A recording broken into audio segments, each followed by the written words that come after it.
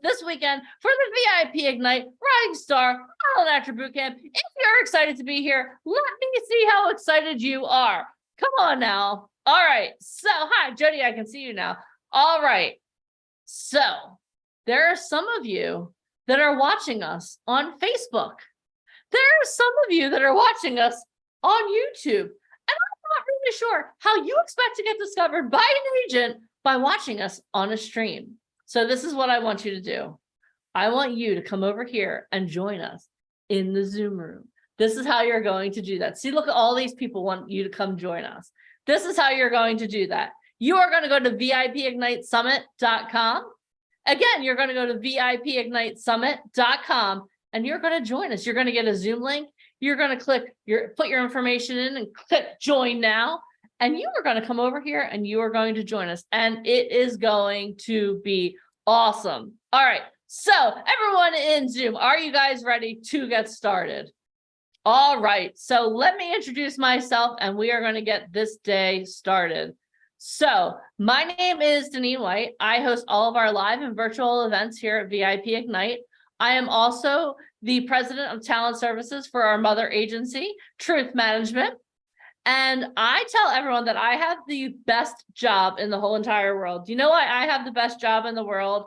Because I get to help people have even more success in their lives. At VIP Ignite, we empower actors, models, and musicians to create their own success by giving you the tools, resources, and connections that you need. How many of you are ready to get more tools, more resources, and more connections to put into your toolkit so you can get even more success? If that sounds like you, type a 1 or 1 in the comments. If that sounds like you, type a 1 or 1 in the comments. Awesome.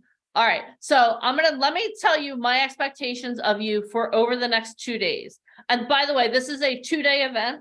So everyone in the comments type 2 days. 2 days. You are going to be here with us for 2 days. Okay. So this is what I expect from you over the next 2 days. I expect you to show up for yourself. Okay. I expect you to show up for yourself and play full out. So what does that mean? And what does that mean to you? Let me tell you what it means to me. Okay. This is what it means to me.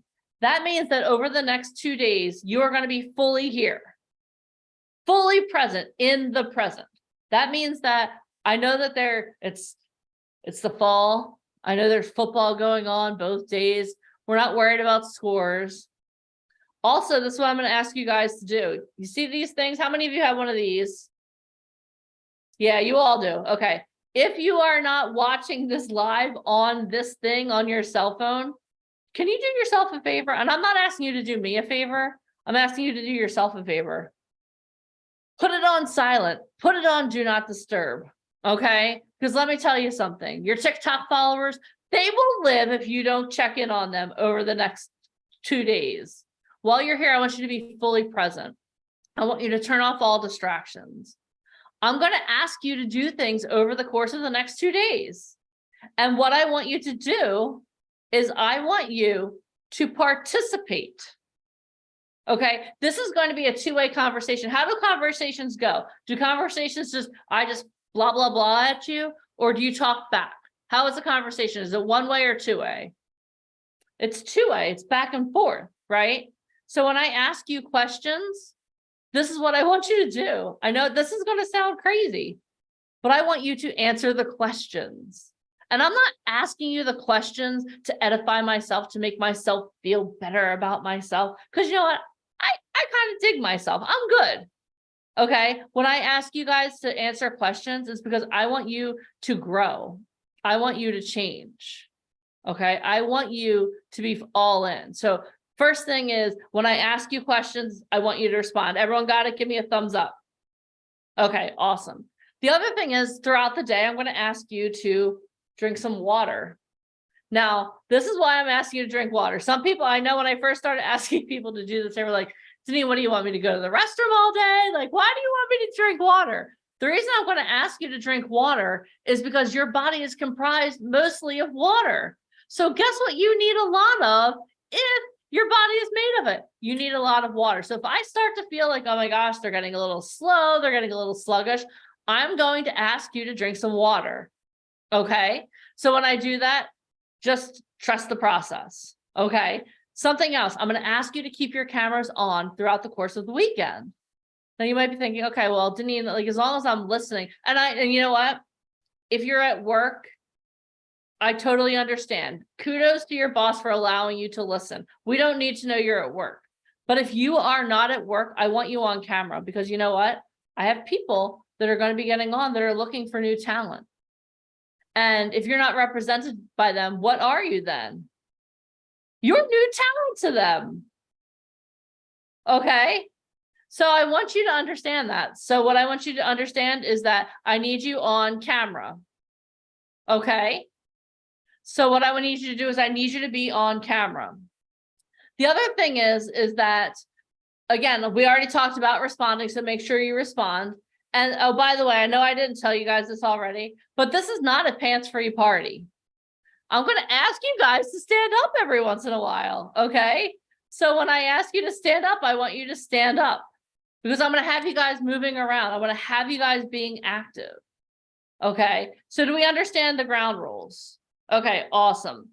One other thing too, is that if you are on the Zoom and your name doesn't say your name, there's going to be no way for an agent to find you.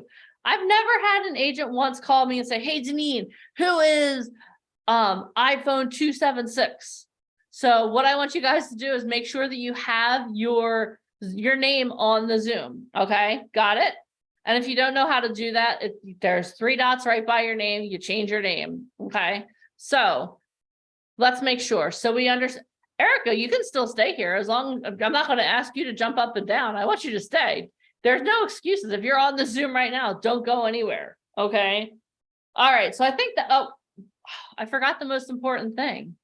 How many of you have a notebook? Okay, good. How many of you just have a piece of paper? I don't care what you have. You're not here. What I want you to, even if you just have paper, this is what I want you to do. I want you to make sure that you're taking a lot of notes over the course of this weekend. You are going to learn a lot from amazing people. We have agents, SAG franchised agents. We have actors that are working actively that were Broadway stars. We have such an amazing lineup for you this weekend. I want you to make sure you're taking notes. Okay. And every time I say this, I have that one person, well, I have my computer. I'm going to take notes on that. That's cool. But there's something that happens when you write down notes, when you write physical notes. If you know me at all, you'll know I always have a notebook with me and I'm always taking notes. The reason I want you to do that is just, again, because as you're writing down the notes, you're searing the information in your brain in a way that will make it stay. There have been studies that have shown that people who take notes retain more of the information. I don't have the exact percentages. This isn't meant to be like a neurological study or anything like that. But I can tell you that if you take notes, even if you don't remember it really easily, it's stored in a part of your brain. And let me tell you something, with what you're going to learn this weekend, you want to make sure that you're taking notes and that you are really ready to go. All right. That was a lot. Are you guys good? Do you understand what I expect of you?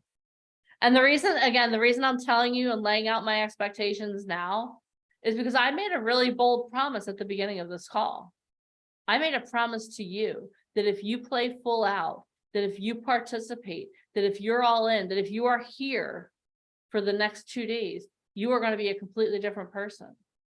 So in order for that to happen, I have to lay out the expectations. Does that make sense? Give me a thumbs up if that makes sense. Yeah, it makes sense. Okay, awesome. So before we get started, what I would love to do is I would love to start by sharing some of the amazing success stories that we have here at VIP Ignite. We have been doing this now for over 18 years. And let me tell you something, we have had some tremendous success. Over 10,000 success stories. So do I have your permission to share some stories with you guys to inspire you? If I have your permission, type yes in the comments. Type yes or yes in the comments. Type a yes or yes in the comments if I have your permission. Okay, good, because I'm running the Zoom, so I'm going to do it anyway, but I just wanted to ask your permission. Is it okay? Is it okay if as we're learning this weekend, we have some fun and we laugh? Is it okay if we laugh a little bit too? Because if you're here and you want to be bored, then you're in the wrong place. Okay. You might as well just go somewhere else because we're going to have fun. We're going to learn a lot, but we're going to grow together and we're going to learn a lot. Okay. All right. So let's do this. All right. So, oh, hold on. Let me pull up the right screen here. So the first thing I want to do is I want to share some of our success stories. Okay. X out. All right. Here we go. All right, so the first thing we're going to do is we're going to share some of our success stories. So just in case you were wondering, I'm going to give you guys access to this Trello board that I'm going to share with you. Okay, so if you guys can see my screen, just someone give me a thumbs up. Leah, okay, perfect, thank you.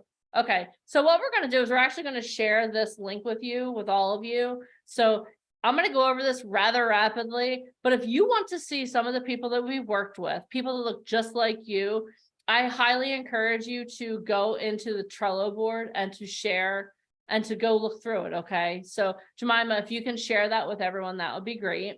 All right. So again, like literally, and this is just from the last couple of years. This doesn't even span 20 years. Okay. Do you think that's a lot? Do you think it might take you a little while to go through that? Do you guys want me to go through everyone or should I just go through a few? I'll just go through a few because you know we have a lot to go through today. Okay. So again, what you can do is we're sharing this link with you. So if you are interested and you want to see more of our success stories, please make sure that you go through and check out the Trello board when we drop that link. Okay. But I'm just going to go through here from the start. Okay, so let's see here. So can you guys see my slideshow? If you can see VIP Ignite Talent Success, give me a thumbs up. Awesome. All right. So let me go through some of this with you. So the first thing I want you to understand is that, oh, hold on. Hold on, I've lost control of my Zoom. Okay, there we go. So the first thing I want you guys to understand is that it all started with a Zoom call. Every person that I'm going to highlight over the next 10 to 15 minutes, they all started on Zoom, just like you are right now. Okay. So if you were like maybe a little, oh, I don't know, it's a Zoom call, like what could possibly come from a Zoom call? I want you to understand that every one of our biggest success stories started with a Zoom call.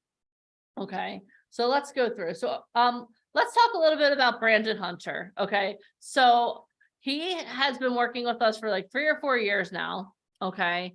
And when we first met him, he was going to school full-time. He was a full-time student in Montana. Okay. How many of you know Montana is a pretty remote location right now, right? It's not LA, it's not New York, but he was going to school. He was doing his undergrad in Montana. And he was like, you know what? This is something I want to do. And we're like, okay, so he got on the call with Alicia. You'll meet Alicia in a little while. And so he got on a call and he was like, okay, you know, this is something I want to do. I want to try this out. I want to see if this is something that can work for me. So he came out to a photo shoot in Las Vegas with us. Okay. And he met his agent there. Actually, he met his agent in Las Vegas. And at that time, again, he was kind of dabbling. He wasn't taking it too seriously, but these 2 photos on the left, he took some pretty nice photos, right? So he's taken this very gradually. So he, again, started out doing this. He started out as a full-time student, okay? And what he did was he was finishing his MBA, and he was like kind of like treading the water really lightly. That's the best way I can put it. But then a couple of months ago, he finally graduated with his MBA, and he was in a relationship, and he was like, you know what, I think that maybe it's time for me to take my career seriously. And his girlfriend was like, well, if you go to New York, I'm done. And he was like, okay, you know what, that's what we're doing. So he moved to New York. He's spending time in New York. And now he has his MBA, but he's taking this full time. He's doing this full time. Can we say that he's gotten a little more comfortable in his skin as time has progressed? Yes. All right. Here's another one of our big success stories. His name is Masharad. So when we met Masharad, again, he was, okay, let me tell you something. First of all, obviously he has a great look, but super, super shy. He was like so introverted. He made me look like an extrovert, honestly, because I'm very much an introvert. But he was like, okay, you know, like he was going to school. He lives in San Francisco. He was in school full time. He's like, well, I want to do this, but I'm in school. Like, I don't know how it's going to fit. So again, he met his agent. It all started out on a Zoom call with Alicia. Okay. And he met his agent and he was challenged to come to New York for New York Fashion Week. And he was like, oh, okay, well, let me do this. So, and again, going to school full time, San Francisco, he does a lot of like volunteer work. He works for a lot of nonprofits. He's got a really amazing story. I would love for you guys to get to know his story one day. But again, he came out to an event with us. He actually met someone who coached him. And now this guy, like when you see him, like before he could barely say hello, and now he's like on fire. Like he has conversations and he's become much more confident. And he just recently was in New York Fashion Week 2 weeks ago, and he closed for one of the biggest designers at New York Fashion Week. And I'm not telling you this story to impress you. I'm telling it to impress upon you that this could be you. It all started on a Zoom.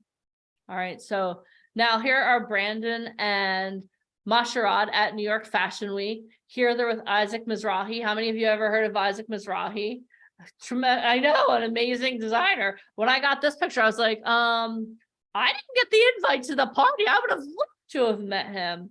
But the point I'm trying to make here is like, they took a chance on themselves on Zoom. They knew, and they showed up for themselves. And now, like, this is, again, Brandon and Masharad in New York with Isaac Mizrahi at an industry party. It was like the kickoff for Fashion Week. Over here, they're with a major producer. And in the middle here, this is the picture of Brandon at a casting for one of the people that we work with. When we were in Miami, there was a man that we worked with, and Brandon got cast in a couple of his shows. All right. So how many of you want this to be your life? Walking New York Fashion Week, having tremendous success. It all starts with a Zoom call, just like the one you're on now. Now, we don't only work with men, obviously, we work with women as well. And this here is Natasha. So let me tell you her story. So when we met her, she's been training for this since she was, I think, 4 or 5 years old. So she's been training for a long time. Okay. She's 14 years old now. So for most of her life, this is the only thing that she's ever wanted. When we met her, she's actually represented by a huge agent in LA. And Alicia was like, with all due respect, like, how can I help you? Like, you're already represented by a huge agent. And her mom was like, listen, we know that she's represented by a huge agent, which is awesome. But we also know that if she just got in front of more people, she would have more opportunities. And we were like, wow. And so this is Natasha. Oh, hold on. Sorry. This is Natasha. So recently she was booked for a voiceover gig in LA. So she and her family live right outside of San Francisco. So they flew down to LA. These are some of her photos here in the middle from our last photo shoot.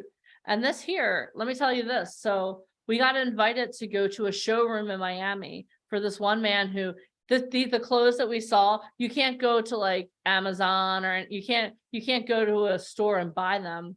Natasha had the opportunity to try on designer clothes and walk in a showroom.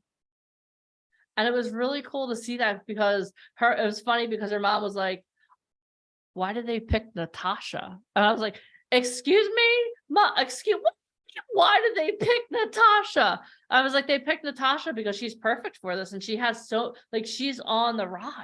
And she was like, okay, Denise. But it was really cool. Like, can you see how excited? Like, she looks a little nervous in that picture, but she was so excited to be in that showroom and have, like, imagine you walking into a showroom, having the pick of all of these designer clothes that the designers are like so up and coming and so cool that like you don't even know their names. How awesome would that be for you? That's the experience that Natasha had. Here's another talent that we work with. Her name is Adi. So again, when she started, she's 18 years old. When she came to us, she and her mom were really excited. But Adi had gone to a conservatory in New York City. And she went there and she wasn't there she was there. She was supposed to be there for a month. But before the month was over, she's like, I don't want to, I want to come home. I don't want to do this. And her mom and her dad were like, we invested a lot of money. Like, what are you doing? But she is one of our inner circle members, as is actually Natasha, Masharad. But Audie came down to our event in Miami, and mind you, she spent a lot of money at a conservatory in New York City. And she said, you know what? I learned more being here for these couple days than I did in the whole time that I was at that conservatory.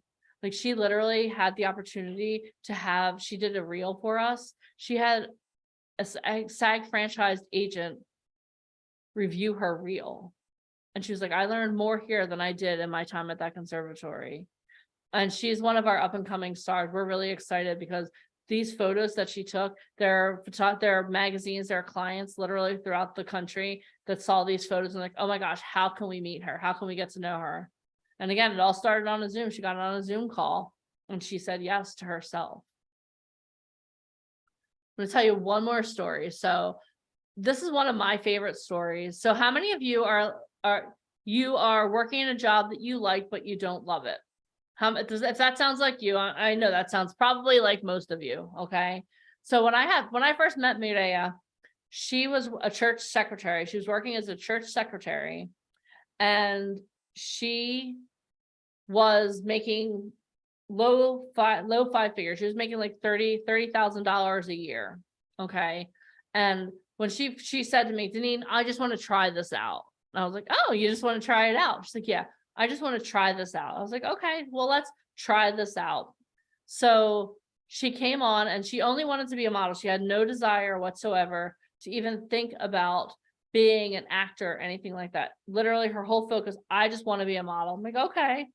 And when she started working with us, she was just under 50. I think she's 48 years old, 49 years old. She's petite like I am. I like to call myself fun size. She's short. And she had just gone through a weight loss journey where she had lost over 100 pounds. Okay, so she came in and she knew this is something she wanted to do, but she just wanted to try it out. So I was like, okay, that's great. So at that time, it was during the craziness of 2020. So we were doing everything on Zoom. And so she would get on and she would only get on the calls that were about modeling. Like, she would never, ever, ever consider getting on anything else. And there was this one moment where she got on a call and it was for acting. And I was like, I wanted to call her and say, hey, I think you're on the wrong call. We're not talking about modeling here. We're talking about acting. Of course I didn't, because that would have been rude. But I was like, I thought it would have been funny in retrospect. But she got on and all of a sudden I saw her getting on more calls and learning and just expanding her horizons. And it was awesome to see that, because that's what we want. We want you to grow, right? I told you right from the start, that's my goal for each and every one of you. So she got on we did a virtual event and she got on it, and it was a networking event, kind of like what you guys are doing today. And one of the agents sent her a message and said, hey, you have a great look. I want to meet with you. So she called me in the middle of the day. What do I do? I was like, it's a jelly agent. Why are you asking me this question? So she took the meeting. So a couple days later, she goes there and she takes the meeting. And then he's in the meeting. He's like, oh my God, I love you. I want to sign you. And so she called me after the meeting. Dean, he wants to sign me. That's what I do. Give me a contract. I'm like, sign the contract. What do I do? Sign the contract. So she signed the contract, and that helped to launch her career. So that was in early of 2021 when all of this happened. Then I'm a huge football fan. I'm watching the opening game of the NFL season in 2021. And I'm just innocently there, ready to watch some football. The next thing I know, I see Mireya and her husband on the call. I'm like, oh my God. And Mike's like, what? I was like, and I was freaking out. I mean, I thought the police were going to come, because this wasn't during the game. This was before the game. Because she showed up to a Zoom call because she said yes to herself. She now is working full-time as a model and actor in LA. And her agent won't book her for less than $35,000 a day. So now I want you to think about this. And I want you to think about this. Imagine what you make in a year. Imagine going from that, because you said yes to yourself, to making that in one day. How much would that change your life? And just to show you a couple of things she's done, she's been spotted in New York City on a billboard for Verizon and Apple. She's been in Starbucks ads. How much would that change your life to have that happen for you because you said yes to yourself? That's what I want you to think about. This is what we do here at VIP Ignite. We take ordinary people and help them create extraordinary lives. How many of you watching this right now want an extraordinary life? If that sounds like you, type me in the comments. If that sounds like you, type me in the comments. Because literally that's how it starts. It all starts with you saying yes to yourself. All right. So if any of you saw the itinerary, the way we're starting today is we literally want to show you how to book 30 jobs in 30 days. How many of you want to learn how to book 30 jobs in 30 days? Type me in the comments. Type me in the comments if that sounds like you. Well, that's what we're going to talk about. That's what we're going to talk about right now, because it's my goal that by the end of the weekend, you have that ability, that you're able to do that. But before I do that, I'm going to tell you, is it okay if I tell you a story about another one of the talent that we work with? Yeah. Okay. Awesome. So we met this woman named Amanda, and we met her at a business conference that we went to. She was in one of the same masterminds that Mike and Alicia were a part of. And when we met her, she was extremely successful. She was making hundreds of thousands of dollars, if not millions of dollars a year as an entrepreneur. Like, she was super successful. Whatever she set her mind to, it happened for her. Like, no was not an option. Failure was not an option for her. And so we were very surprised when she came up to Alicia at this meeting and she was like, "Hey, I know you're in the acting and modeling space and I want to work with you." And Alicia was like, "But you're already a really successful entrepreneur. Like, why do you want to do this?" And she's like, "This is something I've wanted to do my whole entire life. Let's do this." And Alicia was like, "Okay, let's do it." Let's do it. Yes. So she started working with us and she started getting the training that we offer. And like, she was like, have you ever seen someone who just like avidly consumes something and just learns really quick? Like, she was an avid consumer of the content, and she went through it so fast. I was like, whoa, this is crazy. Then one day she called me and she was like, "Okay, Denise, I have a plan. This is my plan. I'm going to start tracking everything that I do. And I have a goal. I want to book 30 jobs in 30 days. And I was like, "Okay, that's crazy." "You want to do what?" And she's like, "Yeah, that's what I want to do." And she was someone that understands that what you track, you can control. Okay. And she had some beautiful, amazing spreadsheets. And I'm not going to lie to you, I had some spreadsheet envy when I saw them. Okay. And literally what she did for her business, she applied to her acting and modeling career. So she would literally track, okay, I sent out this many emails, this many people responded, this many people sent me an audition, I got this many roles. And within like a month and a half of her putting this process into play, she literally booked 31 jobs in 30 days, not 30, 31 jobs in 30 days. And we were like, "You need to tell us more." And it was absolutely amazing. And every day for a month, she would send me pictures of her on set. Like, she did horror movies. She did a bunch of different types of movies. And it was just really inspiring to see that. And now she lives a vibrant, she moved with her family. She still is. She's married. She had 4 kids. She just recently had a new baby. She has like 5 cats and 4 dogs, and she was running a multi-million-dollar business. So can you say she was just a little bit busy, right? How many of you feel like, oh my God, if only I had more time, I could do this? Okay. Hashtag no excuses. This woman was one of the busiest people ever. And her husband was a tennis pro. So it wasn't like he was a stay-at-home dad. Like he was off also running a business. Okay. So it was really awesome to see her be so successful. And now she moved to Atlanta for a little while. Then she moved to LA. She's working now as a full-time actor. And again, she started off just like you. She wasn't even on a Zoom call. She's like, this is what I want to do. Let's do this. And for some of you, you might be thinking, well, that's great for her. She is a business person. She has all these resources that I don't have, but I don't want you to think like that. Okay. I don't want you to think about that. What if I could tell you right now, the one thing that's holding you back? What if I could tell you the one thing that's holding you back? Does any of you know what's holding you back? What do you think's holding you back? Fear? I have too much time. I need to get jobs. Well, I don't know how to answer that one. Money, fear.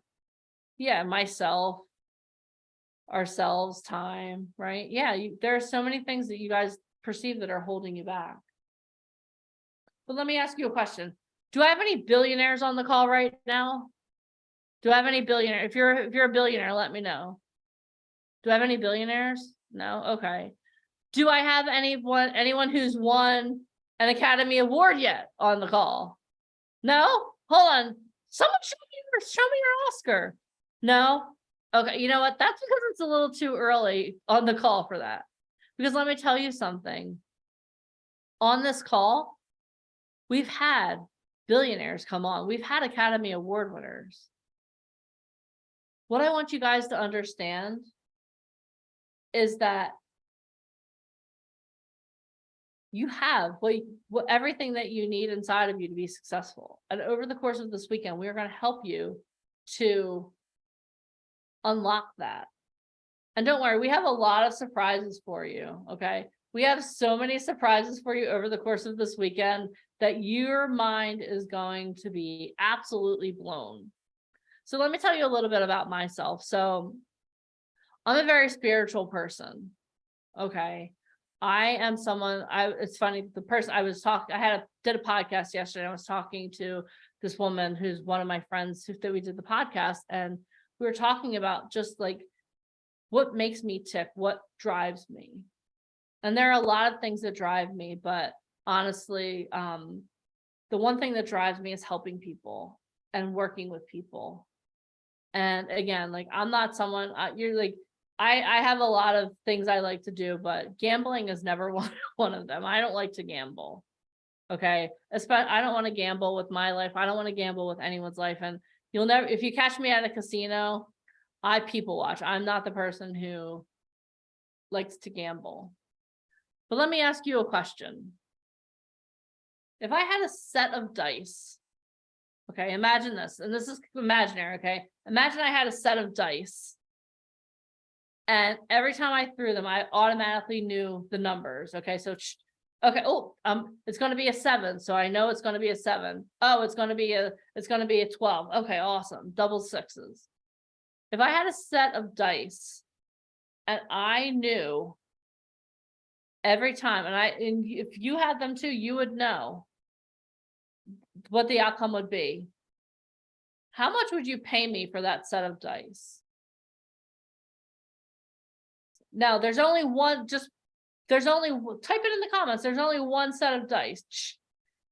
Veronica would pay me nothing. Veronica doesn't want to be a millionaire. That's cool, Veronica. You go on with your bad self. But how much would you pay me for that set of dice? There's only one set of these dice in the whole entire world. Type it in the comments.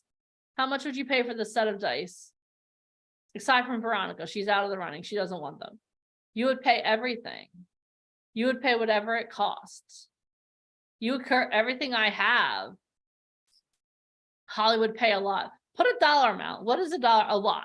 Is a lot 50 cents to you? Like, what does a lot mean? Be more specific. They're priceless, right?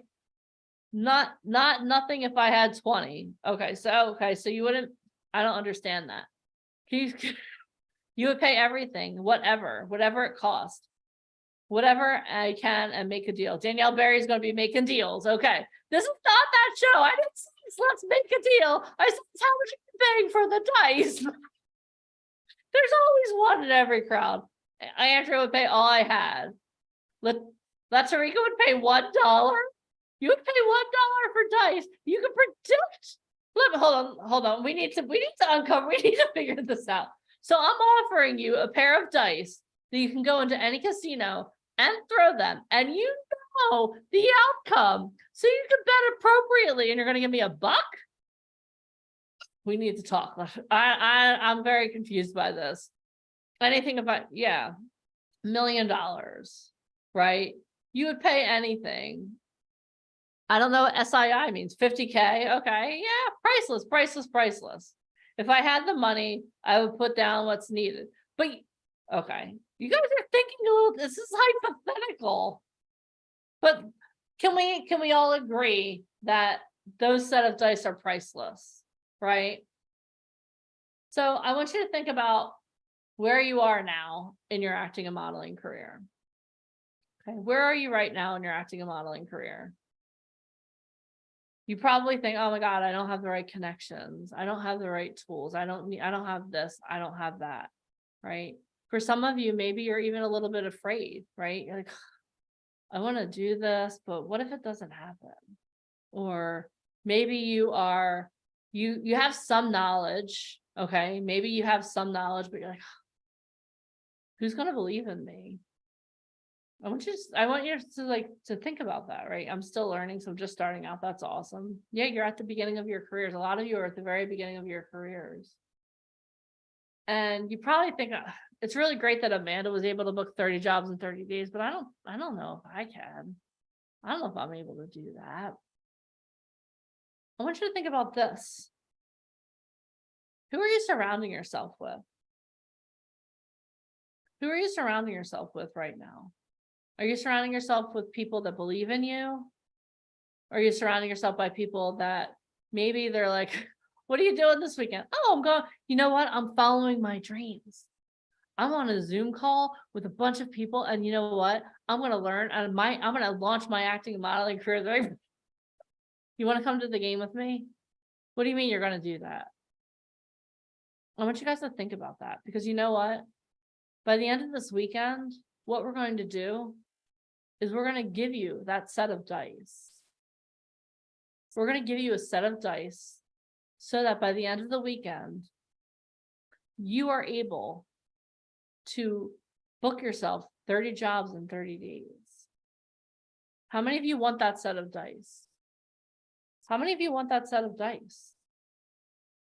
Yeah, you all want that set of dice. You want to be able to start booking work. You want to book even more work. But this is what I want you to understand. In order for you to do that, you need to make sure that you're surrounding yourself by the right people. You're the sum total of the 5 people that you spend the most time with. So what does that mean? That means that if you are surrounding yourself by broke people, you're going to be if your 4 best friends are absolutely broke, you're going to be the 5th broke person. If you're surrounding yourself by 4 super successful people that are successful beyond your imagination, people that are booking New York Fashion Week, people that are booking jobs that net them $35,000 a day. If you surround yourself by people that have won Tonys, that have won Emmys, that have won Academy Awards, if you're surrounding yourself by people that are moving forward in the right direction, then guess what you're going to be doing? What are you going to be doing? You're going to be moving forward in the right direction. And I want you guys to think about that, because you know what? The only thing that's holding you back right now, it's not anyone around you. It's you. But you do have to surround yourself by the right people. Do you understand that? You have to surround yourself by the right people. In my former life, I worked in a dental office, and the biggest thing we did on Friday nights, we went out and had a cocktail. Saturdays, we worked till 12, and then we chilled for the rest of the weekend. And you know what? That was fine for where I was, but that's not where I am now. Now I'm up at 6 o'clock in the morning on a Saturday morning, getting ready to help you guys change your lives. And you know what? I wouldn't trade that for anything in the world. But I want you guys to think about that as we move forward through this day. Who are you surrounding yourselves by? Who are you surrounding yourselves by? What are you doing? What are you doing to start reaching those goals that you have wanted to reach? All right. So how many of you are ready to stop surrounding yourself by people that are bringing you down and are ready to start surrounding yourself by people that are going to push you forward? If that sounds like you, type a 1 or 1 in the comments. That sounds like you, type a 1 or 1 in the comments. All right. So I'm going to introduce you to our first guest who is going to help you avoid a bucket of crabs. Is that okay with you? Yes? Okay. So let me introduce you to our first speaker. And guys, get ready. Get your notebooks out. Be ready. Be all in. Be fully paying attention. Are you ready? Okay. Let me introduce you to our first speaker. Our first speaker is Michael Famkin. For almost 2 decades, he has dedicated his life to helping models, actors, and musicians connect with the most powerful people in the entertainment industry. As a Broadway investor, he has won over 38 awards, including 6 Tonys, and in 2013, won the Tony for Best Play. He is also the founder of Truth Management, the fastest growing talent management firm in the USA, with the placement of talent in a range of TV, films, and fashion shows around the world and in the US. His company has helped free over 3,500 kids from sex trafficking worldwide in partnership with Operation Underground Railroad. He has over 10 years of experience in online marketing and is an expert in branding and marketing. Everyone, give it up for the one, the only, Mr. Michael Famkin. What's going on, everybody? Can you hear me? Yes. Awesome. All right. What a great presentation this morning, Deneen. That was really beautiful. That was very, very impactful. I really enjoyed that a lot. All right, guys. So we got an exciting 2 days ahead of us. We have a lot of surprises this weekend, so make sure you're here for the entire event, because we're going to be giving away some prizes. We're going to have super celebrity guests. We're going to have surprise guests. It's going to be absolutely bonkers. Trust me, I can guarantee you by the end of this weekend, this will be the best boot camp you have ever been to. 100% times, 1,000,000% times, 10,000,000%. Like, this one's going to be off the charts. We got some really great surprises we're going to be doing all weekend. So make sure you don't miss a minute of it. And I appreciate everybody's time for being here with us. So with that thought in mind, I want to keep us on schedule because we have some really amazing speakers. So let me share my screen. And let me find, oh, here we go. Let me make this big. All right, everybody, could you see my screen? All right, awesome. All right, so this is the Rising Star Academy Millionaire Mindset Series, Modeling and Acting Made Easy, the Millionaire Mindset for models and actors, no matter, oh, hold on, let me move that out of the way. The Millionaire Mindset for models and actors, no matter age, experience, or who you currently are, the secrets to unlocking unlimited potential. So the way our events are broken up, they're broken down into 2 days. First day is foundation, second day is transformation. So today you're going to learn all about the foundational aspects of what it needs to become the person an agency wants to sign with, what it takes to become the person that books 30 jobs in 30 days. Okay. So with that thought in mind, let's start going. So what gets in the way of success? Okay. It only comes down to 2 emotions. So when you ask people, what do you feel is holding you back from success? People will come up with all different answers, right? Each person has something that in their mind they believe is holding them back, right? And if they could only unlock that one emotion, that one excuse that they have, that's success will follow. So no matter how big the list is, no matter how many different reasons people come up with, it really just comes down to 2. These are the 2 driving forces, the 2 driving emotions that hold everybody back from living the life they want to live. Okay. It comes down to uncertainty or fear, right? So when you think about that, anything that you have, any excuse that you've had that held you back, it's really fear, right? Or it's uncertainty. It's just not knowing the way, not knowing the right response, not knowing the answer, not knowing how to do what it is you want to do. And if it doesn't fall under that category, then it's just simply fear. Something may have happened in the past that is now holding you back. Your mindset, an example, something that you heard, and so forth. So if you really take the entire list, okay, it comes down to these two topics. Okay, so has anyone ever heard the saying crabs in a bucket? All right, this was something that was pretty brand new to me.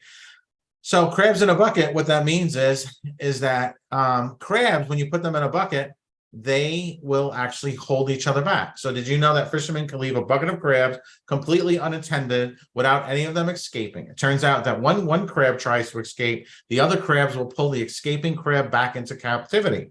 Sound familiar?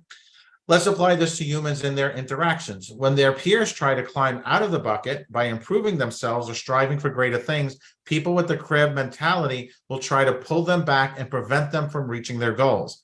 As you can tell, it's incredibly toxic. With the crab mentality, no one wins and no one can become better versions of themselves. So, how to overcome crabs in a bucket mentality? All right, so uncertainty or fear, right? You have to sometimes see that sometimes the biggest crab in your life may not be your friends, they may not be your family, it may actually be you. It's just the mindset that you have, right? You become your own worst crab, right? There's that old saying, people are their own worst enemy. You're your own biggest critic, right? Right? People are always looking for that. They're looking for certainty. They're looking for significance, right? And a lot of times there's something that's holding them back. So a lot of times your biggest crab can be yourself, right? So it's really seeing what your mindset is about, how you perceive things. Okay. The story you tell yourself is the life that you're going to live.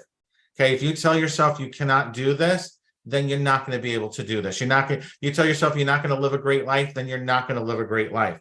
The words you choose to live by are very powerful. Okay, they're very, very powerful. When you use words like, I don't know, I can't, and things like that consistently, people don't believe in me, right? Your mind, your subconscious takes that as a direction, right? I'm never going to be able to lose weight. I'm never going to be successful. When you keep reinforcing those beliefs, right? You yourself become your biggest crab. And that's what most people who are not super successful and they have all the potential in the world, that's what's holding them back. You know, I had the opportunity, I was in Costa Rica a few years ago with Tony Robbins, and we had to go zip lining. And it was really terrifying. It was at the top of this mountain. And I was with one of the coaches, one of the mentors that work with Tony. And he said, you know, I was like kind of like the last person. I kept letting everyone go in front of me. And he says, hey, Mike, you know, how are you feeling right now? And I says, well, to be honest with you, I feel this is very challenging. And he says, well, if those are the words you choose to live by, then your life will always be challenging. He says, if you chose a better word, what's a better word? I'm like, well, it's kind of like an adventure. He says, great. Now, every time you come to a challenge, instead of saying the word challenge, say adventure.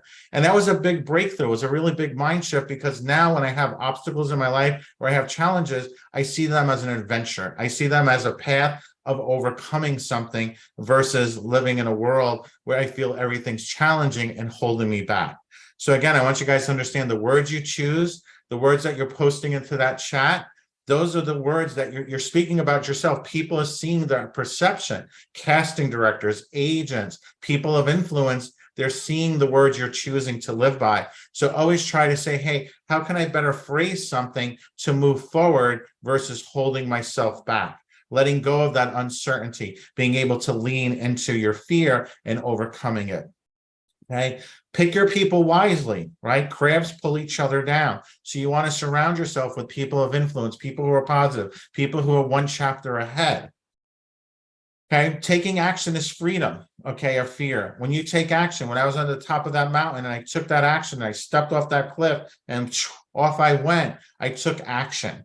Right? When you take action, it allows yourself the freedom of fear. Now, it doesn't mean, you know, taking action doesn't mean, well, Mike, if I was on top of a roof and I'm afraid to fall off a roof, should I step off the roof? No, that's stupidity. That's not taking action. There's a difference between stupidity and taking action. Taking action means something that pushes you forward. Jumping off a roof is not, right? Unless there's something to catch you jumping into a pool. And even that, you better be a professionally certified stunt person like some of our talent are. All right. So there will be days that are hard to overcome. Okay. So when I'm saying this, when I'm saying to look at your life, to look at uncertainty and fear, how do you overcome that? It doesn't mean there will not be days that are hard to overcome. This is a part of life, right? Everything in life changes. You have to accept that life, things will change and things will come to an end. You know, people say all the time, you know, I remember back in the day, it was so good. Life was so great. right? And they're living in the past. They're not able to accept change. They're not able to accept that things will end. The faster that you can accept that life changes and things come to an end, the better your life will be, right? Because you have to live your best life every day. The people that have held you back, the people that have pointed fingers at you, the people that bullied you, the people that made fun of you, the people that told you you can't do this, they're living their life. They have no control over you. They can only control how you feel. And that is only when you allow them to control that. When you're able to say, hey, no, I control my feelings. I control my destiny. I control the actions that I take. When you take those actions, that's when you're able to move forward. But again, there's going to be days that are hard. That's just part of life. You have to accept that. Okay, people will always look for an excuse. Okay, water likes to flow. Water will look for the path of least resistance. Okay, people will always make excuses. Okay, 99%. There's a difference between the 99% and the 1%. The 99% of people who are living their life every single day, they're just making excuses why they can't get to where they want to go, right? Why it's not the right time to buy a house, when it's not the right time to move, when is the right time to start training, when's the right time to get into the industry, right? People are always making excuses. The right time is now, right? It's about taking action, okay? You need to look for a reason why it will, right? So what you need to do is, again, shift your language and say, well, you know what? I'm making up excuses right now, right? We do a lot of things here. I deal a lot with technology. I deal with a lot of celebrities. I deal with a lot of event management, right? So whenever I have a problem, whenever I have a situation, whenever I have an idea, I look for the reason why it will work. Why will this work? Okay. I lean into the positive. Because if I'm going to consistently say to myself, why is this not going to work? I'm going to consistently live in uncertainty. I'm going to consistently live in fear, and my life is going to stand still. I will not move forward ever. Okay, so you always need to look for a reason why it will work. Be the positive person. Be the person who is looking forward to the day, right? Look for how great today is going to be. People come up to me all the time. How are you doing, Mike? I'm living the dream every day of my life. Right? Every day it gets better and better because I lean into being positive, why things will work out. So you must focus on only moving forward, right? You must focus on only moving forward, okay? That is the answer. That is the way. That is the only way in life is you must move forward, right? We all exist together for a very short time. Time is our most precious resource that we have. Money, you can always make more money, right? You can always earn more money, but you will never get the time back. That is why when we do these events, we know that you're giving up your most valuable resource. Danine's giving up her most valuable resource. I am, Alicia, all the speakers that are going to be here this weekend, the agents, the success stories, they're all giving up their most valuable resource, which is time. You can always make more money, but you can never get that time back. Okay. So what you always want to do is, this whole event is designed about moving forward, right? It's about finding new talent, inspiring people, educating people. It's a part of our value system. It's a part of what makes us who we are as a company. Okay. This is the only way. You just keep moving forward. There is no other way. Just move forward. That is it. You always, whenever you feel there's an obstacle there, no, how do I move forward? That is the only way. You shift your language, you shift your beliefs. Okay. With a new mindset, you're going to get new results. Okay. So we're going to talk about what type of mindset do you have right now? Do you have a poor mindset or do you have a rich mindset? Right. For most people, they'll say, well, I have a rich mindset. Right. Some people might say, well, maybe I got a poor mindset. I don't know. Saying you have a poor mindset means, yeah, you definitely have a poor mindset because you're admitting you have a poor mindset.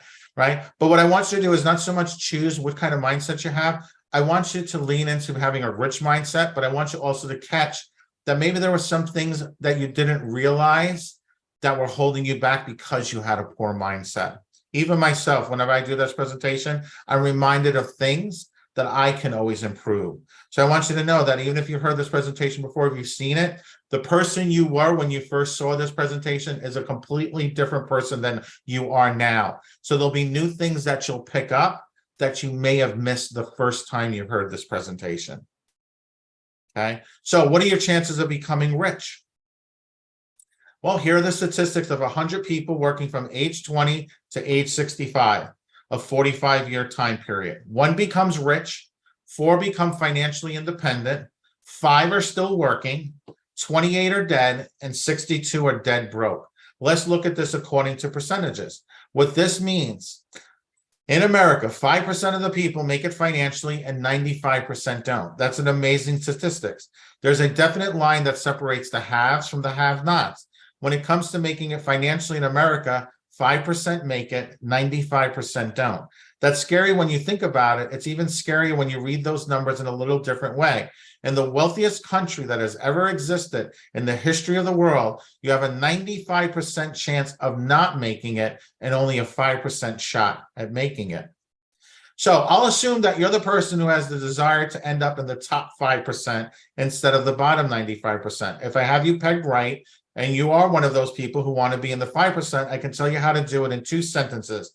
In fact, these 2 sentences are so simple and so powerful that if you follow them, they will make you rich. Before we get into that, however, I want to make sure you're ready for your life change and that you're open to ideas that will challenge your thinking. If you are the type of person who's open to new ideas, to be challenged, right? Type a 101 in the comments. I want to see 101 in the comments. I want you guys to take action. By putting these actions out into the universe, it is subliminally, subconsciously showing your mind, your brain, I am ready to move forward. I'm ready to take action in my life. I'm ready to live the life that I was deserved to live, the life that I was meant to live. So type a 101 in the comments.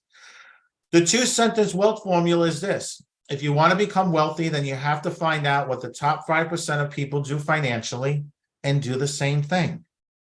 That is sentence number 1.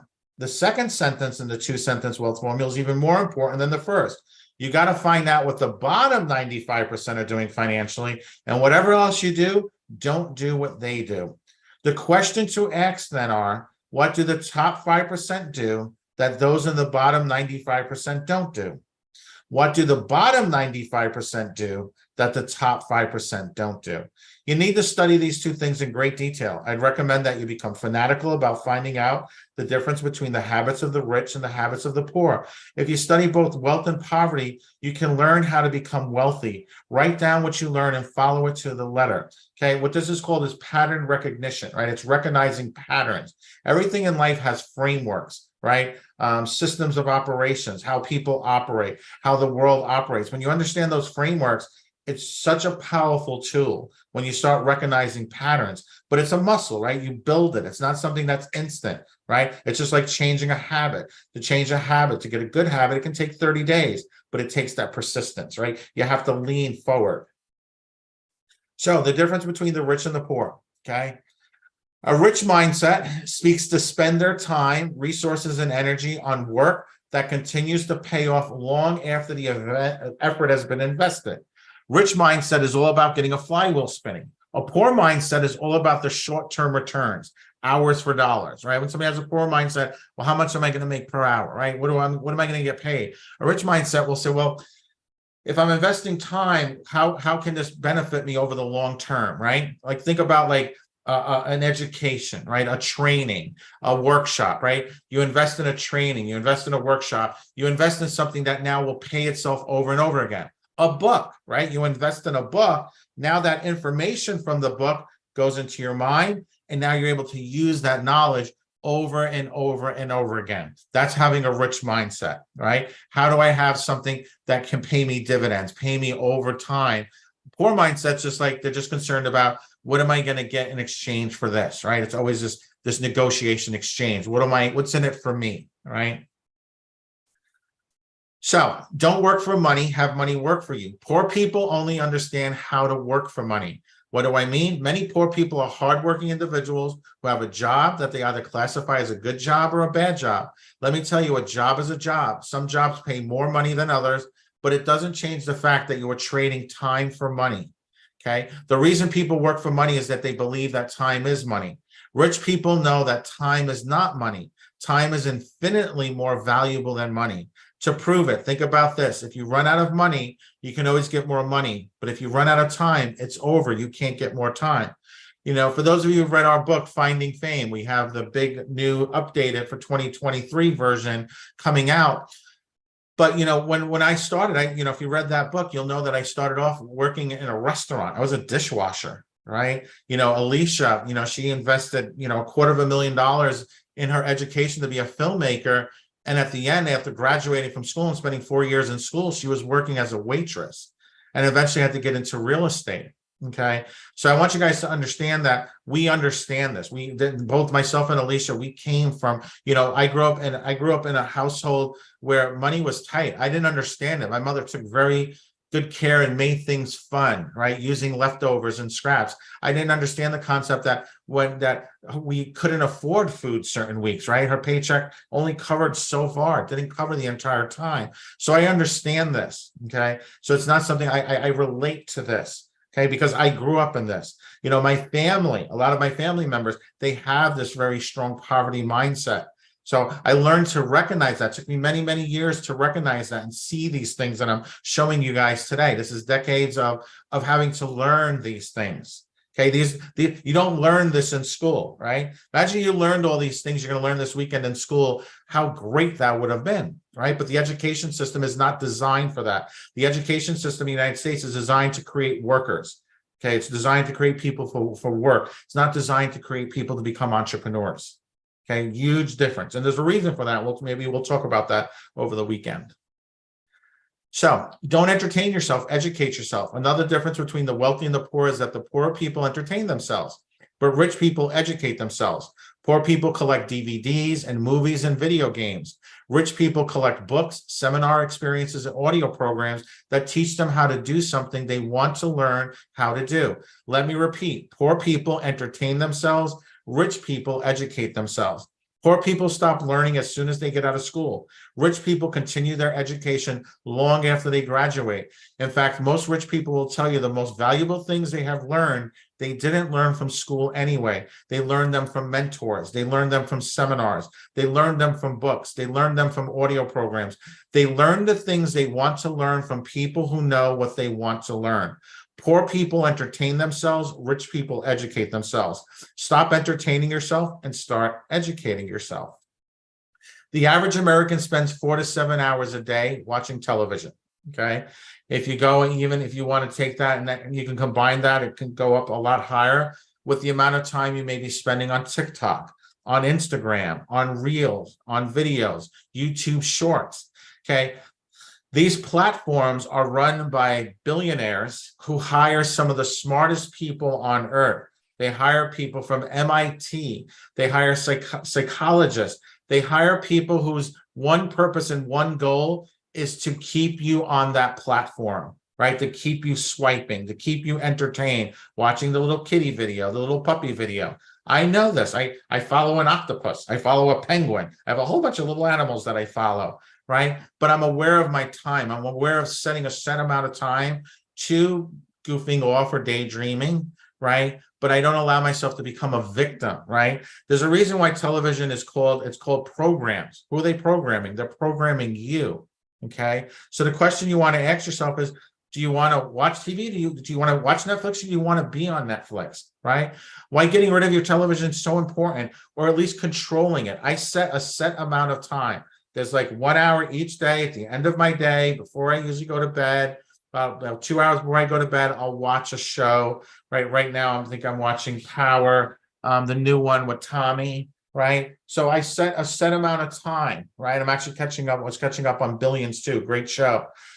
The final season.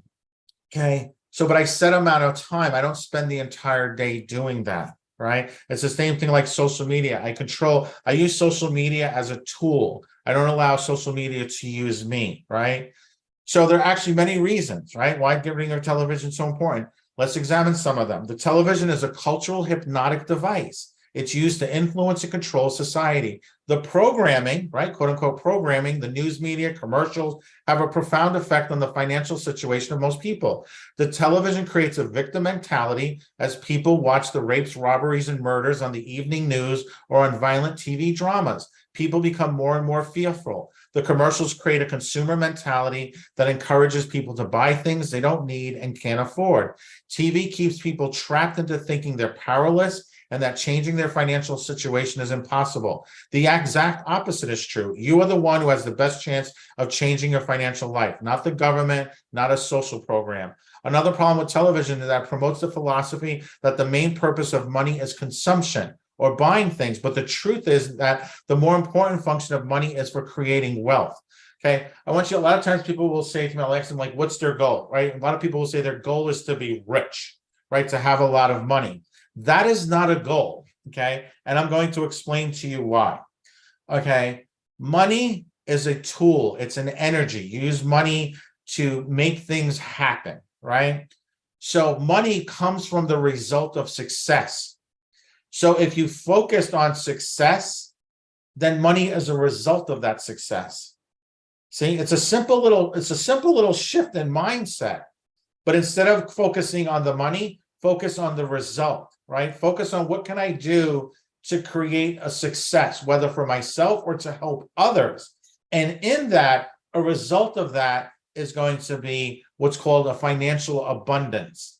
You want to create a life where you have financial abundance. Financial abundance means that you have enough money to cover all your expenses, right? Imagine if tomorrow you could double your income, triple your income, right? So all of a sudden you were able to live right now, right, on a set income. Maybe not the exact life you wanted, but your bills were paid. Maybe you were like my mom. You were kind of a few days short, kind of had to wait a few days before we went grocery shopping, but you were kind of close. But if you doubled that income, now all of a sudden all your bills are paid. Now that extra income becomes abundance. Now you can give back to your church. Now you can invest in your career. Now you can do things, right? Imagine if you triple that, right? So the whole goal of this is being able to reach a level of financial abundance that you can change the world. That if you decided there was a charity, there was something you believed in, you could write a check out for $1 million, write a check out for $500,000 without a second thought. That's financial abundance, okay? Huge shift. That's what you want to focus on. What you focus on, you become. Who you surround yourself with is who you are. So you have to start thinking, and it doesn't mean leave your friends, your family, and all that. No, it means you have two hands. Separate your hands. This is my community. This is my tribe. These are the people I'm going forward with. This is my friends and family. They may not believe in this right now, and that's okay. I keep them separate. I keep those lives separately. I can enjoy both within their own confines, right? So you have to start shifting. You have to do things differently. New mindset, new results. Most rich people don't have jobs. Another difference between poor people and rich people is that poor people have jobs, whereas rich people own businesses. More than 80% of rich people become rich by owning their own business. Poor people seek to get a job. Rich people look to give someone else a job. Think about it. Rich people value their time so much that they hire people to do the things they don't want to do. But poor people will gladly get paid to do what those of us who are rich really don't want to do. Understand the word job is the most perfectly spelled word in the dictionary. Job. It's an acronym that stands for jump out of bed, get on the journey of the broke so you can remain just over broke. The great thing about, having a financial abundance is you're able to help others, right? Not everyone's on the journey at the same path. They're all on the same path, but they may be at different points in their journey. So when you reach a certain level, it's your moral obligation to help others, right? It's your moral obligation to provide jobs, to provide an outlook. Not everyone wants to be successful. Some people, their favorite flavor of pain is the suffering that they're in, right? And you can't save everyone.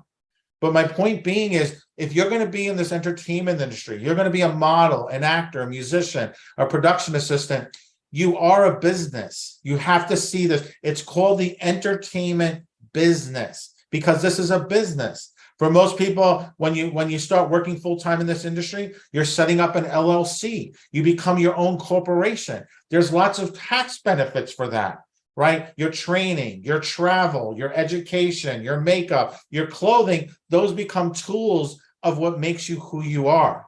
Right? You're an actor and you need to get a certification in firearm safety. That is a part of a tool that you use. That's a part of your job. So that becomes a tax deduction. Right? I'm not a certified public accountant, but what I want you guys to understand, you are a business, right? And this country is designed really at the highest level to promote businesses. So there's so many tax benefits. So if you're thinking about doing this full time, start educating yourself how that works. right? How do I become an LLC? How do I become a corporation? Because there's such added benefits to that. Instead of being the person who's working hour to hour, complaining about their taxes being taken out, right? The advantages go to people who are smart. The advantages go to people who are at that higher level, right? There's a reason why the rich get richer, right? There's that saying, right? Again, not that they're getting rich, they're smarter, right? They know how to do things better. They're getting the right advice from the right accountants, the right people. So broke is not a dollar amount, right? People say, I'm broke. Broke is not a dollar amount. It's your lack of ambition and vision. When you say you're broke, that just means you do not have the ambition and you do not have the vision. Because anybody who has ambition and a vision, they will never be broke. They will always find a way. They will always push forward. They will always overcome obstacles. Okay, rich people don't set limits for themselves. Poor people think either or. Rich people think both and. What this means is that poor people look at every choice as a process of elimination. For instance, a person might think, I would like to do what I love, but I have to pay my bills. This statement implies that you can't have both. We buy into truisms that aren't true, like the saying, you can't have your cake and eat it too. Of course you can have your cake and eat it too. How else would you eat your cake if you didn't have it first? The actual quote is, you can't eat your cake and save it too. Okay. Ironically, the latter statement is why poor people get poorer and rich people get richer. Rich people don't try to eat their cake and have it too. They understand the difference. Choose your advisors wisely, mentors. The difference that I'm about to show you is one of the most ironic of all differences between the rich and the poor. Rich people only take financial advice from poor people who are as rich as they are or richer. Poor people only take financial advice from people who are as poor as they are or poorer. This is one of the most amazing things I've ever seen since I've been studying the subject. It is really sad because most people will go to their grave and never even realize if what they are currently doing is not giving them the result they desire, then they should start looking to some different sources for advice. One of the best definitions of insanity I've ever heard is continuing to do the same things and expecting a different result. If you continue to do what you've always done, then you will continue to get what you have always gotten. Gaining momentum. Rich mindset seeks to spend their time, resources, and energy on work that continues to pay off long after the effort has been invested. Rich mindset is all about getting a flywheel spinning, building momentum, creating systems that continue to generate value on their own. During the course of this weekend, you're going to learn what's called the 30 and 30. It's a system. It's a framework, right? A poor mindset is all about the short-term results, hours for dollars, right? There are people that may be on during the weekend. Get to the point, Mike. What is this? Why am I getting a job? Right? I'm here. Right? I gotta go. Right? Making all these excuses. You see them, right? You see the difference. You can recognize the difference. Meaningful relationships. Successful models and actors build meaningful relationships in the industry. They connect with others on genuine liking, not just on how useful the relationship may be. Nurture real friendships with photographers, designers, fellow models. Support each other both personally and professionally. Avoid networking purely out of self-interest. Don't just smooze with influential people in hopes they can advance your career. Build relationships founded on mutual respect and care. I can tell you it's so important. When you meet people who are very successful, they know when somebody's trying to butter them up or kiss their butt. They know that. This is their life, right? You recognize that when somebody comes into your life that you know, okay, I know exactly where this is going, right? It's about value. What can I do to help you? I came over, I didn't know what you needed, but I brought this, right? It's bringing value first. When you bring value first, it will change the whole perspective how people view you. Surround yourself with people who have your back through ups and downs. Share your true self, hopes, and struggles. Success is sweeter when shared with people you truly connect with. Foster sincere relationships and you'll thrive in both work and life. Successful models build relationships based on trust, connect authentically without expecting anything in return. Avoid networking only to get something out of people. Don't befriend photographers just to be considered for jobs. Don't ignore old model friends who are now less connected. Success in modeling is precarious. Nurture sincere relationships to weather the ups and downs. Surround yourself with people who celebrate your accomplishments, not resent them. Bond over shared passions, not status. Real relationships sustain you, lift others up, and they'll lift you high in return. Mutual generosity and care create bonds that support you through any storm. And I've gone over this, and I'll always continue to always go over this. Celebrate other success. Okay. There's nothing worse that will hold you back than when you're on social media and you see somebody, saying, hey, I just booked this job. And then you're like, damn, that wasn't me. And you just scroll by, you couldn't click like. It cost you nothing to click like. It cost you nothing to say congratulations. It cost you nothing to share a heart, to show them that you care, that you're celebrating their success. Because when it's your time, you're going to want people to celebrate your success. And I'll tell you something else even deeper. The way the algorithms work on Facebook and Instagram, when you're sharing other people's success, you're going to start seeing more people who are successful. All of a sudden, the algorithm changes. All of a sudden, you're bringing this positive energy into your life.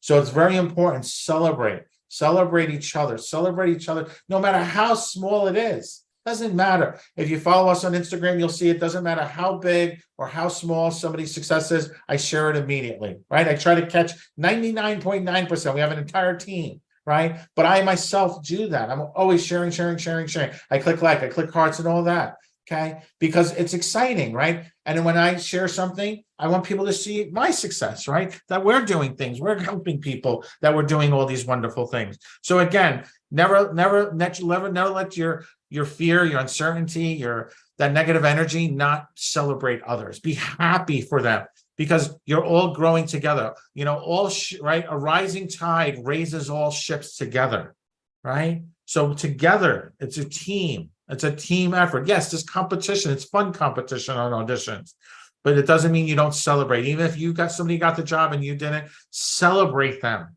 Celebrate that. Listen, you were the right person. This wasn't my shot. I wasn't perfect for it. You were. I want to celebrate that and congratulate you. Those are the people who go on to become great. Those are the people who go on to become legendary lives. You see that in sports. You see that in TV. You see that in film. People who live in jealousy, live in anger, live in resent will not ever live to that highest level of life that they deserve to be at. Celebrate others. Successful models and actors celebrate each other's accomplishments. They see the industry not as a competition, but as a community where everyone can thrive. Support your fellow models and actors.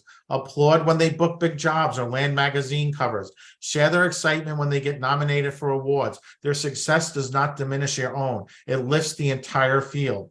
Jealousy and bitterness towards other models and actors only hurts you in the end. Avoid gossiping or trying to undermine others. There are enough jobs and opportunities for everyone. Focus on bettering yourself rather than tearing others down. Build each other up, and the modeling acting world will be better for it. We all do better when we support one another. Successful models and actors have a mentor mindset. They know there is always more to learn, even from those earlier in their careers, right? You can learn from everyone. You can learn from somebody who's brand new, right? I learned something from everyone. I always say, what can I learn from somebody? I tell myself that story every time I have a conversation, every time something happens. What can I learn from this? How can I learn to make my life better? How can I learn how to make somebody else's life better? It doesn't matter who they are. I don't look at anyone. I know the different level of success they may have, right? And there's a difference between me liking somebody and me respecting somebody. I can like you, but it doesn't mean I'm going to respect you. You have to earn that respect. And that's how the entertainment industry is. But by always learning and growing and sharing and celebrating, people start respecting you. And there's a big difference in that in this industry. Share your knowledge and experiences openly. By lifting others up, you expand opportunities for everyone. Avoid thinking you know everything just because you're more established. Young models may offer fresh perspectives. Listen and be open to new ideas, right? Think about Madonna. She's had such a long and wonderful career. She's always reinventing herself because she's always surrounding herself with young dancers. She's always learning what's the trends. What are the things that the public in general doesn't know about? Writers do that. Movies, filmmakers, producers, right? They always want to surround themselves. What's that next story? Where is that, what's the difference in the thought process between a millennial, a boomer, a Generation X, Generation Y, right? What are the new perspectives? And they're open to that, right? Seek out mentors yourself, whether it's photographers, stylists, fellow models with wisdom to impact. There are lessons to be learned from anyone willing to teach. Remaining humble and curious throughout your modeling career is key. The industry is constantly evolving. Be a lifelong student, connect with and learn from all kinds of people. A mentor mindset will keep you growing as a model and expand possibilities for the future. Successful models and actors know they can't do it all alone. Though you may be talented, relying on a strong team elevates your career. Surround yourself with agents, managers, stylists, photographers, and other professionals who complement your skills.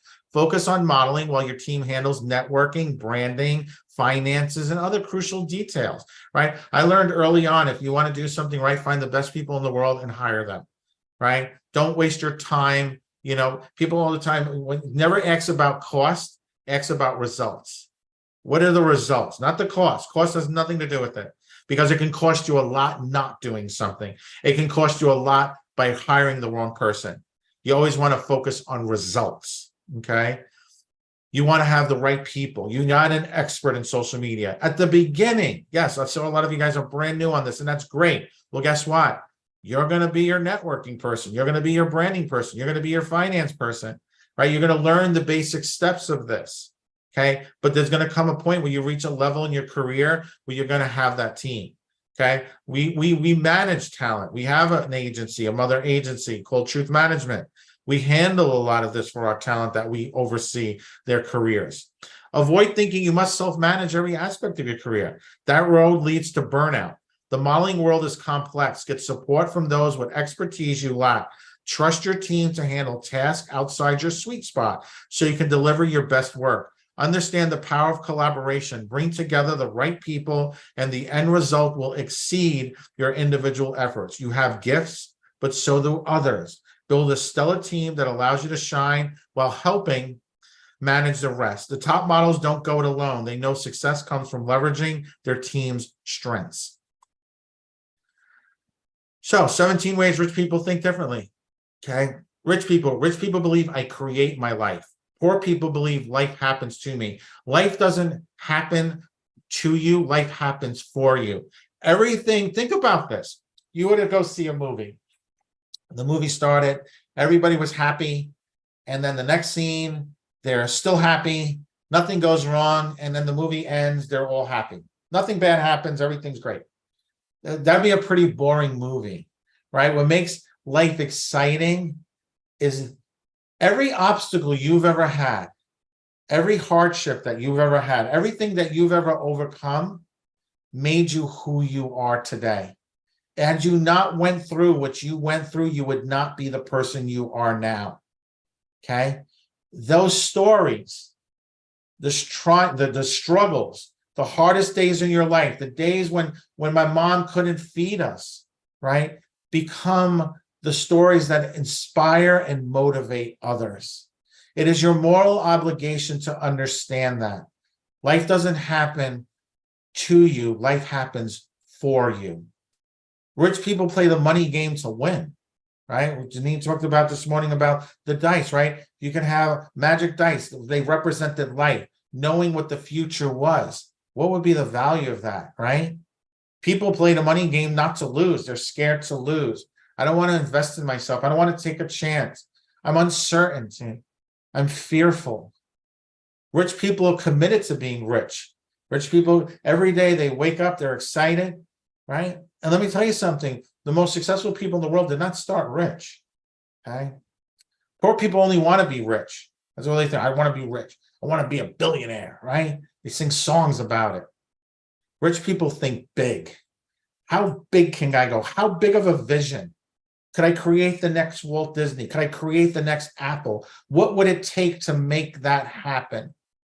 What are the obstacles I would overcome, the challenges I could face? Poor people think small. No, man, not for me. I grew up in a rough neighborhood.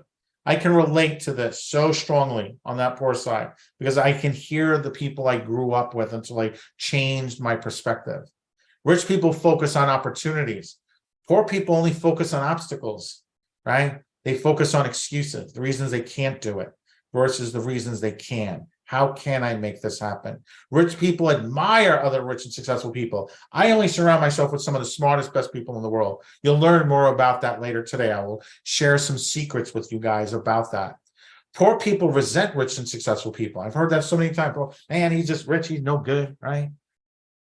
Rich people associate with positive, successful people. Poor people associate with negative and unsuccessful people, right? So who you surround yourself with, okay? You know, I get it. I understand that, right? Negativity loves company. In my world, I don't need the company, right? Rich people are willing to promote. They're willing to promote others, right? Oh my God, this person, hey, this person just opened a restaurant. One of my friends just wrote a book. Let me promote them. I want people to know about them. I'm excited for them. I want to celebrate them. Poor people think negatively about selling and promotion. You're always selling. You're selling yourself every day. You're selling yourself as a person. You had to sell yourself to convince your significant other to go on a date with you, right? You had to sell yourself to get that job. You have to sell yourself on social media for people to do likes. You're always selling. You're always promoting. You're already doing it, right? It's just the words you choose to describe it. Rich people are bigger than their problems. Huge. Poor people are smaller than their problems, right? They feel crushed. Let me tell you something. When you face an obstacle, when there was an obstacle in your life and you learned how to overcome it, maybe you had to lose weight, maybe it was a challenge, it was an illness, a sickness. When you overcame that, guess what? Your world just got a little bit bigger. World got a little bit bigger because now you can face things that you can face. I did it, man. I got this. Now you can face a bigger challenge. No matter how bad you think life could be, trust me, life will throw at you another curveball. The universe will never give you anything that you cannot overcome. You can overcome almost anything. Okay. Rich people are excellent receivers. And this was one I struggled with for a long time. People used to always get me gifts or things. No, why did you do that? Man, think about that for a second. Somebody went through the trouble to get you a gift. I used to be super bad with this with dinners. I used to go out to dinners with my friends. I'd always insist on paying. And one day somebody said to me, Mike, why are you not allowing me the grace and the gratitude to treat you? Give me the gift of being able to say, I paid for dinner. And I was like, my mind was blown that I was such a bad receiver. Like when somebody gives me a gift now, I say, thank you. Oh my God, I appreciate that so much. Somebody gives me a compliment. Wow, your hair looks great today. Wow, thank you. Right? I allow them the gift of the blessing of being able to say they did something. Poor people are poor receivers, and I used to be that way. Okay. Rich people choose to get paid based on results. Poor people choose to get paid based on time. Rich people think both. Poor people think either or. Rich people focus on their net worth, right? What is the value of what I have? What is my value? What is it I bring to this world? Poor people focus on their working income. This is what I make, right? Rich people manage their money well. And this is proven over and over again. And this is, again, you get educated. You learn how to manage your money well. You get the right mentors. You read the right books. Poor people mismanage their money well. And it's proven over and over again. People who were dead broke when given $1 million, $5 million, within 5 years, they were back down to broke. Over and over again. They proved this with lottery statistics over and over again. Rich people have money work hard for them, right? Investing, right? Learning, education. That money's working hard for me. Poor people work hard for their money. And I relate to this. I wash dishes.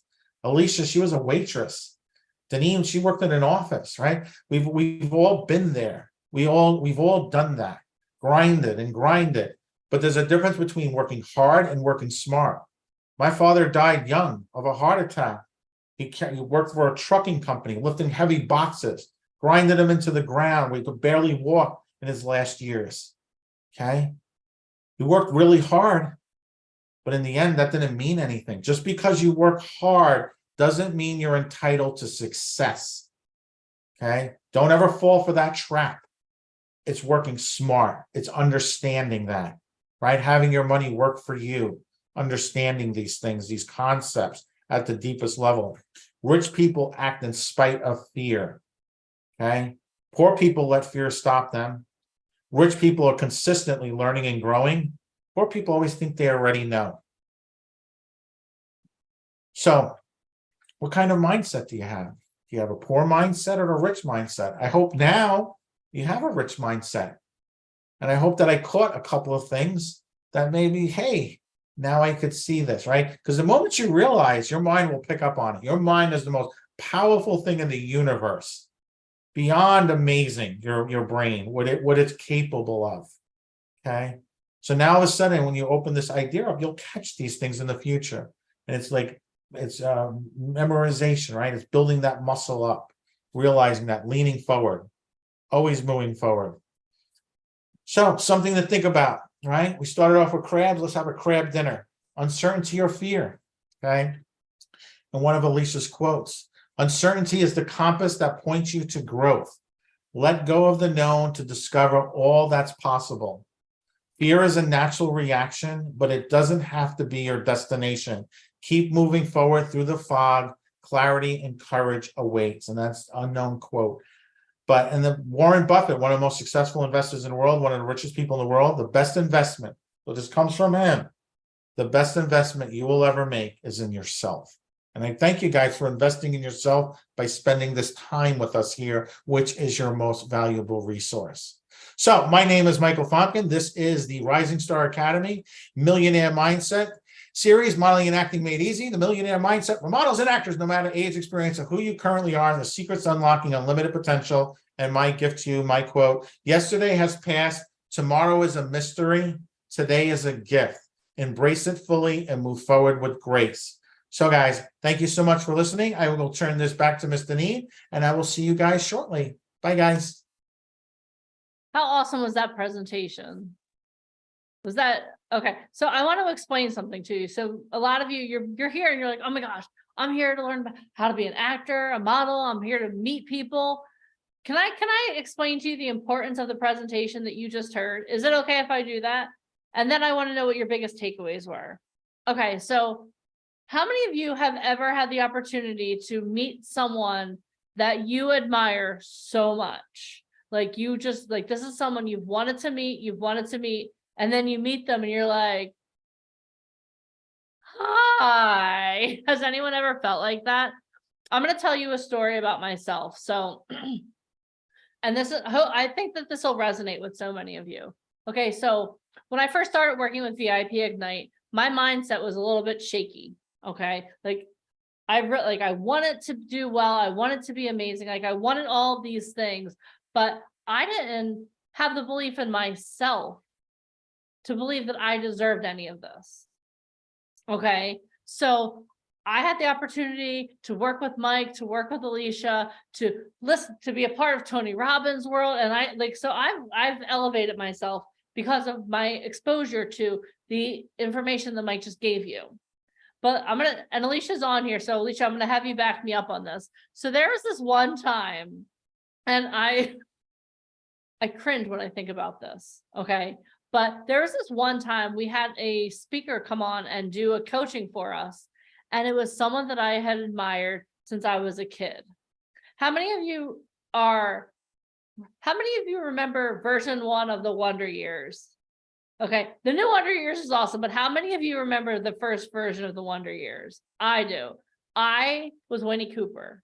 Okay, super nerd. Like I should put my glasses on right now. I was totally I was Winnie Cooper. Okay, so Alicia says, "Hey, Deneen, we have a speaker that is going to come on, and I need you to call him." And to give you a little bit of a backstory, Alicia and Michael produced a show on Broadway called Dinner with the Boys. And this man, Dan Lauria, the dad from the Wonder Years version 1, was in that show. And he loves what we do. And he was like, Alicia set this up so he would do a call with us. Well, she made me call him.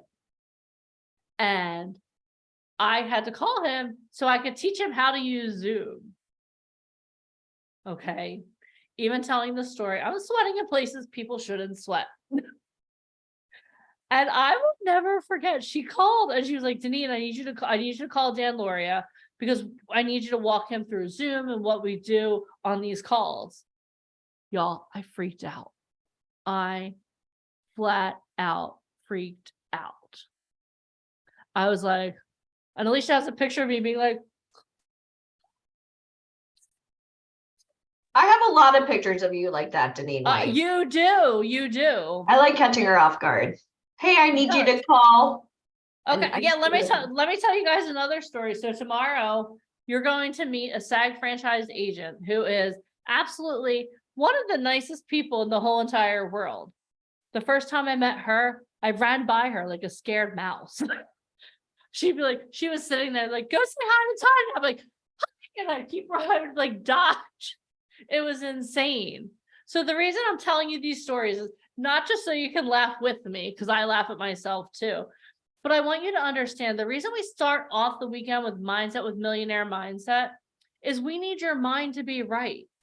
In life, success is 80% mindset and 20% tools and tactics. I'm going to say that again. I want you guys to write this down.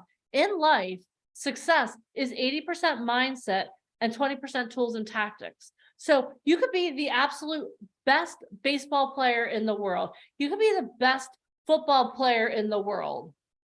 Okay. And it's football season. And I know he retired, but Tom Brady is one. Alicia's laughing at me. Tom Brady is one of my favorite football players, not because of the tremendous success that he had, but because of what he did to get that level of success.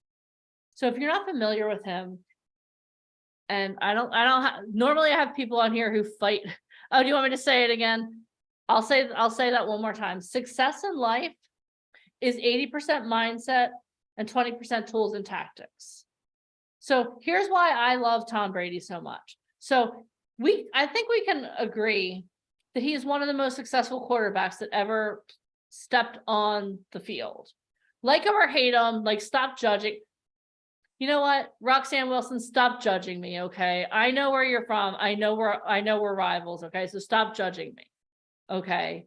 But like him or hate him, you should at least respect him, because he's a year younger than me, or 2 years younger than me, actually. He was out there playing football, but he had a coach for everything. He had a coach specifically for his mindset, which means that like he had a coach who got inside of his mind and made sure that he had a good mindset. Okay, Desiree, you're from New England. Of course, you probably love Tom Brady as much as I do. But so he had a coach down to his elbow. Okay. How did he hold his elbow when he threw? He had a coach for his footwork. He still to this day has a coach for his food, for everything.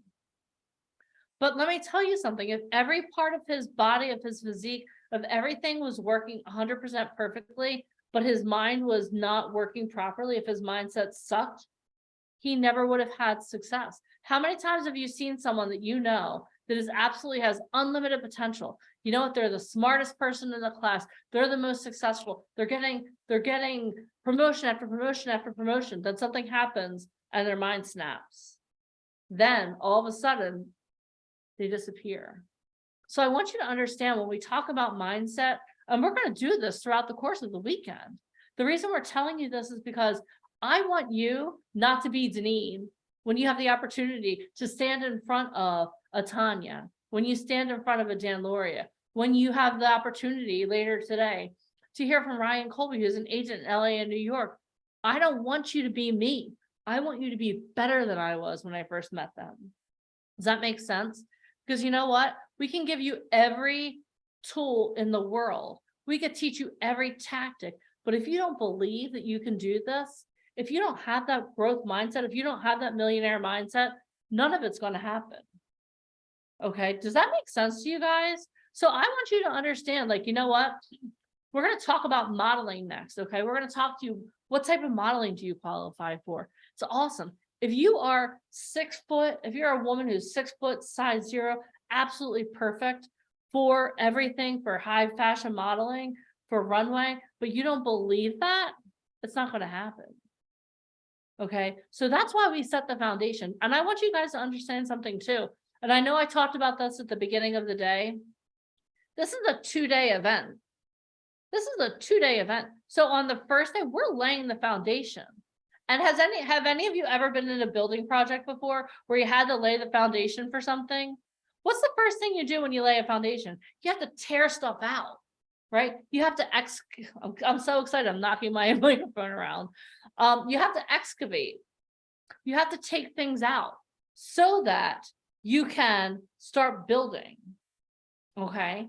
I want you to understand that. So today There are going to be times we're going to step on your toes. But let me tell you something. You told me at the beginning of the day that you're here for good because you're successful. So type this in the comments. I am successful. Type it in the comments. And if no one has ever told you that before, I know Mike just told you that, but I'm here to tell you, you are successful. Type that in the comments. I am successful. I saw someone here say, I saw a comment and I love this. You know what? I'm already an actor. I just need more contacts. Congratulations. You're in the perfect place. Thank you for being here today. But I want you to give yourself permission to be successful. Because you know what? I can give you permission. Alicia can give you permission. Mike can give you permission. You need to give yourself permission. You need to give yourself permission to start making those crabs that have told you your whole entire life that you can't do this. Let's go boil them. Let's have a crab boil at the end of this. Stop listening to the people that have told you anything other than what I'm telling you. Okay, can you guys do that? I think I may actually have to have crabs for dinner, because when I see those crabs at the end, I'm like, wiping the drool off my face. I'm like, oh, now it's starting for me to be hungry. But I want you to think about that. Any person that's, and obviously, because we are on YouTube, I don't want someone seeing this and saying, oh my God, Denise told me to boil my enemies. I'm not literally telling you. Okay. But what I am telling you is this. Stop listening to people that are trying to pull you down. How many of you love your life? You're living the absolute perfect life and you want no more success. You're like, you know what? I have reached the pinnacle of my life. Here I am. No, if you want more, type more in the comments. If you want more, type more in the comments. That's why you're here. That's why we start the day with mindset. How many of you want those dice I talked about at the beginning of this? How many of you want those dice where, you know what, you know the results that you're going to get? That's why you're here. You're not here because, oh, I want to dabble. You're here because you want results. You want more results. Okay. So when we're on here and we have mindset and we're talking about that, again, it's really cool. We're going to have, again, let's go over I know I didn't do this earlier because I got so excited talking about success stories. We're going to talk about what type of modeling you qualify for in just a moment. Okay. We're going to talk, we have a Broadway star, someone who starred on Broadway, who's going to be coming on, talking to you about from aspiring to achieving, the path of a rising star. How many of you are tired of hoping and want to start doing? If that sounds like you, type a 1 or 1 in the comments. If that sounds like you, type a 1 or 1 in the comments. We're going to talk about discovering the secret acting DNA, transform from actor to detective, seeking truths hidden in plain sight. How many of you are tired of having stuff hidden away from you? And you're like, you know what? I want to be in the matrix. I want to take that pill where I can see everything. How many of you want that? How many of you want your life better because you're tired of wanting this and you actually want to start doing? If that sounds like you, type a 1 or 1 in the comment. We're also going to hear from Ryan Colby, who is an agent in LA and New York. And we're going to hear from one of his models. You saw him earlier, Brandon Hunter. How many of you want to know Brandon's perspective of what he did to get where he is? You can hear it from me. I can tell you all the cool stories. I can pull your emotional heartstrings. But you know what? When you hear Brandon tell his story, something will change in you. Because that can be you. We're not here to tell you these things to impress you. We're here to tell you them to impress upon you. This can be you. We're also going to have, some of you are going to have the opportunity to get evaluated by Ryan Colby to tell you where you belong in the industry. How many of you have that question? Oh, you know what? This is something I want to do, but where do I fit? How many of you need to know where you fit? We're going to take care of that today for you. We're also going to talk to you about a new way to start making income in the entertainment industry. Like so many times people are like, oh, you know what? I want to be on front of the camera. That's awesome. And you know what? For some people, that's a great way to get started. But how many of you know there's more than one way to get started in the entertainment industry? There are so many more ways. We're going to talk about that today. And then at the end of the day, we're going to talk to you about how Denzel Washington prepares for an audition. How many of you want a career like Denzel? Raise your hands. I'm not asking if you want to be Denzel, but how many of you want that type of success in your life? How many of you want to know what does he do to prepare for auditions? Yeah, we're going to go over that. This is foundation day today, guys. That's why we start off the day with mindset. That's why we're laying the foundation. Okay, because you know what? A house without a good foundation, what happens to it? Collapses. Do you want to be a one-hit wonder, or do you want longevity in the entertainment industry? If you want longevity, if you want a strong foundation, I want you guys to get ready, because I'm bringing Michael Famke back on. And let me tell you something too. We're setting new ground rules right now. Can you tell I had an energy drink during my intermission? This is what we're going to do.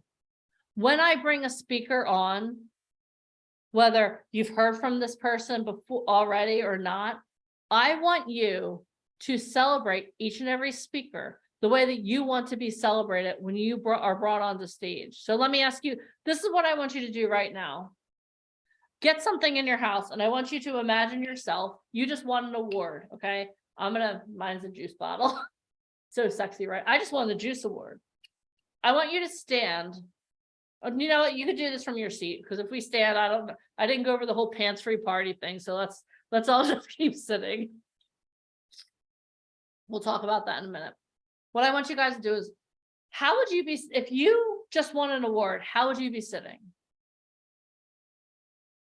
How would you be sitting? Would you be like, yeah, I just won an award, pretty cool, so excited, oh, go me? Or would you be like, dude, look at this award I just won. I want you to sit, show me. I'm going through your pictures right now, show me. I want to see. Okay. Well, I like that. Whatever you have there, Lewis, that's awesome. Okay. Yeah, you're proud.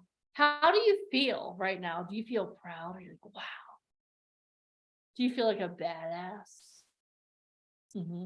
Awesome. Now, let me ask you a question. You are at the top of your career. This is awesome. Okay.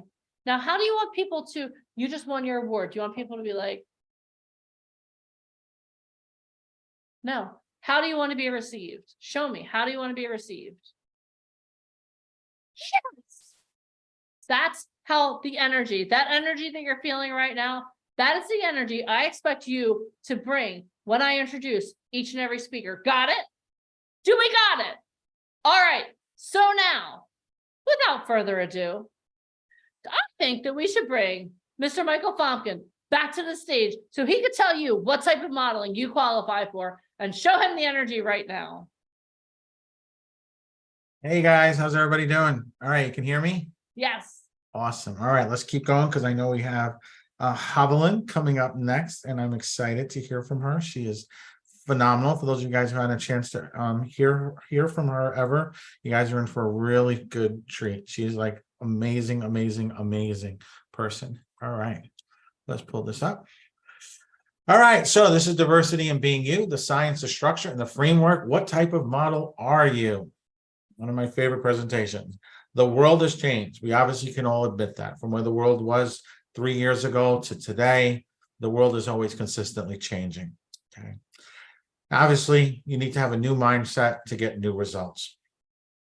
In today's world for modeling, it's all about diversity. It's all about different types, different sizes, different heights, different ages, different looks, different ethnicities, different family relations. It's all about diversity. Okay. The world has completely changed, where 10 years ago was only one type of model that you would see in most ad campaigns, most clients. Now you see a wide range, right? There's so much opportunity in streaming services as the strike for SAG and AFTRA and the writer strike is coming to an end. Finally, you'll see there's going to be more opportunities within the next 2 years for people in the modeling and acting industry than there have been in the past 10 years combined. So like right now is like the greatest time ever to get started in this industry, because height no longer matters, age no longer matters, location no longer matters. Obviously, we have people on here from, dozens of states around the country. We have people here that are dialing in and being here and sharing the experience with us from around the world. There are multiple countries on this call right now.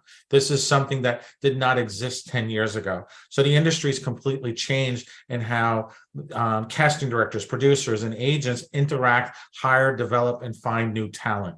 So it's a great time to be alive.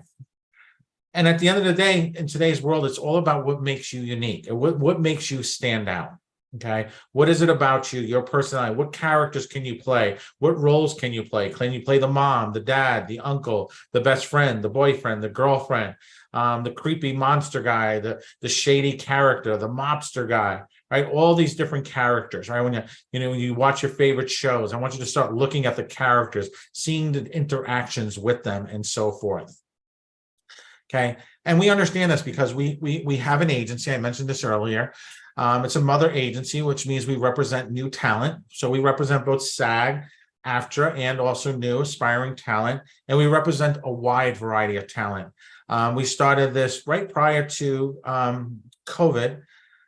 And it was a way for talent to get placed with larger agencies. Well, larger agencies, a lot of times people say, I want an agency. Okay, well, what type of model are you? Like, what is your height? What is your weight? What is the characters you play? Right. So you have to know what type of agency you're looking for. Right. So what's great about Truth Management is we represent all types of talent, because what our goal is to place talent in with larger agencies. Right. So we represent different heights, different ethnicities, different types of experience levels. Like you can see there, Brandon H is on there. Alicia, Deneen talked about him earlier. If you were on the call from the very start, she talked about Brandon. He's in New York right now. He just wrapped up Fashion Week. So he's somebody who you'll learn his story and you'll actually get to see where he is in that journey in real time. He's actually going to be on the call with Ryan today, live from New York City. So we'll get an update. For those of you who are on the last boot camp, he was literally in the midst of Fashion Week. He was literally running back and forth from shows. So now it's a few weeks after Fashion Week. So now we'll see where he is. So something really exciting. So it's really great to be a part of something like this weekend, to be able to see the success stories we've created in real time and actually hear from those people. Again, rich mindset about results, right? Seeing actual results. And again, we work with all different types of talent, from fashion to lifestyle, commercial, influencers, voiceover work, spokesmodel, music, licensing. We work with a wide variety, book writers. We have a speakers bureau. We represent some of the most powerful speakers on the planet. People like Mark Victor Hansen, people like Les Brown, people like Greg Reed, Bill Walsh. So it's a great company. This is something I'm always so excited. I'm so passionate about this because it's such a great tool, such a great resource for us to be able to help people. So let's talk more about modeling, right? We're going to talk about acting later today and tomorrow, but let's talk about modeling since this is what we're focused on for the moment. Now, if you're brand new, great. If you've been doing this for a while, even better. But for most people who work outside the industry, so for people not like us, right? We're the 1%, we're the crazy, we're the ones who are creatives, we're artists, we see the world differently, right? For most people outside of the industry, your normal, everyday, average Joe and Jane, if you were to go up to them and you would say to them, describe to me, what do you think the average model looks like? What do you think the average model looks like? 95% of the people, when asked this question, will give the wrong answer. They will always say something like this. They'll say, well, the average model, I guess they'll say a female. They always say her. They'll always say they're tall, they're thin, they walk the runways, they live this glitzy and glamorous lifestyle. Okay, that is what the average person talks about. They talk about what's considered high-end editorial runway modeling. That is like what the average, when the average person hears the word model, that's what they think. Okay, so let's look at that. Let me give you the definition of what that actually means. So this is the actual definition of a runway model. Right? Tall and slender, unique-looking models are typically hired for high fashion. The British Association of Model Agents, AMA, explains that female models' heights should reach between 5'8" and 5'11", with a 6 to 8 dress size and a 34, 24, 34 bust, waist and hip measurement. For men on the runway, male models who wear the latest designer fashions must be at least 6 feet tall. Male models photographed for editorial advertising purposes are required to be 5'11" to 6'2" and fit into a 40R jacket. Okay, so a couple things I want to point out here. So the reason why there are set requirements for high fashion, for editorial, for runway models is designers. So when you're a designer, so put on your designer hat on, and you're making new clothing, right? You're releasing your new clothing. Fashion shows, New York City, London, Milan, Paris, right? I'm not talking about some rinky-dink show in the middle of nowhere. Those are for fun, right? They're cute. But I'm talking about the actual fashion industry, Mercedes-Benz Fashion Week, right? The actual fashion shows. Those are set standards for those. Here's the reason why. By having a set standard, designers, when they're producing the clothing, they can produce them in advance before meeting the models. So by knowing exactly the measurements the models have, they can produce the clothing. Normally, when you're doing something that you're doing in advance and you're producing something that's handmade, means it's very labor intensive to produce, means it's time consuming, which means labor intensive, time consuming, means it's very expensive. So by having a set standard, the designers know they make 20 sets of articles of clothing, 10 for women, 10 for men. They're doing their show in New York. When they call an agency and they say, hey, I need 10 girls and 10 guys for a show, they know that the clothing will fit the models when they show up. They don't have to think about this, right? Time is their most valuable resource. They have to concentrate on making the clothing. They got to concentrate on the show, the press, everything. They can't concentrate on like models showing up that won't fit the clothing or having to customize clothing for every single person because every body type is different. So by having a set standard, the clothing will fit the models when they show up with very little alterations, which means at the end of that show, they can fold the clothing up, ship it to Paris. The designer, the client calls the agency in Paris or London, let's say Storm in London, a legitimate real agency in London. When the models show up in London, the clothing will fit the models the same way it did in New York. Same thing, designer folds up the clothing, ships it off to Paris. The clothing will fit the models in Paris, Milan, and so forth. So when you take out all the glitz and the glamour out of the model, out of high fashion runway, the models are just walking hangers, okay? Less than 2% of the world's population will qualify for high fashion, okay, that fit these exact measurements. In addition to that, and this gentleman's a great example, the girl also, they're considered what's considered unique with striking looking features, which is a terminology that agencies use and clients, which means they don't want you to be attractive. They don't want you to be that, oh my God, that person is so beautiful. When they walk out their door, people look at them and they faint. They're like, oh my God, that girl's so hot, they pass out. No, because then you're only focused on the face. They want them focused on the clothing, not on the model, okay? So very important to understand that. And the reason why these measurements exist, not only they're a set standard, but the reason there is that set standard is because long and thin, when walking above or walking in front, you look at the clothing just looks better. You're able to visualize the clothing because of the shows. They're a business. They're designed for buyers. They're not designed for your family and friends to be there, right? You see a lot of these during Fashion Week, these fake castings where you have to sell tickets. Those aren't fashion shows, right? Those are for suckers. Those are means they're trying to get you to sell tickets to your friends and family, and you're just walking up and down a pretend runway and so forth. That's not a real fashion show. Those will hurt your career putting those on your resume. If you're doing that, great. Consider it for fun, right? Consider it's like you're playing a video game. I'm not flying a spaceship for real. I'm having fun. I'm playing a video game. Same thing. It's not good. It's not going to go on your professional resume. So if you believe this is helping you, it's not, it's hurting you. Okay. Now, with that thought in mind, here's the other interesting fact. Even though 95% of the people, when asked, what do you consider the average model? They'll say tall, thin. They describe that high fashion runway model. In reality, it is the smallest segment of the industry. It accounts for less than 10% of the industry. So this is the smallest segment. Most of those models have very short-lived careers. For most of them, it's great when they're between the ages of 17 and 21, right? But the pay rate, it's not what it once was, right? When people talk about high-end models, they'll say, I say, name some high-end models. They'll say Tyra Banks, Claudia Schiffer, Cindy Crawford. I'm like, Cindy Crawford, I think, just turned like 60. Like she's in her 50s. The age of supermodels and those name brand models related to shows don't exist anymore. Those, you're living in the past. You're living 20, 30 years out of sync where the industry is today. Okay, so high fashion is the smallest segment of the industry. Less than 2% of the world's population qualify. At the end of the day, you're just a walking hanger. There's not a lot of income. It's fun. Don't get me wrong. You'll hear from Brandon. Brandon walked in a ton of shows during Fashion Week. He got a great experience. He got to meet designers.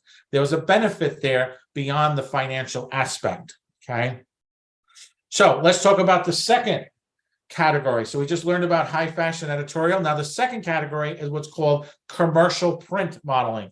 Commercial print modeling is billboards, catalogs, magazines. So you can see here in this ad, you can see the mom, the dad, the baby, right? This is a commercial print ad. This could be used for maternal care, for prenatal care. This can be used for an advertisement for a hospital. Right?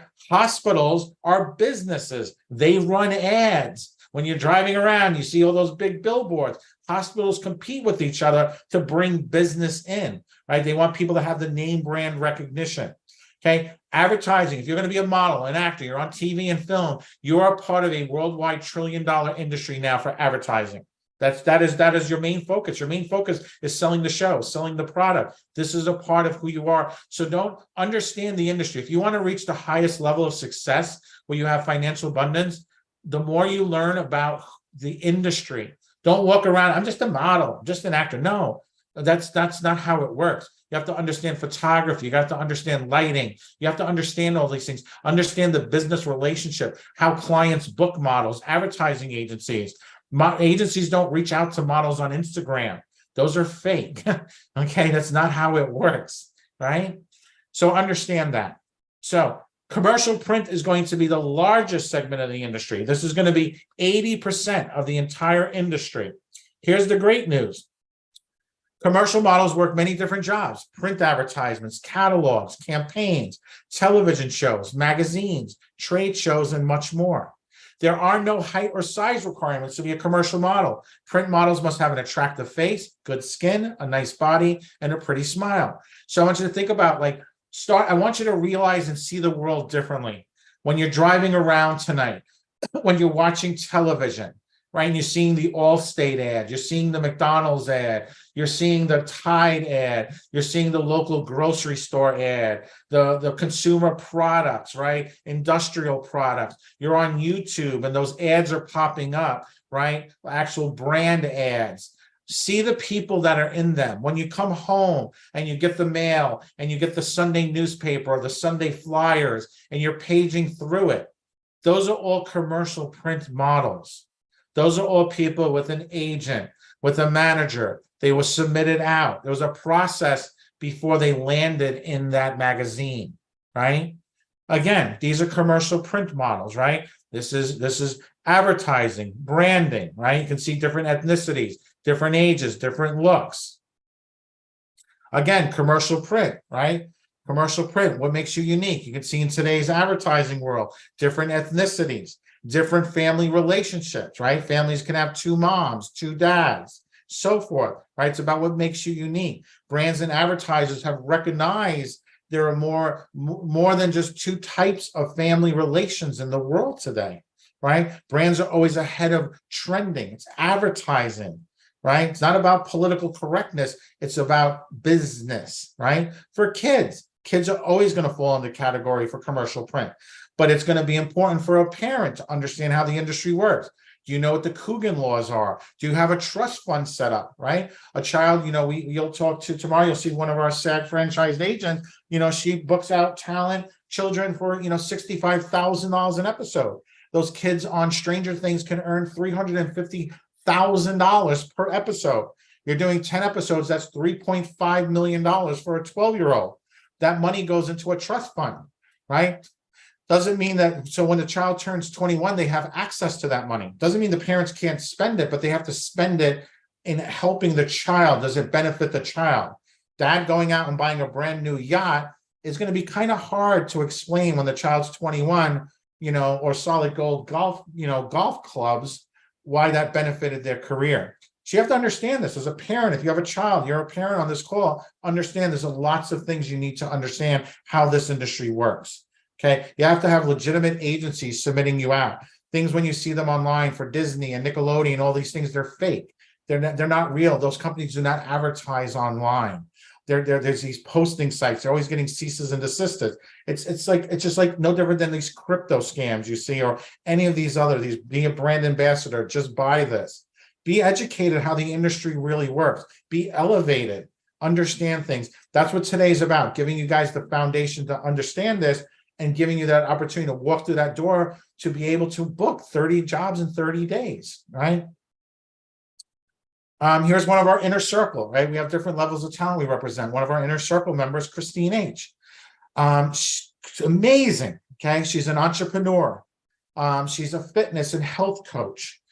She's a mindset coach. She is an international speaker. She's spoken from stages all across the world, okay? She's got a great why, okay? She's worked with people from the NFL.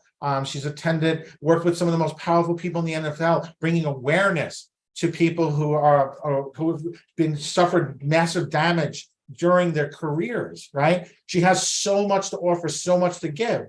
So she has this entire life, but yet she also pursues modeling and acting. She leverages that as a part of her brand. But what's great about her, she has this amazing versatility. So not only is she a great model, great actress, she's so pleasant to work with, she's absolutely phenomenal, but she has what's called versatility. She can play different characters. She can play the mom. She can play the sergeant. She can play the president, the first female president of the United States for a movie, right? She can play the best friend, the sister, the grandmother.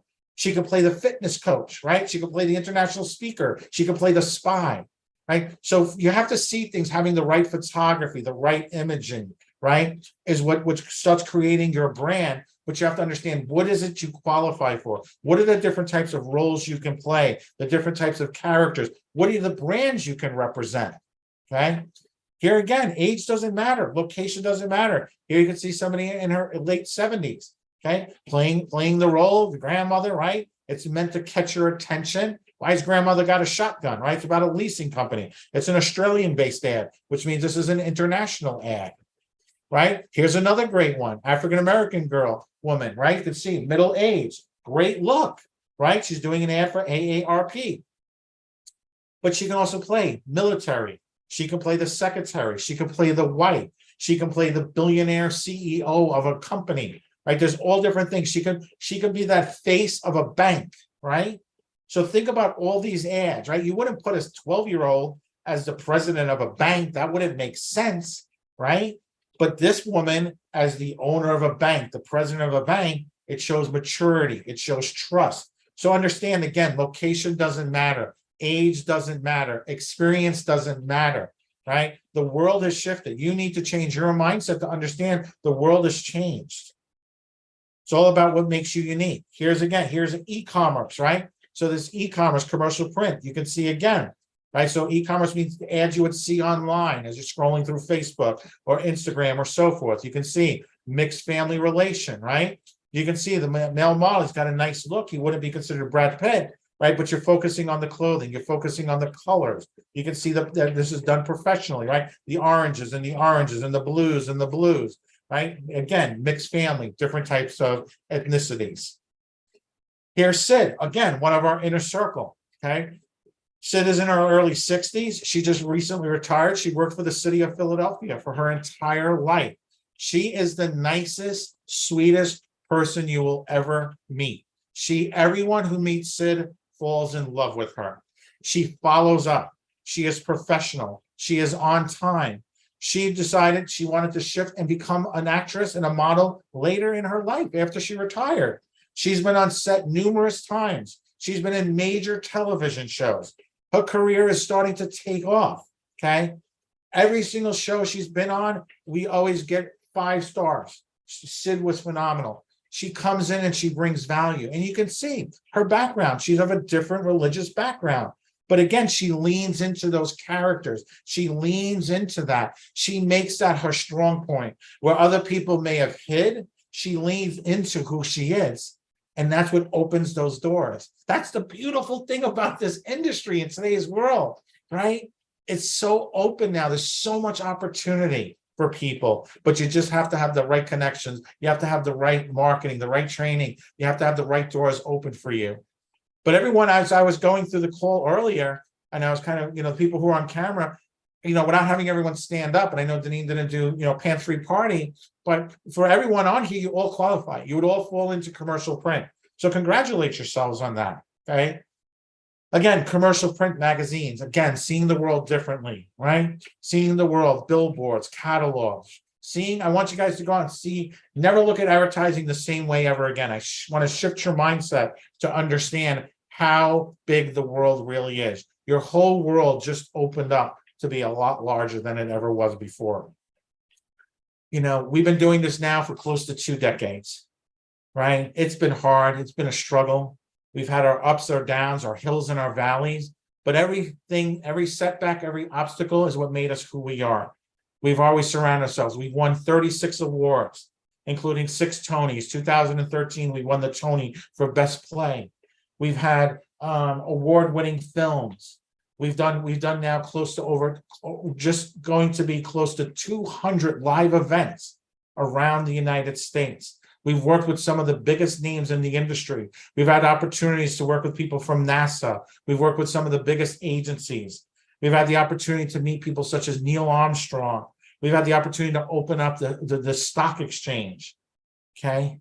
We make this look easy because we work hard at it, right? People never will see the amount of work that you do in private. They may praise you in public, but they will never see the work you put behind the scenes. I'm here to tell you about that. I'm here to share with you the steps, the framework on the work that it will take to get you there. I've made all the mistakes so you don't have to. I've seen what works. I know what works. And I'm going to introduce you to the people who can snap their fingers and change your life in 30 seconds or less. Okay, again, billboards, commercial print. Location doesn't matter. This is actually a Korean clothing line. These shots were shot in New York City. These are actually some of Ryan's models. You'll get to meet Ryan and Brandon shortly today. They'll be live from New York City calling in. Okay, again, some more examples. Location doesn't matter. Okay, here's a great one. This is James Johnson. He started with us a few years ago. He lived in a town that was so small, they only had 1 traffic light in the entire town. He was a barista at a Starbucks, at a small coffee shop, actually. Never did modeling before. He came from a very struggling background. His father was incarcerated, was put in prison for life for smuggling and selling drugs. This kid had everything going against him. There was nothing in his life that was going right. But he believed in himself and he was persistent. And he had a dream and he came to New York City. He would wind up meeting with Ryan, who would become his agent. One of the things when he first started his dream, he said one of the things I had spoken to him about at one of the very first events was, like, if you could meet one person, who would it be? And he said, Phil Sullivan. I said, Phil Sullivan from America's Next Top Model? He goes, yeah. He goes, I would love to meet Phil Sullivan. And I'll drop the photos in the Facebook group later for you guys because I don't have them on my presentation. But I remember I said, okay, great, I'll make that happen. I had Phil Sullivan come to the event and like literally have this photo. It's literally James meeting Phil for the first time. And he's just like this. Phil's tall. Phil's really tall. He's 6 foot tall, 6'4". And he's just like he's literally like meeting his idol. The great thing, not but a year to the date, but a year from the day he met Phil, with working with Ryan in development and all this fun stuff that you go through. Ryan will talk about the first 90 days as a model, but he wound up walking Fashion Week the following year in 2 shows with Phil Sullivan. So he went from this was his idol to actually walking in the such a cool fucking moment. Pardon my language. So cool. He's grown now out of modeling because modeling again is a short-lived career, but he's taken that modeling career and he's shifted it to actually he started becoming interested in writing and acting and TV and film. He now lives in Los Angeles full-time in Los Angeles. He just brought his mom out. He got a cat recently and a roommate. They're working on some different shows. He's been on a dozen different TV shows, but it's amazing because not but maybe 3-4 years ago, he had no hope. right? Like people put him down. People would have said, you're going to wind up like your father. You're just going to be nothing but a loser criminal who's going to be in jail. That's the world he grew up in. And I relate to him because I grew up in Brooklyn. I grew up in a tough neighborhood. Like you had to learn how to fight young, because if not, you would be bullied beyond bullying where I grew up. But it just shows you the power of persistence. And when you shift who you surround yourself with, your life can change in ways you cannot ever possibly imagine. You can dream. You can dream the biggest dreams, but when things go right, let me tell you something, guys, it's magical how high your life can go. The opportunities that God will give you, the universe will give you. Mike Trash, another one of our inner circle. Phenomenal actor, personality. He is funny, formerly with the WWE, professional wrestler, filmmaker, editor, podcast host. He has a #1 podcast. Stars in just recently been in a few different movies. He played a monster in one. I got to see it. I don't know if it's released yet, but I got to see the trailer for it. Done some amazing things. He's so funny. He is so kind-hearted. Like he's literally that mentor. Like even though he's on this journey and he's had great success, of course, but he's always the guy you can turn to. He's one of our talent you can turn to. You ask for advice, for questions. He's the first one to help. He's the first one. Anyone's in need, he's there for them. And like, I am so blessed to consider him not only working with him, but as my friend. And he's somebody like he can play all these characters, right? He can play the uncle. He can play the gangster, the silly guy, right? He can play the creepy monster, the creepy neighbor, like all these different characters he can play. So again, right? Age doesn't matter. Right? Commercial, print, TV, film, magazine, location doesn't matter. Experience doesn't matter. We work with all different levels of talent, of success, and we find them and we elevate them and we give them even more success.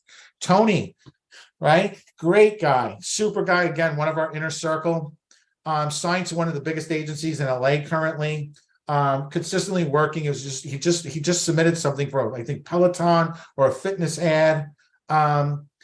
Can play the gangster, can play the doctor, can play the cartel boss, right? Can play all these different roles, the lawyer, right? Came to one of our events, brand new to the industry, literally got signed, working full-time now, up and coming, great success story. Want to know what his background is, what he does for a living, right? He's a nurse. That's his background. He's a nurse, right? But when you see these photos, you wouldn't think that, right? But now you say, okay, yeah, but so you can play a nurse as a role, right? He has a lot of knowledge and understanding in the medical field. But again, musician, he performs, he plays guitar, right? I want you guys to realize all these people, like you're in the right place because it's all creatives, right? They can come, they share their experiences, they're in a world where they can share their dreams, their passions, where maybe at the hospital he wouldn't be able to talk about this, right? But here in this community, this is what allowed him to grow. This is what allowed him to now eventually he'll transition and he's going to be a star one day. He's going to star in major shows. He's pushing that. He's got the persistence. He doesn't let anything hold him back. He's one of the most positive guys. His stories, when you hear him talk, he always leans into the positive. He has a very, very rich mindset. Again, two different faces, right? Age doesn't matter. The guy on the right, my right, you can see, right? You guys will recognize his voice from the insurance ads, right? That deep bellowing voice, right? You know, Geico, commercial print, right? The mom, the dog, the kid, right? The sister, right? You can see her hidden behind the dog, right? The star of the ad's Geico. It's about the commercial. Commercials are relatable to those families, right? They're selling to families. You need to get insurance, car insurance, home insurance, right? A business, right? Here's Flo from Progressive, right? Everybody should recognize Flo, right? But have you ever asked yourself, who is she? Who's Flo? Who's her agent? Who's her manager? How did she get started? Right? How did she land this job? How did she get this audition? Frameworks. Ask better questions. You will get better answers. Right? Success leaves clues. Right? See? Well, I know who she is because I ask better questions. This is Stephanie Courtney. That's her without her little wig and her little makeup going on, right? Probably, I'll be honest with you, she could probably walk past you anywhere in America and you might kind of think, but nah, you probably wouldn't even notice her. She could just walk right past you, right? Here's Jesse Hyman. He's considered the world's greatest extra. He's been in like 38 films. He's been in like over 100 television shows. He's been in everything from Entourage to Social Network. Like there's literally American Pie. So many shows on HBO, so many different shows. Like his resume goes on for like 10 pages. Okay. He plays principal background. He plays the geek, the band camp kid, the nerd, the college student, plays all these roles. Like he's in his late 30s, but he looks a lot younger. I think he might actually be 40 now, just turned 40. He was in a Super Bowl ad with Bar Raphael. He got to kiss Bar Raphael, supermodel, in an ad for GoDaddy. Okay. For most people, this was the kid, not you, because I know everybody on this call is sweet and nice and wonderful, but I'm sure you know somebody you probably weren't friends with who picked on this guy, right? This was the kid that got picked on, that got beat up, didn't have the girlfriend, was sitting at the prom all alone, crying to himself, right? He leans into that character. He's been in more Academy Award movies than Robert De Niro. Not winning Academy, but like in those movies. Surrounded on set by some of the greatest actors, some of the greatest directors, because he leaned into his character of playing that nerdy band camp kid, right? Again, it's all about what makes you unique. Discover that, and the sky's the limit. Again, mindset is everything. So let's talk a little bit more about Flo. Now, I couldn't cut and paste her entire resume on here, but I just kind of grabbed, I just went real quick. But you can see she was in The Heartbreak Kid. She was in Fred 2, Night of the Living Fred. She was in ER. She was in Mad Men. She was in Mad Men for 5 episodes. Great show. If you've never watched Mad Men, definitely catch that. It's a great show to watch, especially for script analysis, character development. Phenomenal. She was on the Jay Leno show, Looney Tunes show. She's done voiceover. She's Mike Tyson's Mystery. The Goldbergs, one of the talent we work with is one of the stars of the Goldbergs. Right? She's done all of this. Okay. She actually, her original career, she actually wanted to be a comedian. She wanted to be a stand-up comic. She actually invested a lot of money going to one of the best comedy schools in the country in Chicago. And then she, went out. She was doing stand-up, improv. So she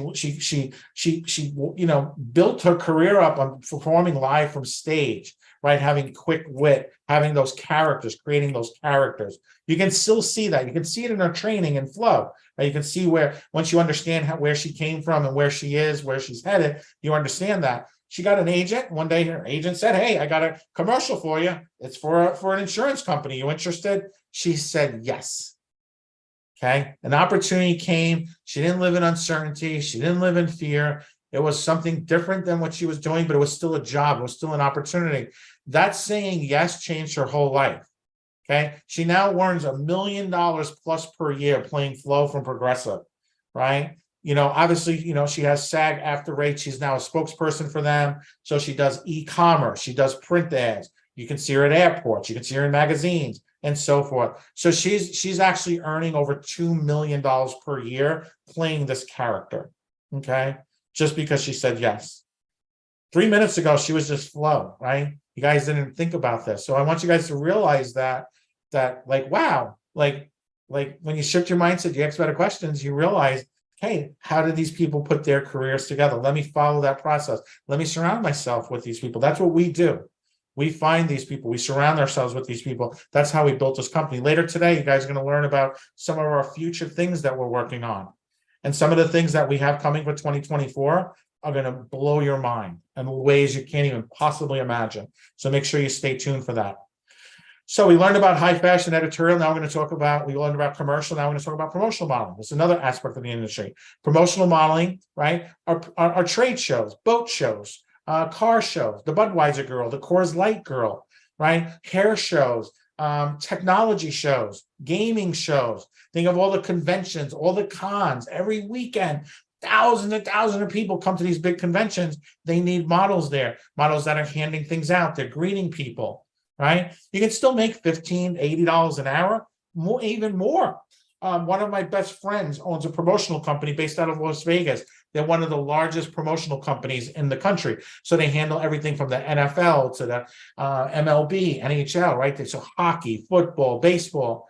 He also does car shows, right? Well, his wife is a promotional model for Porsche.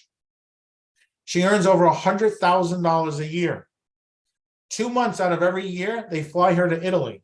You know what she does in Italy? She learns all about Porsche. She spends 2 months at their factories. She learns about the cars, how they're made, the precision in their engines, why this car costs 6 figures, why a Porsche is worth 100,000. She gets to drive them on a professional racetrack. Okay. Who'd like to drive a Porsche on a racetrack in Italy and make 6 figures a year? Okay. Promotional modeling. That's what I'm talking about, Solange and Roxanne. There we go. Porsche and Ferrari. Let's make this happen. But it's amazing. So again, it's understanding how this industry works, realizing that. Fitness modeling, right? Another subdivision of commercial print. But fitness is its own division now.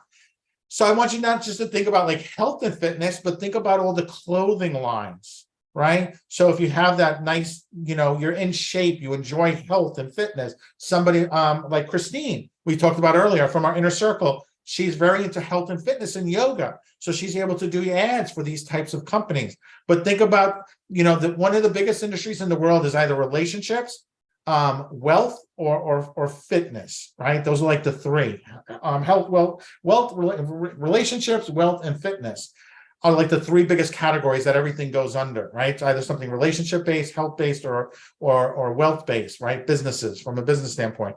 So think about the supplements, the clothing companies. It's just not Nike anymore and Reebok.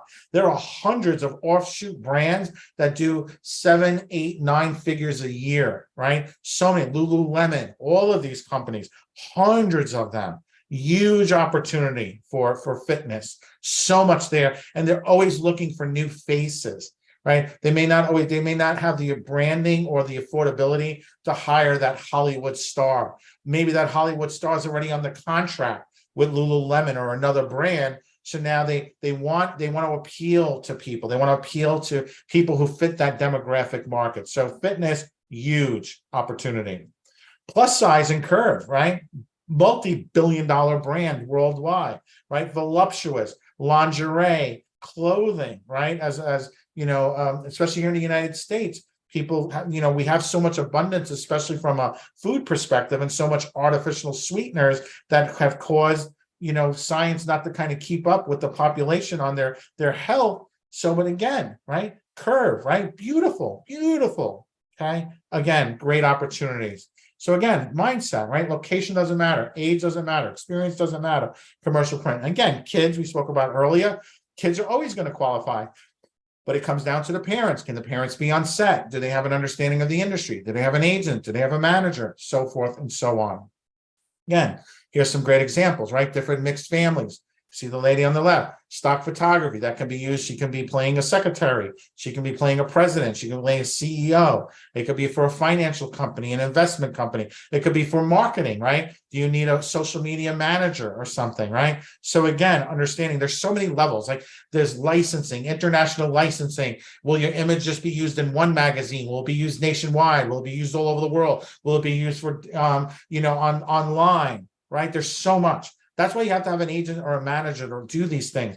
Big companies, big brands are not going to reach out to you. You'll be like, oh, I don't know what to do. Like, I don't understand this. Can I get a lawyer? Like, it's just like understand it's a business, right? That's the job of an agency. Job of an agency is really not so much to find you work. They just act as the middle person. The client reaches out to them. You fit the qualifications. They handle everything for you. They make sure it's the hotel taken care of. They also get you a better rate, right? You have like day rates for models and actors and TV and film and so forth. There's a lot to this. I know a lot of you guys who completed our 21-day challenge, you could probably answer most of all these questions that I'm talking about now, right? I see Solange shaking her head. Yeah, that's right. Jim Benzing showed me all this. Mike, I'll write you a contract about how to get booked as a model. So again, it's 2023. 2024 is coming up on us fast, guys. The world has obviously changed. Mindset is everything. It's all about what makes you unique. And, one of my partners, one of my closest friends, myself and Alicia, is Tony Robbins. And people who succeed at the highest level are not lucky. They're doing something differently than everyone else, right? That's what it really comes down to. And if you talk about it, it's a dream. If you envision it, it's possible. But if you schedule it, it's real. And what that means is you can talk all about being a model and actor. That's just a dream. Then eventually you envision it and you actually start seeing yourself. What are the steps I need to do? Being here on this call, right? Envisioning it now. You took a dream and you now envisioned it. But then when you schedule it, you say you write on your date, I'm going to be in New York on this date. I'm going to be in LA on this date. I'm going to do this, right? Danine's going to go over steps with you over the course of the weekend that you can take. When you write it down, it becomes real.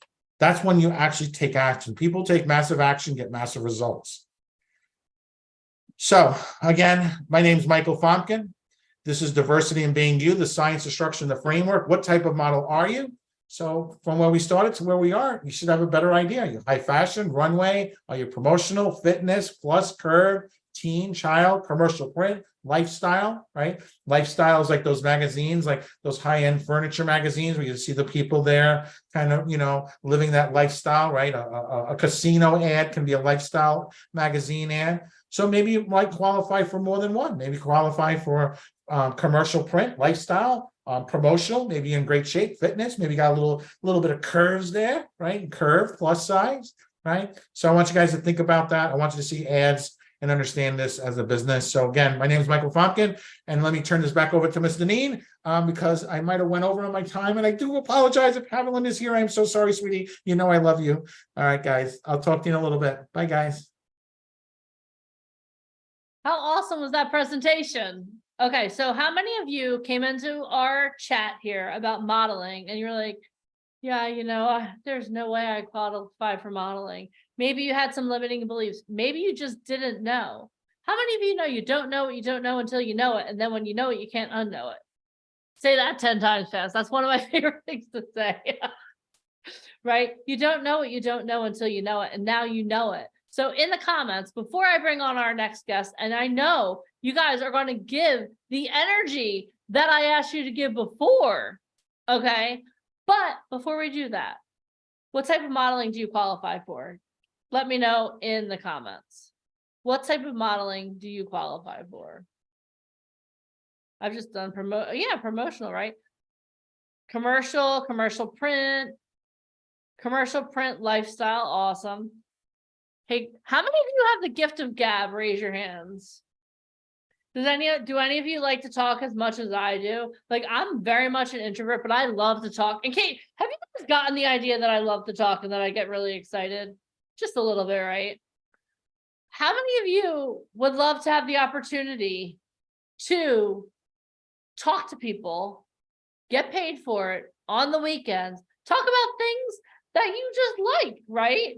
Like, again, the theme will be sports. I wish I had my Tom Brady jersey because I would wear it because, but how many of you would love the opportunity to get paid to go to a sporting event or get paid to go to a convention? You learn something and you talk about it, then you get paid. What? I can get paid to talk so for that. So not only are you guys into commercial print, but you're also promotional models. Congratulations. As long as you like to talk, or if you can like to talk. Which I bet you, if I got any of you alone in a room or in a group, we could all do that. All right. Guys, I'm really excited for our next guest speaker. So remember how earlier I told you the person I used to be, where I used to be like, oh my God, I'm so afraid. I remember the first time I met Haviland, who I'm going to pin her here. The first time I met Haviland, I was petrified of her because they were telling me, oh yeah, so, this Haviland person is coming to an event and she's amazing and you're going to love her. And this is what made me clam up like a clam. She played Fantine on Broadway. I was like, in Les Mis, I was like, I freaked out. So I just kind of waved at her and kept running by her like a crazy person. So I'm really excited to introduce you to our next guest. So Haviland Stillwell is an actor, singer, director, and producer whose work has been performed on Broadway, TV, film, and in voiceover. On Broadway, she was in the original cast of the revival of Fiddler on the Roof with Rosie O'Donnell and Harvey Fierstein, and Les Mis with Daphne Rubin Vega and Lea Salonga. She has sung live on the Oscars and the Tonys and has released 2 solo albums, as well as performing, producing, and directing plays, musicals, and concerts, in regional theaters and venues across the country. Her TV and film work includes Ava DuVernay's Selma, Amazon's Crime Story with Mia Servino, Magic Mike XXL, Sci-Fi's Santa Jaws, Unreal, CSI New York, and VH1 Single Ladies. She is currently in the popular LGBTQ series BIFL, now in its second season, and starred in the upcoming film Feathered with Dot Marie Jones and Bruce Dern, which she produced with her spouse, who wrote and directed. Together, Team Stillwell executive produced the upcoming thriller Under the Influencer and are on the producing team of the upcoming Broadway show, A Transparent Musical. Haviland has been the voice of dozens of brands, played animated characters such as Raquel and Barbie, Life in the Dream House, Monster High, and Ever After High on Netflix, Miraculous Ladybug, and video games such as Bug Snacks, Epic 7, Fallout 4, Far Harbor, Harry Potter, Magic Awakened, and Convergence, A League of Legends. She holds a degree from NYU and has been a lifelong progressive activist. She now lives in LA and is repped by Vanguard Management. Everyone, please give it up for the one, the only, Haviland Stillwell. Hello. Hi, Haviland, how are you? Hi, thank you for that warm welcome, Janine. Oh my gosh, thank you so much for being here. We are so excited to have you today. Oh, I'm really, really excited. There will be a quiz, everyone, so I hope you're taking notes. I did tell them to have their notebooks ready, so they should be prepared. I'm like, name 3 of my credits, go. Hold on, Alicia could do that without even thinking about the Oh, bio. Alicia could probably like literally just recite my IMDb page. It is a very handy habit to memorize things. How many of you guys agree? It comes in very handy when you're like networking. Hi, Haviland. Nice to see you. Hi, it's good to see you too. And we've been friends, guys, for 2 decades. This isn't like the first time we met. Actually, you and I met on our radio show with CBS back in the day. Yes. We were so young then. Yes, Alicia, we still are, Alicia. We're children. We're children. Just children. Yeah. But We're it's nice to only, see we're you. just wiser and more fabulous now. That's true. That's true. Yeah. More stories to tell. Absolutely. Yeah, so Alicia and I met, I think I was in Les Mis at the time, and I was starting to work on my first album, and I was doing live concerts, and you guys asked me to come on your show, and I mean, y'all, I've done so many interviews and so many podcasts, and where people just ask you to come on and you do a 15-minute segment, or maybe, you do an hour or something. But Alicia and I bonded, we had a really good time. But what was really special about her was that here we are, 15 years later, and we're still working together. We've got other projects outside of this that we're working on together. And I mean, honestly, that's due to Alicia's networking skills. I mean, I'm certainly very responsive, but you work in, once you've done this a long time, your network grows, and, a lot of people who are just doing a radio show or a podcast, they aren't going to take the time and the energy to, reach out to every single person who's been on their show. I'm sure you had hundreds of people on your show, but also I bet you're probably in touch with almost all of them. Well, it's kind of like when you're out, how many of you guys are like me? When you meet somebody, you're like, that's it, we're going to be friends forever. And then there's other people, it's like, thanks for coming. Thanks for leaving. Don't let the door hit you on the way out. Bless this place with sage. I mean, and I think that's important. People skills are everything, and people can see fake. Do you guys understand that? So even on Zoom, your body language says a million things about you before your spoken word. And I think that's so, so, so important. And you walked into the room and you were just so bubbly. And I'm like, oh my God, I want to be friends with her. And that's kind of, 20 years later, we're still friends, and I love it. And not only are we friends here, but I just saw you literally a month ago in Beverly Hills. That was so fun. Yep. It was so fun. It was We're so doing the fun. show on the road. Yeah. It is. It's true. So I'm here today. I see a few friendly faces. Well, I see lots of friendly faces, but I see some faces that I know. So hello to all of you that I know that I've already coached here at VIP. And for those of you who don't know me, you heard my Denine's very very in-depth explanation of the work I've been doing for the past, 25 years or so.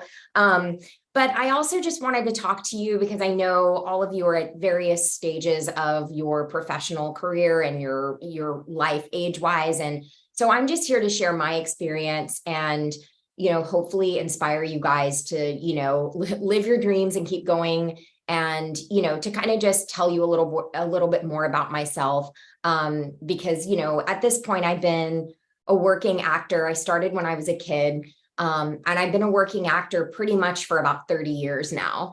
So I have definitely had highs and lows and everything in between. And, I've had to pivot and pivot and pivot some more because that's what artists do. I mean, I feel like that's kind of what everybody's having to do unless, I don't know. I was thinking yesterday, like, I wonder what it's like to just like be an employee somewhere and just like go to the same job every day your whole life and just get a paycheck and like not have to like hustle really, or like, not have to, you just kind of do your thing. And like, I have never lived that experience in my life. I don't know what that is. I don't think I would really be interested in that because I like the hustle. I like the adventure. I like being my own boss.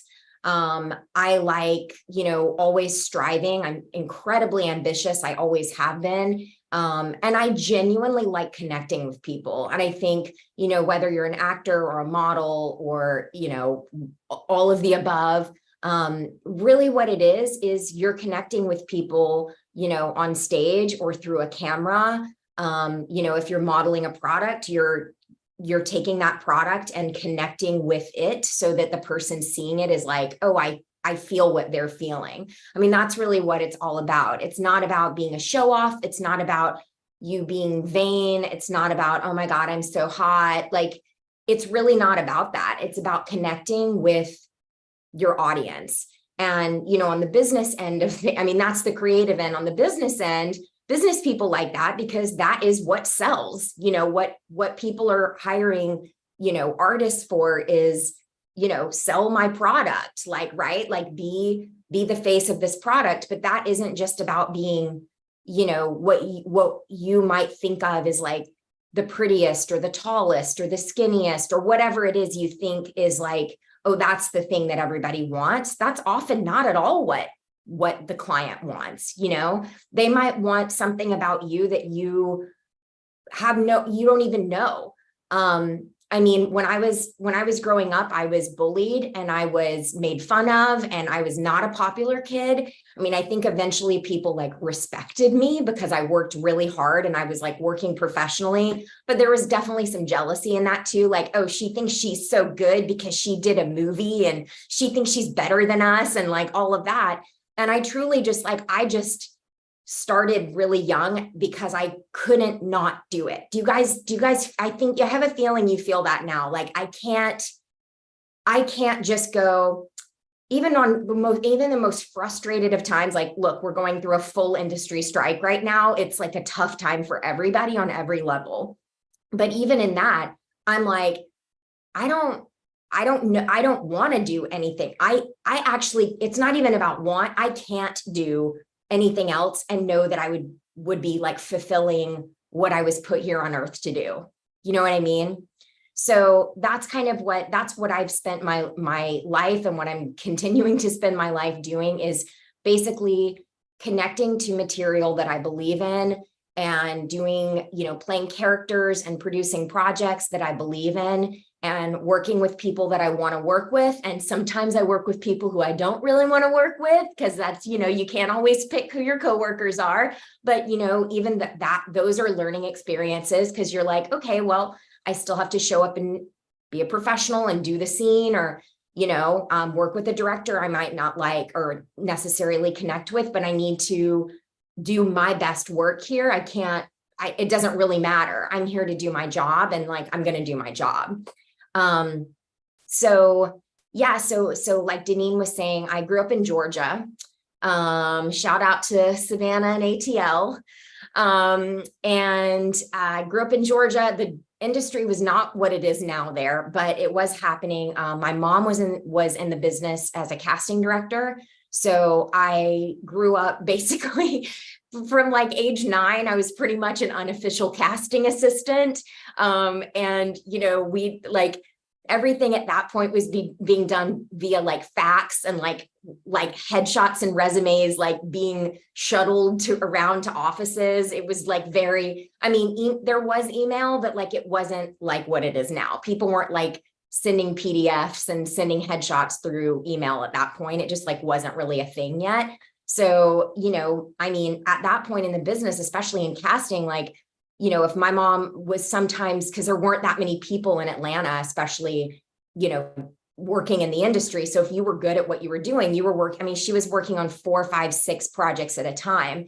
So like she would oversee, she'd have assistants on each one, but then like she'd literally be like, honey, wake up. We've got to pull headshots. Like we've got 6 a.m. You know, I need to have a girl that looks like she's in college, who's a runner on set at Emory University in 4 hours. We got to start making calls. You know, it literally would be like that. So it was, while it was a very unique way to grow up, also it really, you know, I was already acting then. And I think I understood very quickly, like how very challenging the job of the casting director is, and the job of the second AD, and the job of the director and producer and showrunner, and everybody is working. It's not like, I think a lot of actors come into the business and models come into the business thinking like, oh, I'm just like, just please, please, please pick me. And like, they're all so powerful and they have all of this, everything they need and everything they want. And like, I'm just this like little lowly, you know, and it's like, no, that's really isn't how it is. And we shouldn't look at it like that. Like the mindset should be that everybody's working really hard. Everybody's trying to fulfill their dreams and their goals. And when you're on a specific job, like you've got a lot of pressure on you to like be your absolute best. Like there's not a lot of room. In television, there's no room for error, just because it's like such a tight schedule and such a tight budget and everything. So I mean, I think it was just really valuable for me to grow up like pretty much living in a casting office through my whole childhood. And also my dad was a politician. So also like learning, I mean, talk about networking, guys. Like, I mean, unbelievable. My dad is unbelievable at like remembering people's names and like making eye contact, and just like, it's incredible, you know, the skills that I have and continue to learn from him. But he did recently tell me that I am a better negotiator than him. And I was like, that's literally the best compliment as like a lawyer, politician, boomer dad can give to you. I was like, yes, I did it. Because I was just like walking through like a contract with him, and he's like, wow, honey, like you're doing good. But I was like, again, that's a skill that like, I didn't know how to negotiate contracts like 20 years when I was starting out, because I was like, oh, my agents can do that. Oh, like, you know, somebody else can do that. But it's like, well, yes, they can and they should, but also you have to be responsible for your business. It's your business, it's your image, it's your work, it's your money. So like, you know, you also need to be very aware and informed about like everything that you're doing and everything that you're working on. So that's another kind of thing that I've learned along the way. As far as I was thinking, as I was listening to Mike, you know, I came in like on the end of his presentation, which was so awesome. Mike is so cool. But I was thinking about what he was saying about modeling. And while I don't necessarily like consider myself a model, I have done commercial modeling and that kind of thing. And I was thinking about when I was a teenager in Atlanta, and I was, you know, like 4'11" or 5 feet. I was short, and I was like kind of had chubby cheeks, and like I was by no means, you know, this is like Kate Moss time frame, right? I was by no means like model, like what we all thought of. My best friend was 6 feet tall, teeny tiny skinny, you know, wore the jeans and wore the thing and had the Rachel and like the whole thing. And, you know, that to me was like, oh, well, she's a model, you know. And I got picked to do this print ad for Coca-Cola. And I was just blown away because I was like, I'm not a model. Like, I was so nervous. I was like, God, are they going to tell me I don't look right? Or I'm going to get on set and they're going to make fun of me. I was so nervous about it. And it ended up like, it was a World Series ad for Coca-Cola. And they had like, there were like a dozen of us like in the stands, like cheering, with like holding Coca-Colas. And they ended up using me like front and center in the campaign because I think, what I was told by the director is like that I had really great energy and I looked authentically like, at that time I was maybe 14. He's like, yeah, you look like a kid who's really excited about, like, you're genuinely excited about being at the World Series and like your Coca-Cola tastes great. And like all of these things that, that's what they wanted. They didn't want just some like stereotype of what we all were taught was like, oh, this is what a model should quote unquote look like. They wanted the connection, like what I started when I came in here, like the connection to the material, the connection to the product, the connection to what the thing was, which was people watching the World Series and like, oh my God, we have seats at the World Series. This is so awesome. And so, and by the way, like, I'm not even really a sports fan. Like, I don't keep up with it. Like, I'm not, I mean, obviously I'm a Braves fan. I'm a Georgia girl and like LA Rams. I live down the street, but like, I'm not like hardcore sports person, but I just was an actor. And I was like, oh, well, this is what this character in this scene is, doing. So I hope that that's a little bit helpful to you all who, may not think that, like what Mike was saying, you may not think like, oh, well, I'm model material, whatever that means. But I think so much of being an artist professionally is having the bravery and the courage to tell all the voices that we've grown up with, the naysaying voices of like, you're not good enough. Like, how can you make a living doing that? You're not fill in the blank enough to do that. But, people are living their dreams all over the world and they always have. People are making their dreams come true and people are creating their art. And so, why not you? You know what I mean? Like, what is anybody doing playing small? Like, how are you helping the world by diminishing yourself or, making yourself smaller or making yourself less special than you are? Like, why? Who's benefiting off of that? Not your family, not your kids, not your spouse, boyfriend, girlfriend, coworkers. So yeah, exactly. Why not me? Amen. Love it. You guys have such great energy. So yeah, like I moved to New York. I went to NYU. I started actually at Ithaca College. I felt like for me, college was really important. It was, it was important to me because even though my mom was in the industry and I certainly got like an up close and personal view of what it was, even still, it wasn't a nepotism thing where I was like, I didn't just get given jobs, I mean, when my mom was casting something and I was right for something, I went through the whole process. I went through the whole audition and I'd have to take my headshot in and meet with the director. And we would often not say, I mean, we had the same last name, but like, we wouldn't necessarily point it out because my mom was like, I don't want any special treatment. I don't want them to think that, I want you to go in and like earn the role and work hard and do what all the other actors have to do. And so I almost felt like I had to work even harder because if they did know, then they would almost be like, oh, well, then she might have had a leg up or she might have already, rehearsed it with her mom or something like that. So I think that I have always felt like I had to prove myself a lot more than maybe, somebody else had to. So those of you, especially who are kind of like just getting going, I'm just saying like, even though I've been doing this a long time, I still really connect with that feeling of feeling like you really have to continue proving yourself. And even just, I mean, it's constant now because because of digital, I think, because everything is so digital now, and you're very rarely, unfortunately, connecting one-on-one in person with somebody before you get a job or in order to get a job. Everything is so via email. I mean, I'm constantly like, can we just get on the phone, or like, can we Zoom or something? Because I like connecting and seeing someone's face and being able to like work off of each other's energy, because, you know, it's just not as, it's not as fun when you're just like emailing back and forth, you know, to me anyway.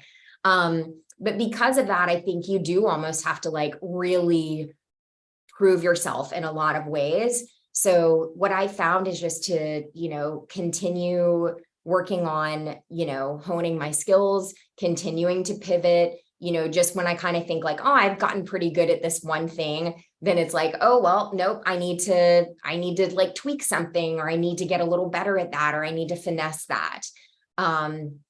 So yeah, so I mean, I worked on Broadway. I felt like going to college was important to me. I just felt, you know, for me, it's not right for everybody, but for me, I just felt like I wanted to have a degree, and I wanted to have that network of who I went to school with. And it proved to be very beneficial to me. I did 2 Broadway shows like back to back right out after getting, you know, out of school, and incredible experiences, very different experiences. Fiddler on the Roof and Les Mis, very different, except for that they're both really sad and really long. So that was a running joke. Everyone's like, oh my God, do you only do 3-hour musicals where you're wearing like 10 pounds of clothes and like dirt all over your face? And I'm like, why can't I do like a glamorous musical? Why can't I wear something where I'm wearing like, you know, fishnets and like, you know, a cute skirt and fabulous makeup? But I made up for it because I moved to LA, and I've played many roles since then that are, you know, once I moved out here, everyone's like, oh, you're a Broadway girl. So it's like people started casting me as like, you know, all of those kind of like stereotypical Broadway, you know, kind of characters. So, you know, it's worked out for me in that way. I also got into voiceover, which I'm doing a voiceover class with VIP right now. We're like a couple of classes in, and we're doing 12 classes in all. It's so fun. It's so great. People are at like different levels. A lot of people are totally just starting out in voiceover. And that's been really fun to, you know, to work on, because even when I'm teaching, I always really get something out of it. I'm learning things, because that's the collaboration, y'all. You know, I mean, this is, no matter what aspect of this business you're in, it is all about collaboration. You literally can't do it by yourself. I mean, even if, you know, I was thinking about this because I'm somehow I've become a TikToker now. If you had told me a year ago that I'd be a TikTok person, I'd be like, no, but I am. And TikTok is on and popping now. Again, it's a pivot, and it's a pivot, and it's a pivot. But I'm actually having fun with it. But even on that, I'm like, even though my managers have started getting involved now with brand partnerships and stuff, but even building it was pretty much just kind of me, myself, and I, like doing it on my own. Even then though, in like social media work, influencing, you're very dependent on your followers and on, you know, your engagement rate and who is actually watching and interacting and commenting. So, you know, a lot of my time is spent literally commenting back and interacting and like thinking through like what are people responding to? What do people like and don't like? And, you know, what do people care about? And so- Haviland, I have a question for you. Sorry to interrupt, but you do have a lot of fans. Can you talk a little bit about some of the work you've done in voiceover? Because I think that this is an interesting concept. How many of you guys have ever thought about doing voiceover work? And I know somebody in the comments said that you voice one of their child's favorite characters or one of their favorite shows. So what makes you an expert? And this is the time that you could obviously name drop a couple of the shows that you're in. Well, voiceover was, I feel like what makes me an expert in voiceover. I mean, I've been doing it a lot for about almost 15 years now. When I got started a little bit in New York, but my first big job was when I moved to LA. The agency I was working with started a voiceover department, and the voiceover agent who had just been hired was kind of like hearing me talk in the office, like when I'd be in there talking to agents. And he was just kind of pulled me aside and he's like, hey, I'm building up my roster. Do you have experience doing this? And I said, I don't have much experience, but you know, I'm a singer. I'm a trained singer. I've certainly been in vocal booths a lot singing. And he's like, why don't we just start having you audition and just see how it goes? And it's like, not really any pressure because, you know, so I started auditioning. I'm sure my early auditions are just completely the worst. Like every once in a while, one will pop up like in my Apple Music. And I'm like, oh God, like, it's just embarrassing how bad they are. But I ended up booking a Bratz pilot, you know, the Bratz dolls. They were doing a pilot to potentially do a show. So I booked one of the 4 Bratz dolls and the pilot didn't get picked up, but immediately after that, I got called back to come and do a new little show called Barbie Life in the Dream House that, you know, at the time was just going to be like, oh, it's just like a little YouTube series. Like, it's just this little thing. But I grew up playing with Barbies. I love Barbies. It was like I had like a Barbie world in my bedroom as a kid. It was a whole thing. So I'm like, yeah, would I love to play a Barbie doll? Of course. So I went in as, all I was told was that this girl was like she was a new doll and she was a new character named Raquel, and that she was like Barbie's nemesis, frenemy, spoiled, jealous, you know, and y'all, like, I was bullied as a kid. I know these girls, okay? And I was like, I'm just going to use this to drag all of my bullies. I'm going to drag them. And honestly, I have made a voiceover career of playing these little spoiled little queens who are, you know, also really hilarious because I just make fun of them. So Raquel kind of like was definitely a popular character, but has become since TikTok like kind of popped off like 2 or 3 years ago. It's like Raquel has her own whole fan base that's like ridiculous now. Like, I think, you know, as somebody mentioned, like their son, like their kid loved the show. I mean, yes, a lot of kids loved the show.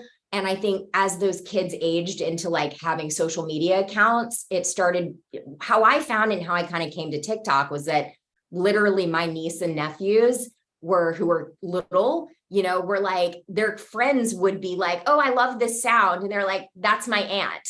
And they're like, no, it's not. And then they would call me and be like, can you say something as Raquel? And I'd be like, sure. And they would freak out. And I'm like, oh, and they're like, no, Haviland, like TikTok is exploding with like Raquel and with your characters from Ever After High or characters from Monster High and from these various video games you've done. And I'm like, oh, well, if everybody else is, you know, profiting creatively and financially off of my work, then perhaps I should too.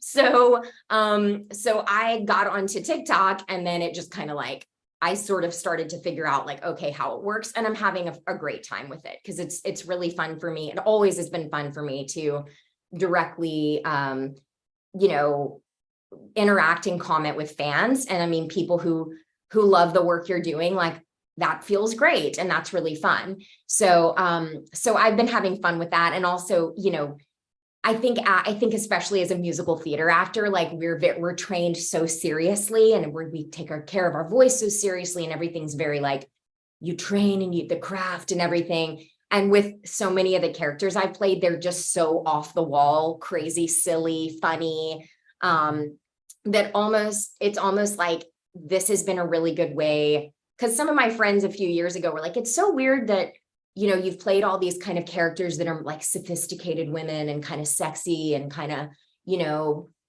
buttoned up and whatever. And like that people kind of don't know how like silly and bubbly and like natural. Can you give us an example of Raquel?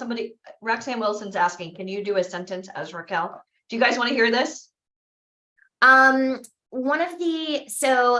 you may have heard on TikTok when she goes, I think my outfit is pretty gorge. That's me. And then they're like, do you mean gorge-tastic or gorgealistic? And I go, no, Barbie, I meant gorge. It's short for gorgeous. So that's me. Now, when you do these, Haviland, are you doing these from a studio or are you doing them from home? So I always audition from home. which again, over the years has been definitely, it's grown. Like when I first started out, I didn't have nice equipment. I didn't really even know what equipment to buy. All of this I'm going over, by the way, in the class with VIP, because That's it's better pretty cool. Like in our class, a working voiceover actor going through step by step by step by step, including what she uses for Totally. submittals. That is huge. Yeah. Because if not, Yeah, what are you going to because I think- Google or taking advice from someone who's not you? Not Well, you looking can. And I mean, because Yeah. I'm on different, like, you know, kind of private groups and stuff that are, you know, the voiceover world is very small, especially like at a certain level you get to, there's, you know, people who, I always say this, there's people who are very niche in audiobook. There are people who are niche in promo and trailers. There's people who are niche in animation, you know, so, but it's still kind of a small world, and it's helpful for me to, you know, talk to those colleagues, but everyone's always saying stuff like, you know, if they're coaching or if they have a young, you know, a young actor getting in, or I don't mean young in age, I mean like a new person to the business. And they'll go like, oh, and they're asking these questions like, well, I read on this website that I can just do this and this. And they're like, oh my God, like everybody has the like shake their head, like posts where they're like, can you guys believe this? But I just, you know, I don't want to, I'm pulling off like the gatekeeping about it, right? Because I think it's more, well, because I mean, I'm a union girl. So I feel like the more that we kind of think as a collective and be like, let's share information and like what works for people, what doesn't work for people. You know, I talked about in the last voiceover class, like a lot of times, like, because on camera, I've worked with some like bigger named actors and bigger name stars. And every once in a while, I've had a handful of them, you know, reach out to me to be like, hey, you know, these people are with CAA, they're with these huge agencies, and they're, you know, series regulars on Ryan Murphy shows and things like that. And they're like, hey, I have a voiceover audition. I don't do voiceover. I don't have a vocal booth. I don't know what I'm doing. Can you help me? Because, you know, they know who I am. They're like, I'm not trying to be egotistical. And I'm like, no, they know who you are. Like, you can own yourself. You can own your success. But yeah, I mean, the pressure is on in a different way because people do know who they are, and they're expecting, a casting director is going to expect an A+ audition, whether they're right for the role or not, who knows, whether they get chosen, who knows, but they're expecting that their audition is going to be top notch, you know, and they're like, I don't know what to do. So, you know, that's kind of my thing is like, listen, I mean, I can only teach you so much in terms of like your physical voice, because ultimately that's going to be practice, and that's going to be training, and that's going to be time put in and an investment on yourself and your craft and your work.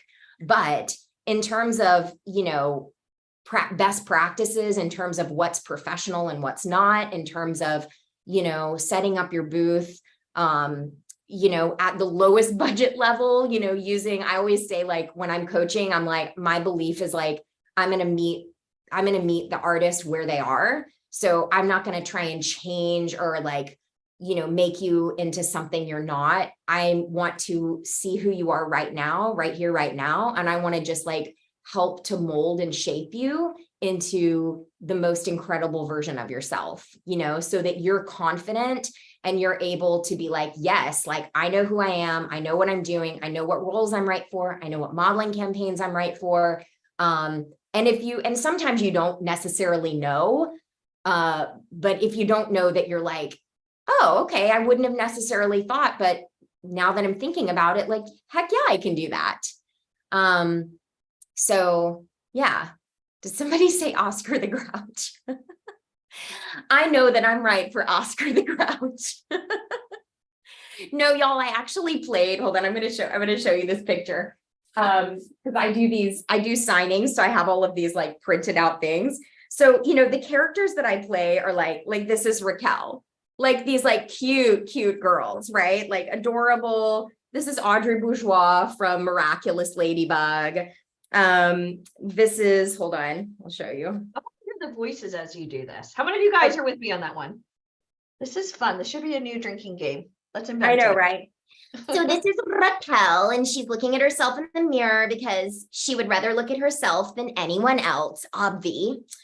She's very, very into herself. Here she is on the beach having a great day, being gorgeous.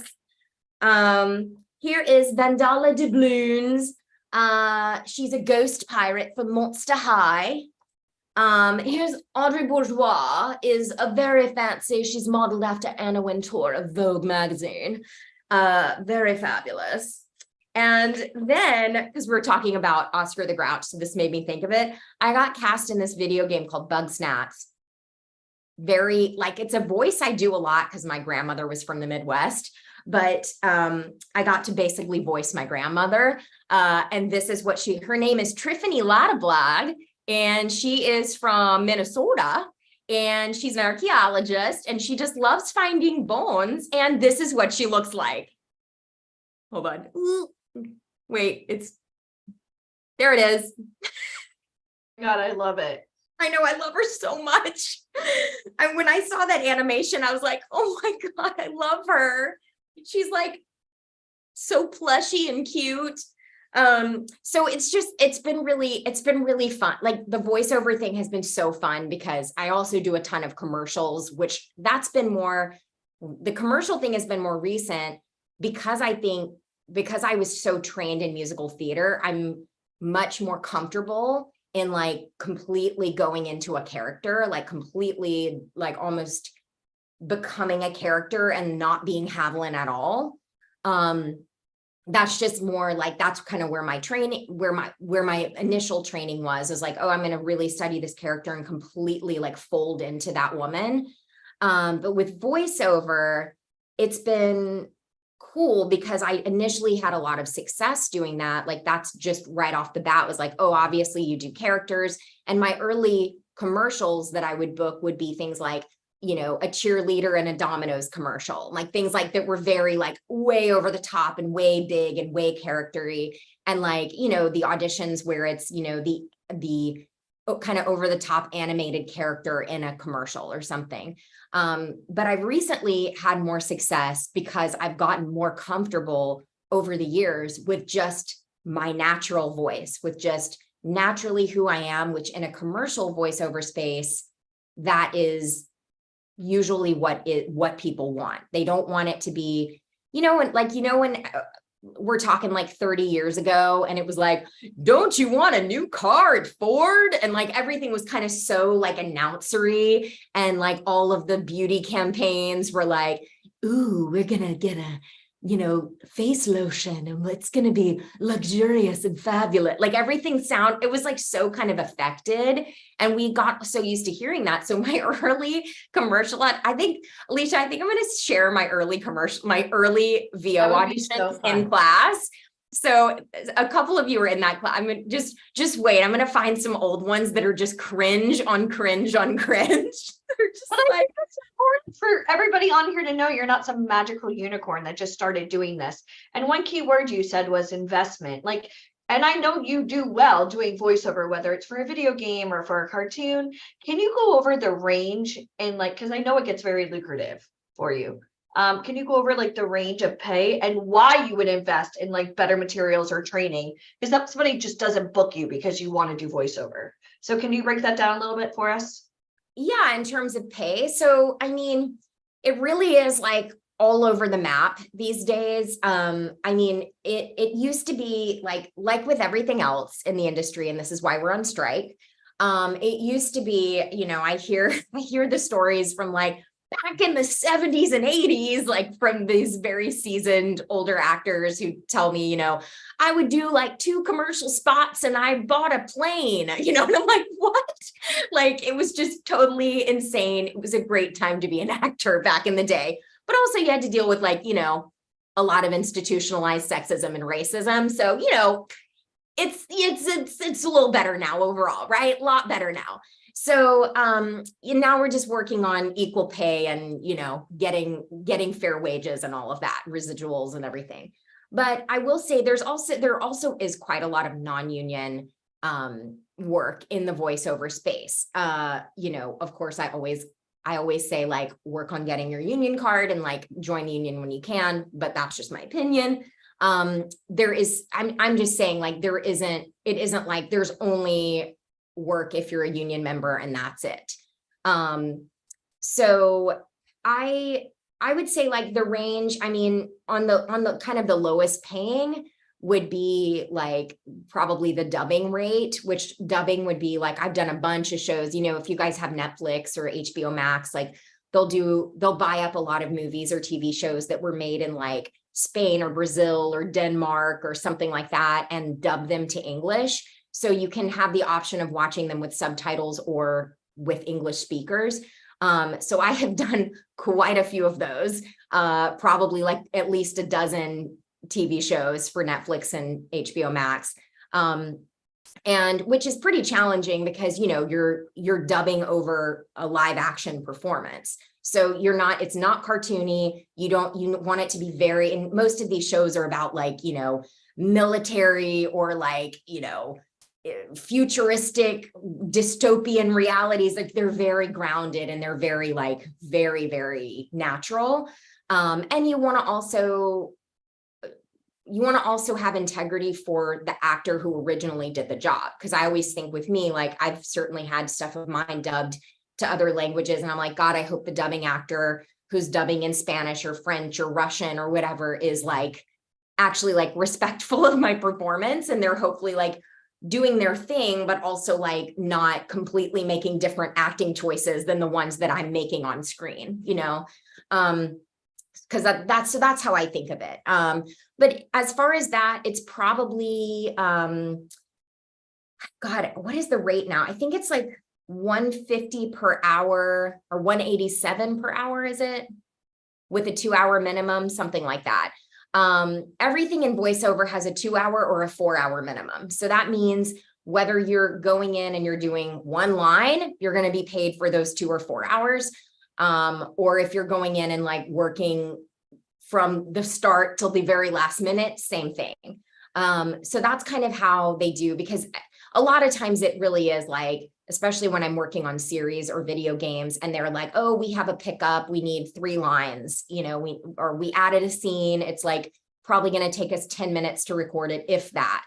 But the union basically says that, and non-union rules are usually this too, like if you're asking somebody to like basically book their whole day around this, like you can't like kick them $10 to do it. Like you've got to pay them for like the time, which is fair. So somebody asked, what about AI? Can you be more specific? I have lots of opinions about AI, but I can go on and on about AI. But then they're not all bad, but I don't think AI is like a blank. I don't think it's like, it's a this or that. I think it's complex. So I actually play an AI on the show Miraculous, the one that I play Audrey, the one who talks like this, is a style diva. Ada is a character that was in a couple of episodes and they asked me to come in and play her as well. Because I weirdly, y'all, I do a lot of AI characters. Like, I don't know. I guess I'm just really good at talking like this. Just turn right at the next light. I just go right into AI. It's very natural for me. So this is why we don't need AI voices. You can record my voice, pay me to do the job, and then throw a filter over it that sounds a little computerized, and it's fine. Yes, I have a dumb question for you, Haviland. So when you get compensated, let's say you do 2 hours for a series, do you make any residuals from that on streaming, or how does that work? Again, it's kind of Wild I guess West. that's what part of the strike is about. All of that is really like really changing. On typically speaking, because a lot of shows have gotten away with being like a dubbing, like as though you're just dubbing something from another language, even though like it's an original show and it's all happening at the same time, but you're kind of on the dubbing rate, which you do not get residuals for. Really, the only thing you get residuals for at this point is on a network television show. So by that, I mean NBC, CBS, NBC, Fox. If it was something like Simpsons, Bob's Burgers, a show like that, yes, you would get residuals on. There's a fight going on right now that we may be striking, video games might be striking, which is really sucks because that's like a lot of the work I've been doing. Storm, video games. Great, Oh my God. great. But you know, there's been a lot of shenanigans in video games, and it's complicated because, you know, 20 years ago, people were like going to the store and buying, you know, a physical copy of a game. Most people are not doing that anymore. They're streaming it and whatever. So they kind of did a bump. Like to, I think they added like $150 or something to each session to basically account for residuals. But like, if you think about it, it's, you know, these massive games, like I'm talking like, you know, huge, like Halo and like these huge games that, you know, somebody may have maybe playing a huge character and maybe they did 2 sessions. A typical video game session is, I think the rate is like $1,082 or something. So then you pay your agents and manager out of that. And then after taxes, et cetera, you know, may end up being $600. It may be being $800 if you are incorporated, depending. All of these things I've just had to learn over time. Even growing up in the business, like all of these things monetarily are things I wish I had learned in school. Like I wish that they had taught us accounting, taxes, you know, how to budget as an artist, because even, you know, I feel like one of my biggest accomplishments I feel like I've done as an actor and as a working artist in the industry is that I've managed to live my entire life as an actor, producer, you know, creative. And I do not get paid every day for working. I'm not paid every single day. I don't get a paycheck every week. So, you know, some months are really awesome and some months are really not awesome. So, but I know that, and I know that's the reality of the industry. That's how it is for literally everybody at every level. And so you kind of learn over time, like, okay, you know, if I make $10,000 on a job, I'm not going to go spend 9,000 of it because I'm like, whoop, let's party, because I don't know when the next 10,000 job is going to be. It doesn't mean like I'm making that amount. And that's what I'm going to make next week too. Like, I hope it is. And it is absolutely possible to make crazy, stupid amounts of money in this industry. It's very, very possible. And it's very probable in a lot of cases, but, what it requires is a lot of focus and an incredible belief in yourself, an incredible ability to be your biggest cheerleader and to surround yourself with people who are cheering you on and who are saying, yes, I think you're the shit. I think you're awesome. I think you are doing it. I respect you. I am on your side. I'm on your team. And the people who are not acting like that, like mute them, block their numbers, hide their profiles. Before we go over mindset, before we start talking to people, if you guys agree, type amen. Because I think mindset is such a big thing. When we talk to like thousands of people who want to get into show business. And the number one thing is my friends and family don't think I could do this. Who cares? That means nothing. If you're over the age of 18 and you can fight for your country, you better be able to fight for your dreams. Like, come on. Yeah. Yeah. And, you know, and I think too, like what I say too, is that my family was very supportive of me. They knew I could do it. They believed in my success. They invested with me, financially and, you know, intellectually and energetically. They believed in what I was doing. And, you know, because of that, I think in large part because of that, I've been successful. So I tell parents that all the time who are like, oh God, my kid wants to be an actor. Oh God, you know, and I'm like, you know what my parents said when I was that age? They were like, hell yeah, you are. Hell yeah, you're going to do that. Like, you're awesome. And, you know, but you can't just kind of hang out and sit back and hope somebody's just going to like discover you one day. Like, that is a myth. You know, what is not a myth is smart, targeted, hard work and honing your craft and believing in yourself and doing the work regardless of whether you're being paid for it or not. You know, I work every day. I don't get paid for my work every day. So you know, if I'm in the booth that's in the room just behind me, if I'm in my booth, I might be in my booth doing auditions and doing work for 4 or 5 hours that I may book or I may not, you know, I mean, you know, if I book a commercial and they keep running it and running it and running it, I could make $25,000, $30,000 from that commercial, or I could just not book it at all. Or I could send in an awesome audition that the casting director is like, oh man, like Haviland didn't book this one, but God, she's great.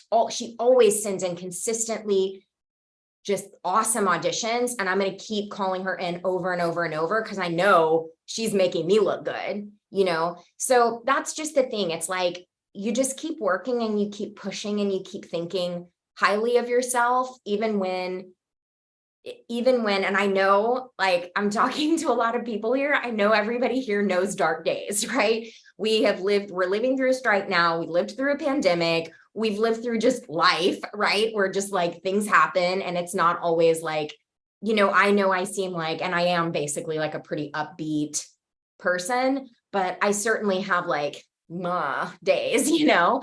And I have days where I'm like, you suck, you're awful, what are you doing with your life? But like, I just really quickly try and be like, okay, it's normal, you're a human to have these feelings, but ultimately like, it's me, you know, it's me, it's you, boo, you know what I mean? I gotta pick it up. Like, I'm the CEO of my business, you know? I gotta pick it up and I gotta put myself out there. And, you know, as an actor, as a model, I mean, especially as an actor, if you're having those feelings, you can use those feelings. You can use those things in your work to propel you forward. I mean, if you think about musicians who write these like really intense songs that make us all cry, you know, like you're not going to listen to an Adele song and be like, wow, every day for Adele is an upbeat day for her. Like, you know, like she's really sad a lot, but she writes amazing music, you know? So, I mean, I think that these are human emotions. And like I started an hour ago by saying, you know, it's really all about connecting to people. That's the work as an artist. It's telling your story and living in your truth and channeling characters and channeling, you know, channeling characters, channeling stories through this vessel that is yourself and is your Which you living can't do story. on AI, guys. No, AI It'll doesn't. never be replaced. One of my writers says AI Chat GPT doesn't have childhood trauma. That's true. That's I'm like, it's so 100% true. true. Also, you know, I mean, listen, to very briefly say, AI can be really good. The movie that I'm executive producing with my spouse, we're in post-production right now. And it is about a digital artist. It's about a woman who's you know, basically has her work appropriated, but she's an NFT artist. And so the whole film is like using loads of AI because it's using it, you know, but the artists this is not a studio film. You know, I'm one of the producers on it. This is an independent film. And we made very sure that everything was very by and for the artists. Everything is but there are a lot of tools used that I think look incredible and didn't require hiring a studio, you know, to spend ridiculous money on unnecessary things that take the control away from the artist. So I think there are a lot of ways that AI can be used in an artistic, creative way. And there just are, I mean, there always have been, and every editing software created in the past 30 years has AI built into it. That's just the way it is. But, you know, I think as an either or kind of thing, I don't believe in that. I mean, I think ultimately we're humans and we need human connection and human emotion. And this software like ChatGPT, for instance, it learns based on an older model. So any new language that we're creating right now isn't going to be immediately created by AI right now. It's going to be old language, which what's existing in old language is often old tropes, sometimes misogynistic tropes, racist tropes, et cetera, et cetera. So it's really important that human beings are doing the work now, are doing the writing, or doing the acting, or doing the modeling. And so like, you're in the right place. You know, all of you, no matter where you are, you're in the right place. Everybody in here is really pumped and enthusiastic and wanting to live their artistic dreams. And so, you know, every single person in here is a colleague, is a contact for you now. You know, I can't tell you how many times I've gotten a job from somebody I was in an acting class with, you know, literally like who goes, you know, I mean, I feel like every time I'm in here, you guys are good luck for me, because literally yesterday, somebody who's doing this like massive Halloween party was like, hey, I got your number from so-and-so. That's just an actor that I've worked with before, not a famous actor, just a regular working actor. And they're like, oh, she recommended you for this, blah, blah, blah. And it's a really great paying job. And it's, you know, a thing that's totally right for me. And I was like, amazing. And I sent them all the things, and I immediately, you know, sent a message to my friend who recommended me and said, thank you so much. Like, and, you know, she got back and she's like, honestly, like, you've put me up for jobs before. Like, this is we're all helping each other out here. So I just encourage all of you to like look around and get to know each other. And like, as you work with VIP, it's such a good resource of just having a community, an artistic community, to help you get better at what you're doing continuously, because that never ends. You're always getting better and better. And to also help you, you know, get more experience. So anyway, I hope that helps. That helped tremendously. Thank you so much. And I love what you said, Haviland, that a lot of times it's like, I know you told us a story about someone you went to school with, but got you a huge job when we were in Beverly Hills, and now someone else that you know. And this is what I want you guys to think about. A rising tide raises all ships. So look to the left and look to the right. As one of you rises, we all rise together. And that's what Haviland is talking about. Haviland, thank you so much for everything you said. Was amazing. And I would love to talk to you more one-on-one about AI, because I have a love-hate relationship with Claude and ChatGPT. They're my frenemies. So I feel like they're like my Barbie to me, being Raquel to them. So you guys would love to have Haviland as one of your mentors. Guys, do not give your personal cell phone number in the chat. it's okay. It's going to be deleted. So there we go. Yeah, don't do that. Don't do that. All right, scale 1 to 10. Go ahead. Let's rate you, right? Let's scale 1 to 10. How much did this benefit? I mean, think about it. We're here on a Saturday morning. Some of you, oh, my kids love, you know, voiceover as we're watching Disney Channel right now in my living room. But if you're serious about getting into this industry, there are so many different ways to do this. Don't just come in with the blinders. I only want to model. I only want to act. Voiceover work. I mean, Haviland, you do it all. You produce, you act, you sing, you do Broadway. I mean, you do it all. So I love this, because there's a million and one ways to get into this industry, and valuable. And that there's no other company in the world that does what we do, guys. This is it. Learn from real people in the industry. Yeah, I agree. So yeah, you guys, I hope I'll see all of you online. I'm on all the socials. A lot of you are already following me, and like, honestly, I always know, because I see all of your faces and I see your names. And when I see comments from VIP people, like, I'm always like, I love VIP people. It's just like such a specific type of enthusiasm and support. And it's really awesome. So I really encourage all of you to, like, you know, like, if this is all cool to you, like, make this a community you're part of, you know? But also I will see some of you in voiceover class. And I also do, like, we do lots of things here. We do lots of things, me and VIP. We have lots of news to share, don't we, Alicia?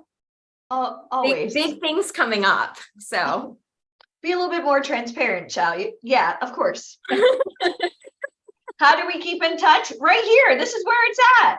Haviland's part of VIP Ignite, guys. So how many of you think it might be a little bit beneficial to add somebody like a Haviland Stillwell? Oh, who's one of your coaches? Oh, well, you might have heard her voice in Barbie.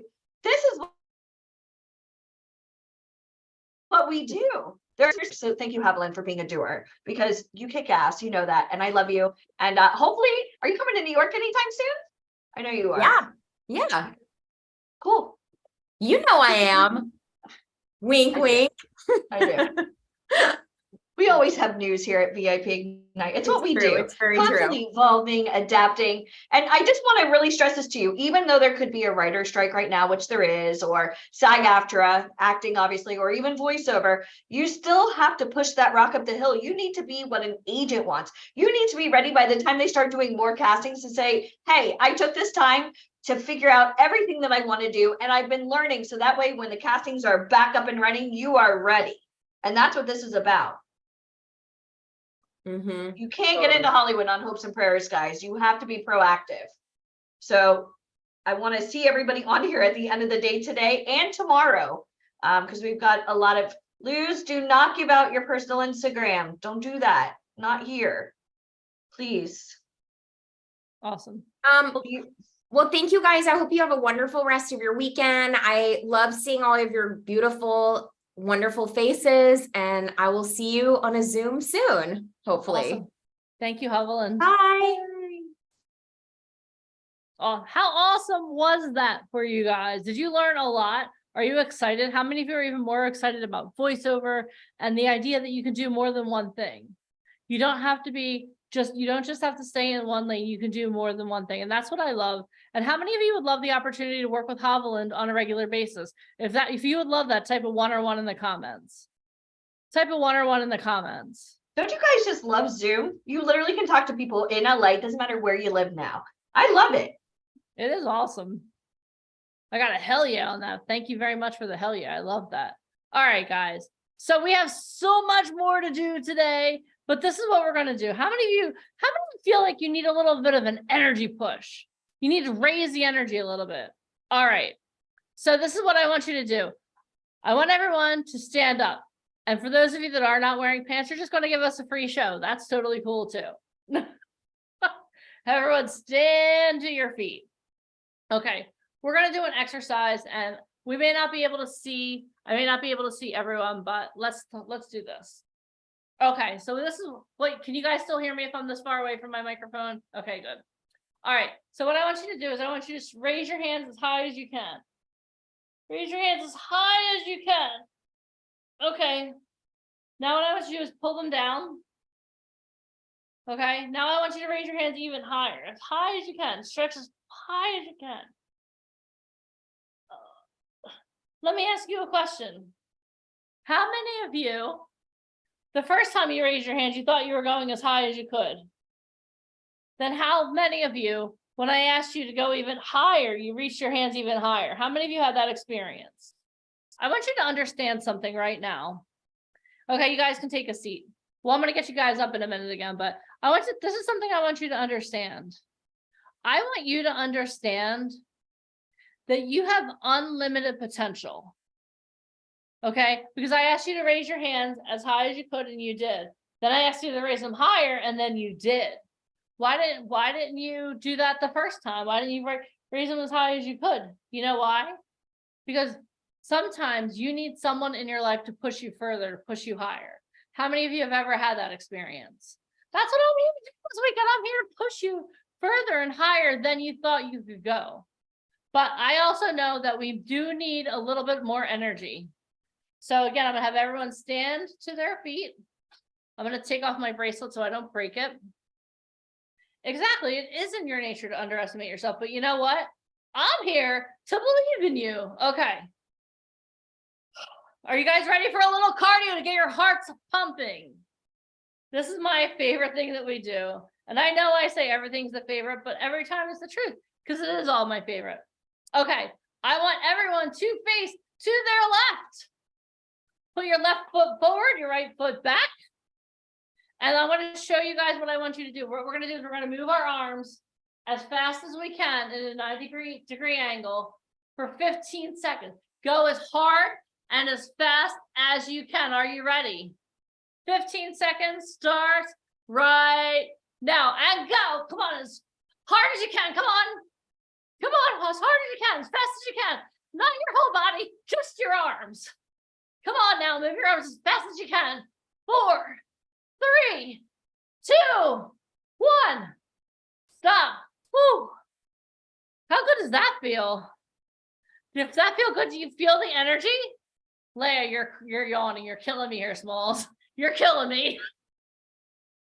Okay, well, you know what, since Leia yawned and ruined it for everyone face to their right. I'm just kidding. We have to do things on both sides. I'm very even. All right, put your right foot forward, left foot back. We're gonna do it again. Ready?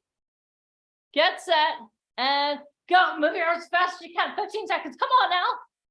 I've been standing almost this whole time. Don't you guys let me beat you. Come on, fast as you can. Come on, faster. Come on now. 3, 2, 1. Whew. Okay. Ay, ay, ay. I know that doesn't beat 10 miles, but sure felt like 10 miles. Woo-wee. Okay, let's all adjust ourselves. Take a seat. Want everyone to grab some water too. Sit down, grab some water.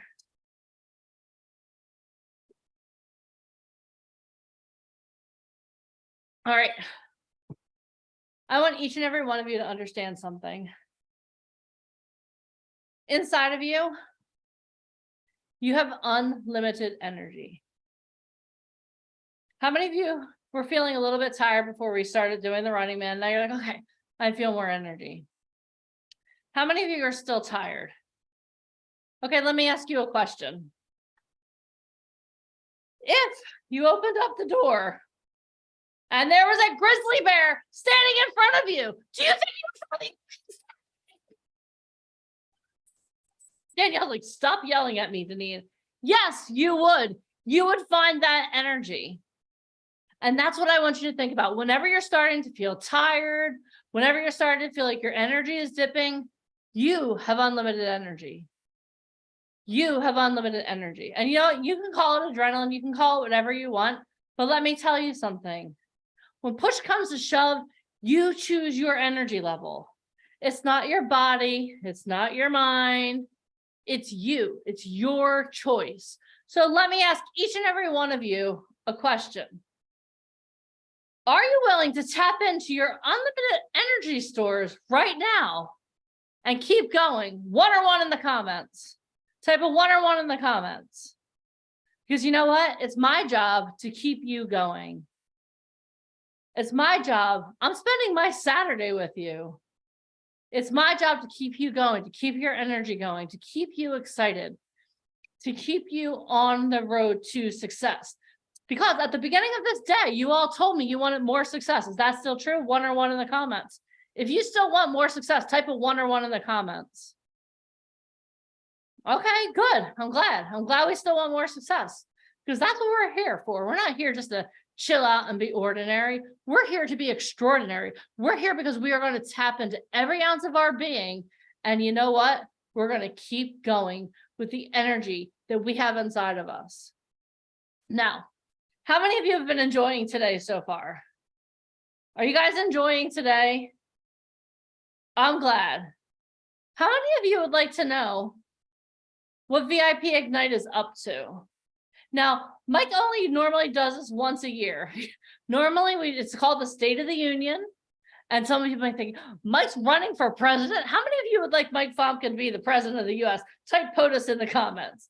He's going to start blushing and say, Deneen, no, I don't want to be president. But how many of you? I know he can. I know he can too. I know he can. But here's my question for you. How many of you want to know what's going on? How many of you want to know what we're up to? We've been alluding to things, winking, doing things like that. What we're going to do now is we're going to do our annual State of the Union. And Mike was going to do this tomorrow, but he was like, you know what, Deneen? These guys have been so interactive. They have been answering questions. They have kept their energy up. They have been amazing. So you know what I want to do? I want to share today what I was going to share tomorrow. So if you're part of our inner circle, you guys probably know most of what Mike's going to talk about, okay?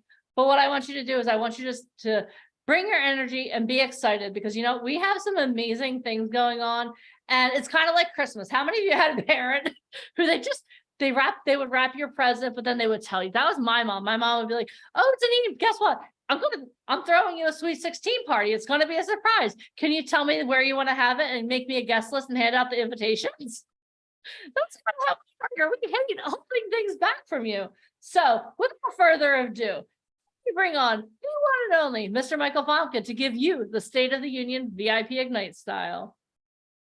What's going on? Can you hear me? Yes. Awesome. All right, let me share my screen. All right. So everybody can see my screen. So I'm just going to go on some of the things, go over some of the things we have working on, some of the projects we have for next year. Like Denise said, I usually like to do this like once a year, and I think it's really just great as a community for our talent, and even for people who may be brand new and this is the first interaction they're having with us, just to kind of see where we're headed, right? Some of the ideas, how we're always trying to improve ourselves and so forth. I'm going to go over as much as I can. There are a few projects, unfortunately, that I can't release yet to the public, obviously for competition reasons, for NDAs and so forth. So there are a few really big announcements. Haviland and Alicia, I saw we're teasing you guys a little bit, but there's something really big that's working in the pipeline there. As soon as all the contracts and everything's negotiated, you guys are going to hear about that. And that's going to be really big. But I'm going to go over everything that I possibly can. I am saving a few surprises for tomorrow, but I think this one's going to be pretty chock full of a lot of really interesting things. So I'm going to go over it. I'm going to go over it in detail. So just try to keep up, but I'm going to try and be as clear as possible, not only on what we're doing, but why we're doing it, where the idea came from, and what the purpose is and the value as far as our community for what we're working on. So who wants to know what is happening at VIP Ignite? Type a 1 and a 1 in the comment if you want to know what we got. This is going to be super exciting. So one of the first things, which a lot of you guys are familiar with, is some big announcement that we're going to be making.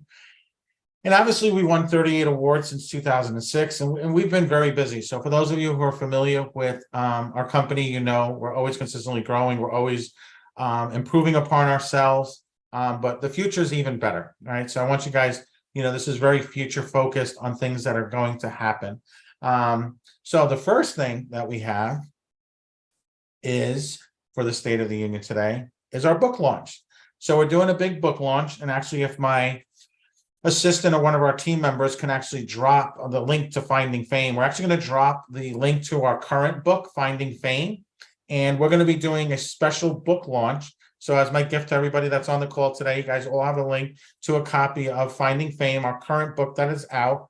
We're going to be releasing the updated version for 2023, and we're going to be doing a very special secret book launch in New York City in Times Square this November. So this is going to be really exciting. There's going to be some photo ops and some really cool opportunities to meet a lot of really cool people. So I'm super excited about that. So the book has been something we've been working on now for probably close to 10 years. For those of you not familiar with the original copy, we sat down one day and we said, we want to find out, what is fame about? What is it about, Finding Fame? And we said, well, obviously our whole company, one of our values at that time was we work with very successful people, right? We know our original concept for the company was to be able to have aspiring and experienced talent, people who reached a certain level of degree of success in their career, and they just got stuck. Right? Everybody from an entrepreneur to a CEO, there's just points in your life that you get stuck. And what you normally do is you turn to a mentor, you turn to somebody who's been there, done it, and they unlock what the next step should be. They help guide you to the next step. So the original concept of the company was all based around that. It was being able to give the opportunity for people in the entertainment, the arts and entertainment field to be able to meet with people who could snap their fingers and change their life in 30 seconds or less. So we sat down and we created a book. And it took a long time to do this, but we sat down with 35 of the most powerful people we had, and we had them share their stories. And what we found is a lot of similarity. We found a lot of patterns there, not only in their stories, but in our story, and also in the stories of our talent, right? The obstacles, the overcoming, the passion. A lot of you guys were able to relate to Haviland. You heard her story. You saw where she came from. You saw what she did. So it was a really great book, and we're really proud to announce we have our updated version. It's current, brand new interviews, some most amazing people. So this is going to be launching in New York City during our next New York City event. So everybody should have the link in the comments to the original copy. So I want you guys to enjoy that. And then you guys are going to get to see where the book was, and then you'll get to see where the book is now. So super exciting opportunity. Definitely almost 2 decades in the making. So it'll be available worldwide. You'll be able to purchase the book. Our original book was digital version. Our new book will be available in Barnes and Nobles. It'll be available on Amazon. It'll be available all over. It'll be available in libraries throughout the country, bookstores and so forth. So our partner and publisher is Mark Victor Hansen. He is the author who wrote Chicken Soup for the Soul, which sold over 500 million copies. He's considered one of the greatest authors, one of the most successful authors of all time. So he's really absolutely awesome. Actually, if my assistant can actually drop the link to Mark Victor Hansen's books, not only am I going to give you a copy of the original edition of Finding Fame, but you guys will also have 2 of Mark Victor Hansen's best-selling books. Those are the full copies of the books. Those are our free gifts for you guys coming out here and investing your time with us. So we always love to over-deliver. So that's going to be what's going on in New York with our book, first of all.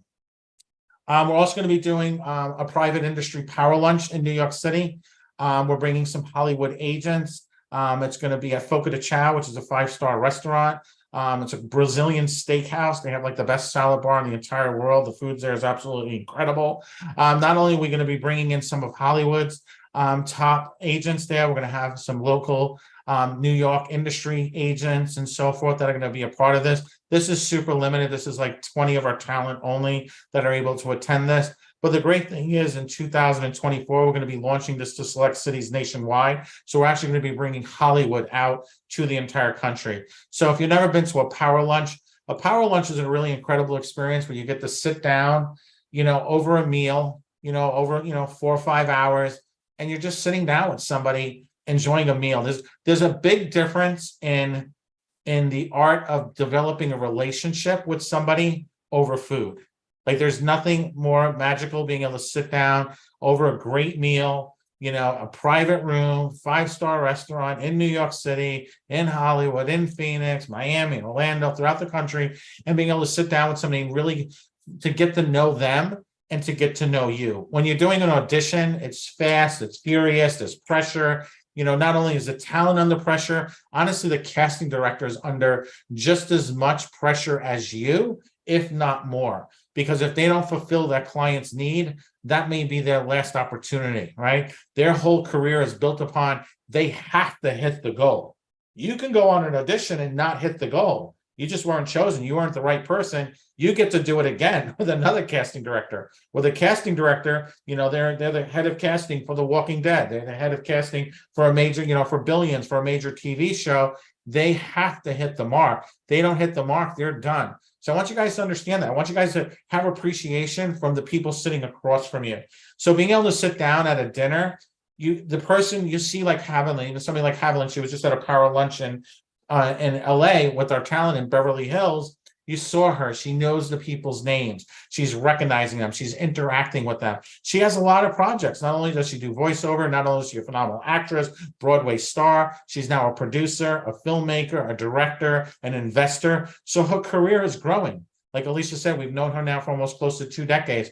That young girl that walked into that studio in CBS 18 years ago, she wouldn't recognize herself, but the foundations of who she was going to become was there. So these power lunches are going to be such a great opportunity for our talent. There's going to be some other announcements revolving around this for some of our other programs for our talent, our production assistants to really be involved in these lunches at a very high level. So I'm really excited about that.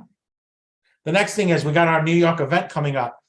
The first week of November. So I just wanted to kind of go over a little bit of the itinerary because I think a lot of times for people when they come to these events, they don't realize what really goes on in these events. First of all, we have to arrange, we're having a celebrity photo shoot for our talent. So the talent that we represent for Truth Management, we give them the opportunity to come to New York City, to come to various cities and work with very high level photographers, high level makeup artists, and really put together their portfolio. In addition to that, for our inner circle, we have set up a private industry dinner that's going to be taking place on Thursday evening. So our events are Friday, Saturday, and Sunday, but our inner circle, they'll be coming in a day early. We'll have the power lunch in the afternoon. And then from there, we're doing something really special for our inner circle that evening. We're going to have the most incredible dinner at this gorgeous Italian restaurant. I'm bringing somebody in to have dinner with them who's worked with some of the biggest celebrities, trained, developed, has been on set around the world with some of the biggest names in the industry. So that's something that's all being planned out and is all set in stone. So I'm really excited about that. We also, during the course of the weekend, we're going to be having celebrity master classes. So we're bringing in two incredible actors and acting coaches. They've starred and worked with some of the biggest names in the industry, people like Martin Scorsese, Al Pacino, Denzel Washington. These are current working actors. And, you know, I like acting, like I like coaching like a lot, but I'm going to be honest with you, I don't like acting coaches. There's like only like 2 acting coaches in the entire world that I've ever endorsed. Like my brand and our company's brand, we are so protective of it.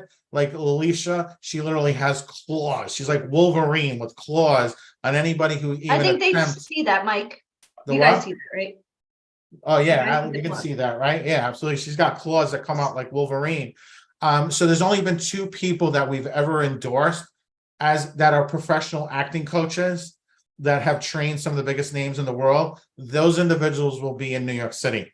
It's going to be incredible. We also have production meetings going on. We have what's called our certified production assistant program. That's something you guys will learn about later. So we're going to be doing some production meetings while in New York City with our staff. Then in addition to that, we have a special production dinner that's going to be taking place on Friday evening. So during Saturday, we have Thursday, we have the industry lunch, the power lunch. Then that night we have a special inner circle dinner. Then Friday throughout the day, we have this huge photo shoot going on, celebrity photographers, makeup artists. We have the former art director of Vogue who's doing styling and is the art director and production manager for it. We're going to have our production assistants there actually working, getting credits, being able to work on set with these incredible people. So Friday, there's a lot of moving parts, right? Thursday and Friday, there's a lot of moving parts. These will have to be planned out months in advance. So then in addition, so at Friday evening, after everything's done, now it's a long day. You've been on set all day for our production crew. We're going to be taking them to the coolest place ever in New York City. It's this little place. It's in the East Village. I'm not going to tell you where, but it's like literally the coolest block in New York City. And it's right in the middle of the block. And it's like this little secret stairwell that you go downstairs. It's in the basement. Okay, if you've never been to New York, don't get scared. The coolest places in New York, you have to know where to go. But this place is incredible. It's very historic. It's been a part of New York City culture, a part of the TV and film industry for decades. So we're going to be doing a private production dinner with our production assistants there in New York City. We also, like I said, we're going to have our Inner Circle Power Dinner, which I just spoke about. And then also on Saturday night, so Saturday, we also have our photo shoot going on. We also going to have our master classes going on. But then later that evening, we're going to have a private VIP after party. And we're going to be doing something really special. We're actually going to have one of the founding members of Public Enemy, who's actually going to be there DJing. So he's like a famous DJ. He's one of the founding members of Public Enemy. He's in the Rock and Roll Hall of Fame. He's in the African American Hall of Fame. He's going to be DJing live at our party. We got a big space for this. We got our space is like a multi-million-dollar studio right in the heart of Soho. So if you're not familiar with Soho, Soho is just like the most romantic part of New York. It's just like all these large studios. Almost every major celebrity lives in that area, from Jay-Z to Justin Timberlake to Madonna. So we literally are right in the heart of all of that. We're gonna have a private party there. Actually, one of our Inner Circle members who's catered parties for people such as Oprah, Hugh Jackman, is actually going to be catering the party. So we are super excited about that. We have liquor sponsors. This is going to be like the biggest, coolest event ever, but it's by invitation only. We're also going to be talking a little bit about our Broadway production that we're working on. So there's going to be a big announcement about that. Myself and Alicia are going to be kind of putting everything together. Obviously, for those of you guys who read Finding Fame or familiar with the company, myself and Alicia have invested in numerous Broadway shows that have won multiple awards, including 6 Tonys. 2013, we won the Tony for Best Play. Then on Sunday, so now we have this party, we have these photo shoots, we have all this excitement going on, celebrities and models, people flying in from all over. we're going to be doing a big agency meet and greet on Sunday. So our talent that we represent and that we work with, they're going to get to sit down with some of the most powerful agents in the New York City market. So super exciting about that. There's going to be live auditions. We're going to have a private fashion show. We have one of the top models who's walked at Fashion Week in cooperation with Mr. Ryan Colby himself, former art director whose plays you guys need to hear from him shortly. We're going to actually have a private fashion show at the venue. So not only are our talent going to get to meet with some of the most powerful agents, they're also going to have live auditions going on. They're going to have a private fashion show.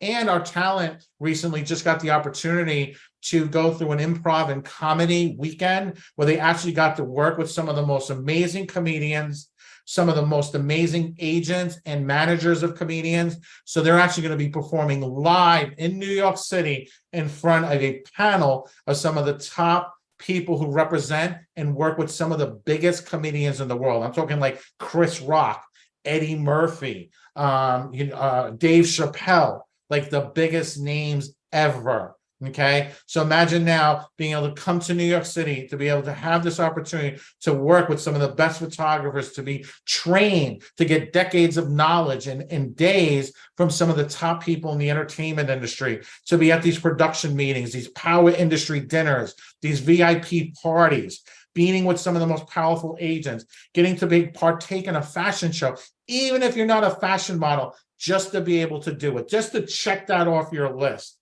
And then to be able to perform live on stage in front of your peers, in front of a live audience. There's going to be updates about our agency. And of course, we're going to have surprise announcements. That is just what we're doing in New York City. Okay, so I just wanted to share that with you. And obviously for our talent, we go into a lot more details and preparation. But I just wanted you guys to see this is just one small percent of what we do, right? This is something that we do. And I want you guys to understand the time, the dedication, our team, our talent, our production assistants put into making these events come to light at the highest possible level. So who would like to get daily castings and modeling and acting advice daily? Who would be interested in something like that? If you knew, right? If you're consistently trying to figure this industry out, but you could get literally the right advice, the right castings sent to you every day, right? Who would like something like that? Awesome. Well, we're going to be releasing our new 52-week daily newsletter. And I know I spoke about this, so our inner circle, a lot of our talent know about this. This was planned out for probably to launch right around the New York City event. But the good news is we've been busy little elves working behind the scenes and making this happen. So we're actually trying to get this out by the end of this week, early next week. So for everybody who's on the call right now, if you are on the call here today and tomorrow, Zoom actually gives us a list so we know who is here. This is something that we're going to be offering. It's $497 for the year, but everybody who's on this, you'll get this for free. Not only will you get this for free for the next year, you'll get this for free for life. So there'll never be a cost to you. Every single day, you'll get fashion advice, castings, advice on the industry, mindset, trainings, tips, success stories, latest news, acting tips, and so forth. So this is really going to be incredible. Like, this is something, I've done so many amazing things, like winning the Tony. I was super proud of that. Our book, super proud of that. This is 10x that. This is like, so imagine if I'm able to say that this is 10x of what of a work that I've accomplished and we put together as a team, that this is even better for you guys than when I won the Tony, even better than that initial book coming out. So this is going to be absolutely incredible. So again, not only do we give you guys a copy of the original copy of Finding Fame, 2 of Mark Victor Hansen's books, but you guys, everyone that's here for today and tomorrow, you need to be here for the entire weekend, because that's how I have to download the list. That way you'll be immediately added to it and you'll get access to this free for life. If that is exciting, type a 101 in the comments for me. All right. Cool, right? All right. So we recently discovered something interesting. So, part of being successful in anything, whether you're the modeling industry, the acting industry, you're a CEO, is numbers, right? You have to track your numbers. So, we'll talk about later today and tomorrow about, 30 and 30. At the end of the day, how do you make that happen? You have to track your numbers. How many opportunities did I have, right? Think about like I used to work in the watch industry, right? So I'd have a certain amount of customers that would come in that were potential people who wanted to buy a watch. Out of those potential, there was only a certain amount who actually bought the watch, right? I used to sell the watches I used to sell with and trained in ranged anywhere from 5,000 to well over $750,000. I worked at a very, very high-end watch company. Those of you who read Finding Fame will read about that, how I got into that career. And then some of the things that I've learned that I've now carried over. When you're working with some of the biggest brands in the world for the watch industry, they're very prestigious. They know how to market. They know a lot of things. But at the end of the day, you have to track your numbers, right? How many people did I see? How many people did I talk to? How many people were interested? How many people not interested? So when you track numbers, it's the same thing. Like you as an actor, like how many auditions do you have this week? Well, 0. Okay, well, that's an issue, right? You know what your issue is. It's not that you're not landing enough auditions. People are, well, I'm not getting enough work. Well, I'm not getting enough auditions. Okay, the problem is why are you not getting enough auditions? Do you have an agent? Well, no. Okay, we can solve that problem, right? When you track the numbers, and I'm giving you a very simple example here, but when you track your numbers, right? So Amanda, she tracked this, right? Amanda, she tracked this. You know, she was a coach. She did a lot of things in business. She was very brilliant. She worked with, still does to this day. She's worked with women in elevating their brand and elevating their business. But at the end of the day, every company, if you watch Shark Tank, if you watch The Profit, right? The first thing they always say, what are your numbers, right? If you watch Shark Tank, Kevin Harrington's one of our partners. The very first thing he asks you, what are your numbers? How many people do you talk to? How many people are interested in your programs? Right. So what we always track this, right? We track when people are on these calls, how many people, how long they stay on the call, when did they drop off, when did they come back? You have to be maniacal about these things. Okay. And these are things we go over. Haviland mentioned this, right? Haviland talked about, if you listen to Haviland, if you listen to the way she spoke, she had a very rich mindset, right? She talked about setting up a corporation, right? An LLC. She said that was the difference between getting $600 versus $800. That extra $200 because she pays less taxes as a corporation, right? Who caught that other than myself? So you got to pay attention. You guys got to listen, right? She said, I wish I had these things when I was starting out. I wish I understood more about finance. I wish I knew more about accounting. I wish I knew about these things. Haviland was showing that. She leaned into positivity. She leaned into understanding what was the obstacles she had. She overcame them, right? And she pushed forward, right? She's always pushing forward. She's always doing something new. Okay, so the same process we found something interesting. We did the math recently for all our live events, and we needed to celebrate because our next event after New York, our next big event is going to actually be in Hollywood. And what we discovered is Hollywood 2024 will be our 200th live event. How incredible is that? Like 200 live events. Like that is absolutely huge. So Hollywood's going to be the biggest celebration ever. Just think about this. When we started this company, there is no way I could have envisioned where we would be. Like to say we're doing 200 live events. I remember when we first started, Alicia used to, we used to track these things. This is our 10th event and so forth. And it's just amazing to see like now to reach that milestone. So it's going to be a huge milestone.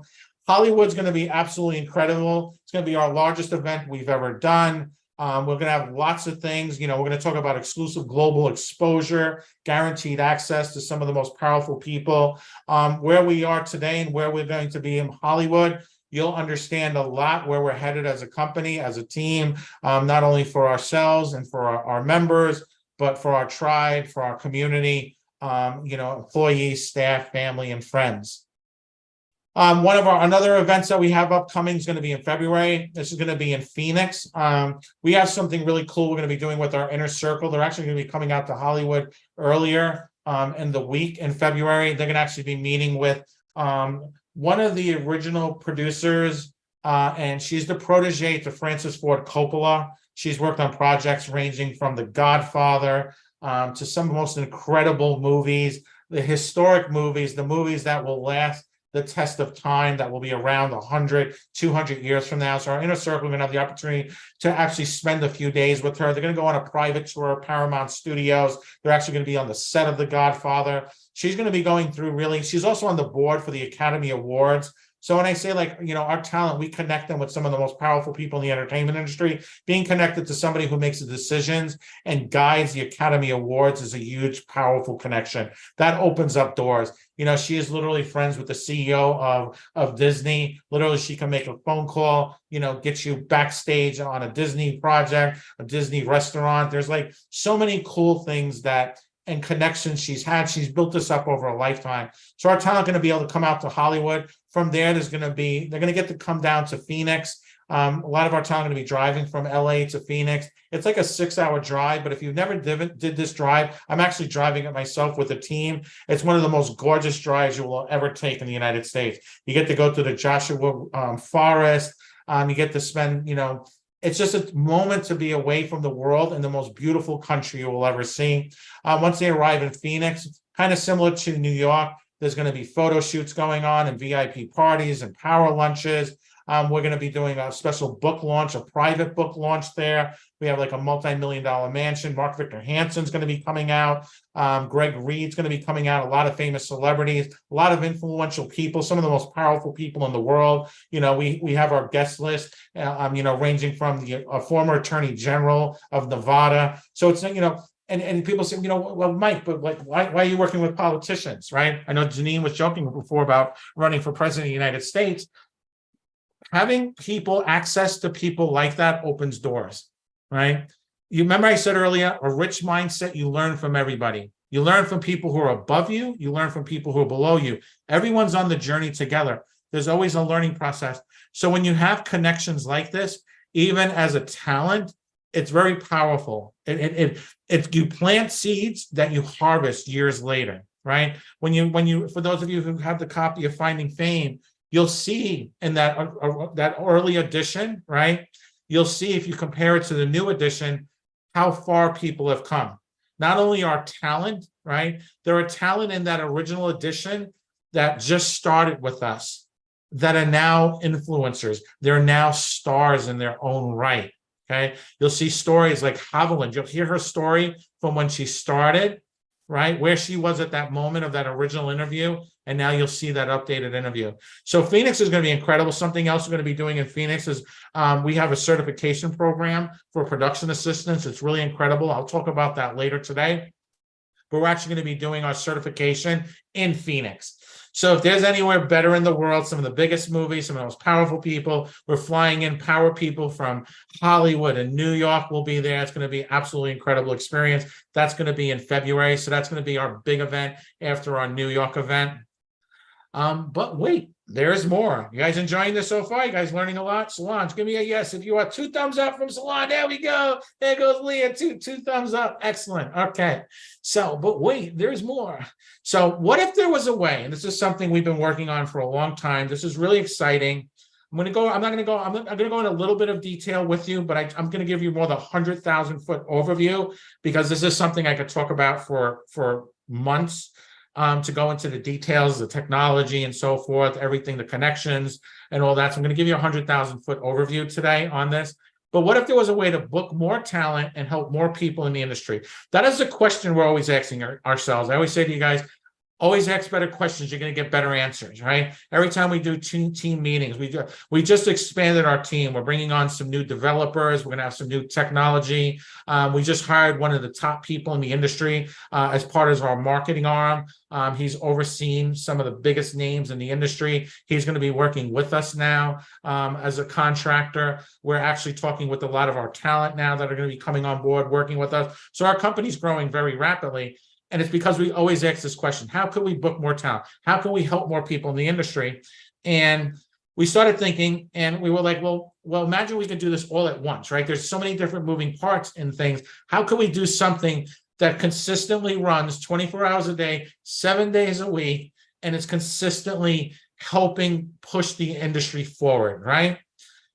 And as I was doing this, I started thinking about, okay, what can I compare as examples, right? I started thinking about Vogue, right? Vogue is Condé Nast. So Condé Nast is the publisher of Vogue, and they also publish a dozen other magazines. They created this environment that helps aspiring models, photographers, agencies, right? Advertising, the Met Gala. Like there's all this things that are going on that pushes the industry forward.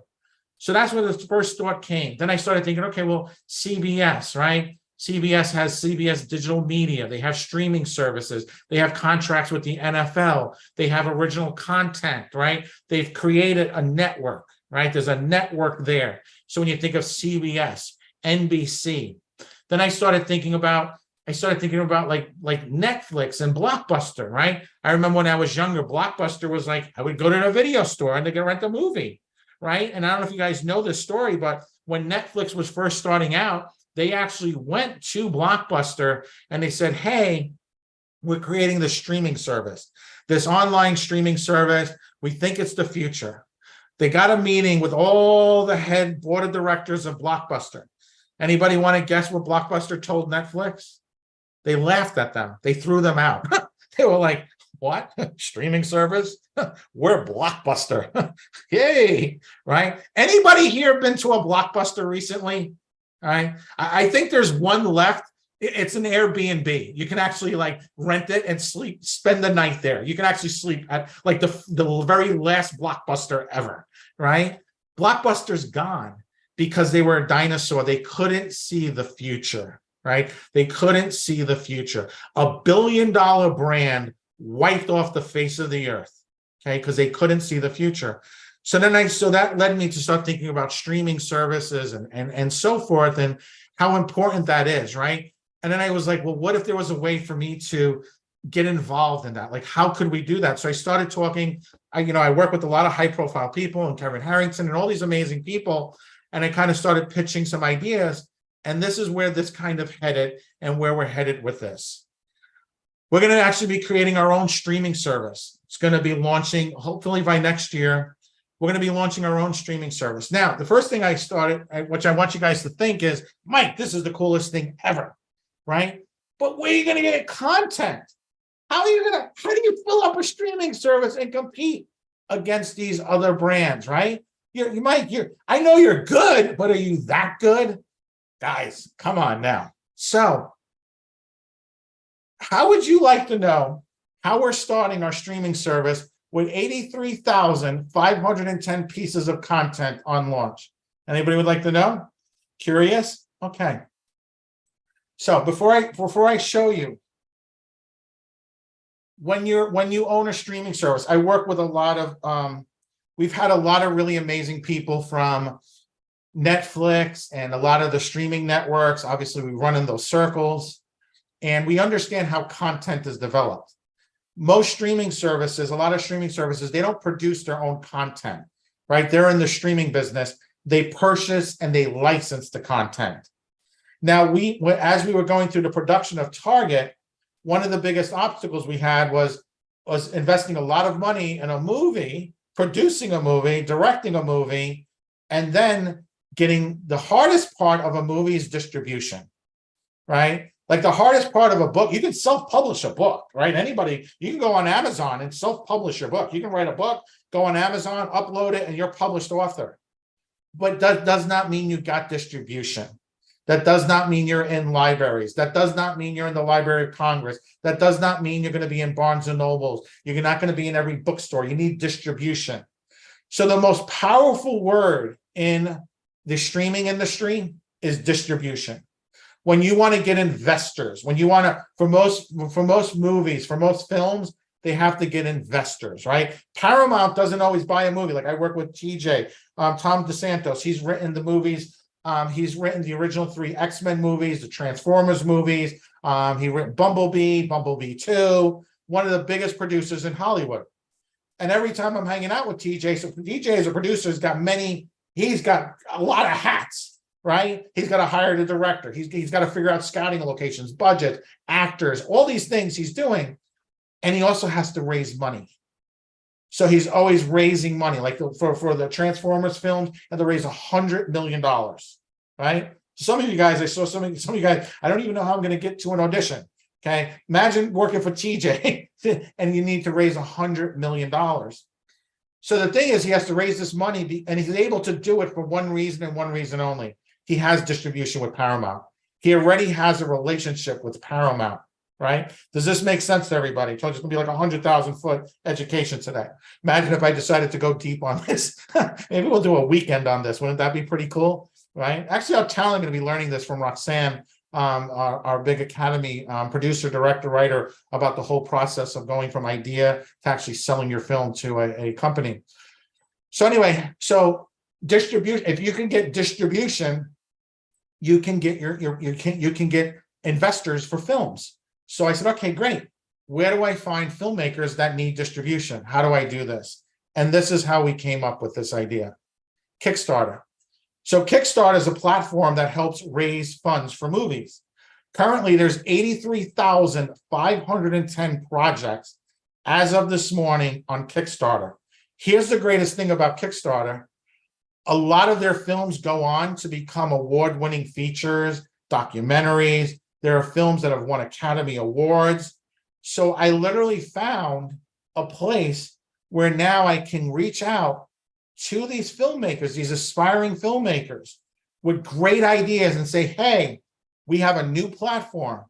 We like to license and distribute your film. We're going to give you guaranteed distribution. So this literally, so while Paramount and these big companies, right, they're like, well, you know, we're the blockbusters, right? Right? But I come in like Netflix in those early days. And now I get distribution and licensing for films that will go on to win an Academy Award, that'll go on to win all these things. Some amazing films. So then I said, okay, great, I got it. This was like a big aha moment.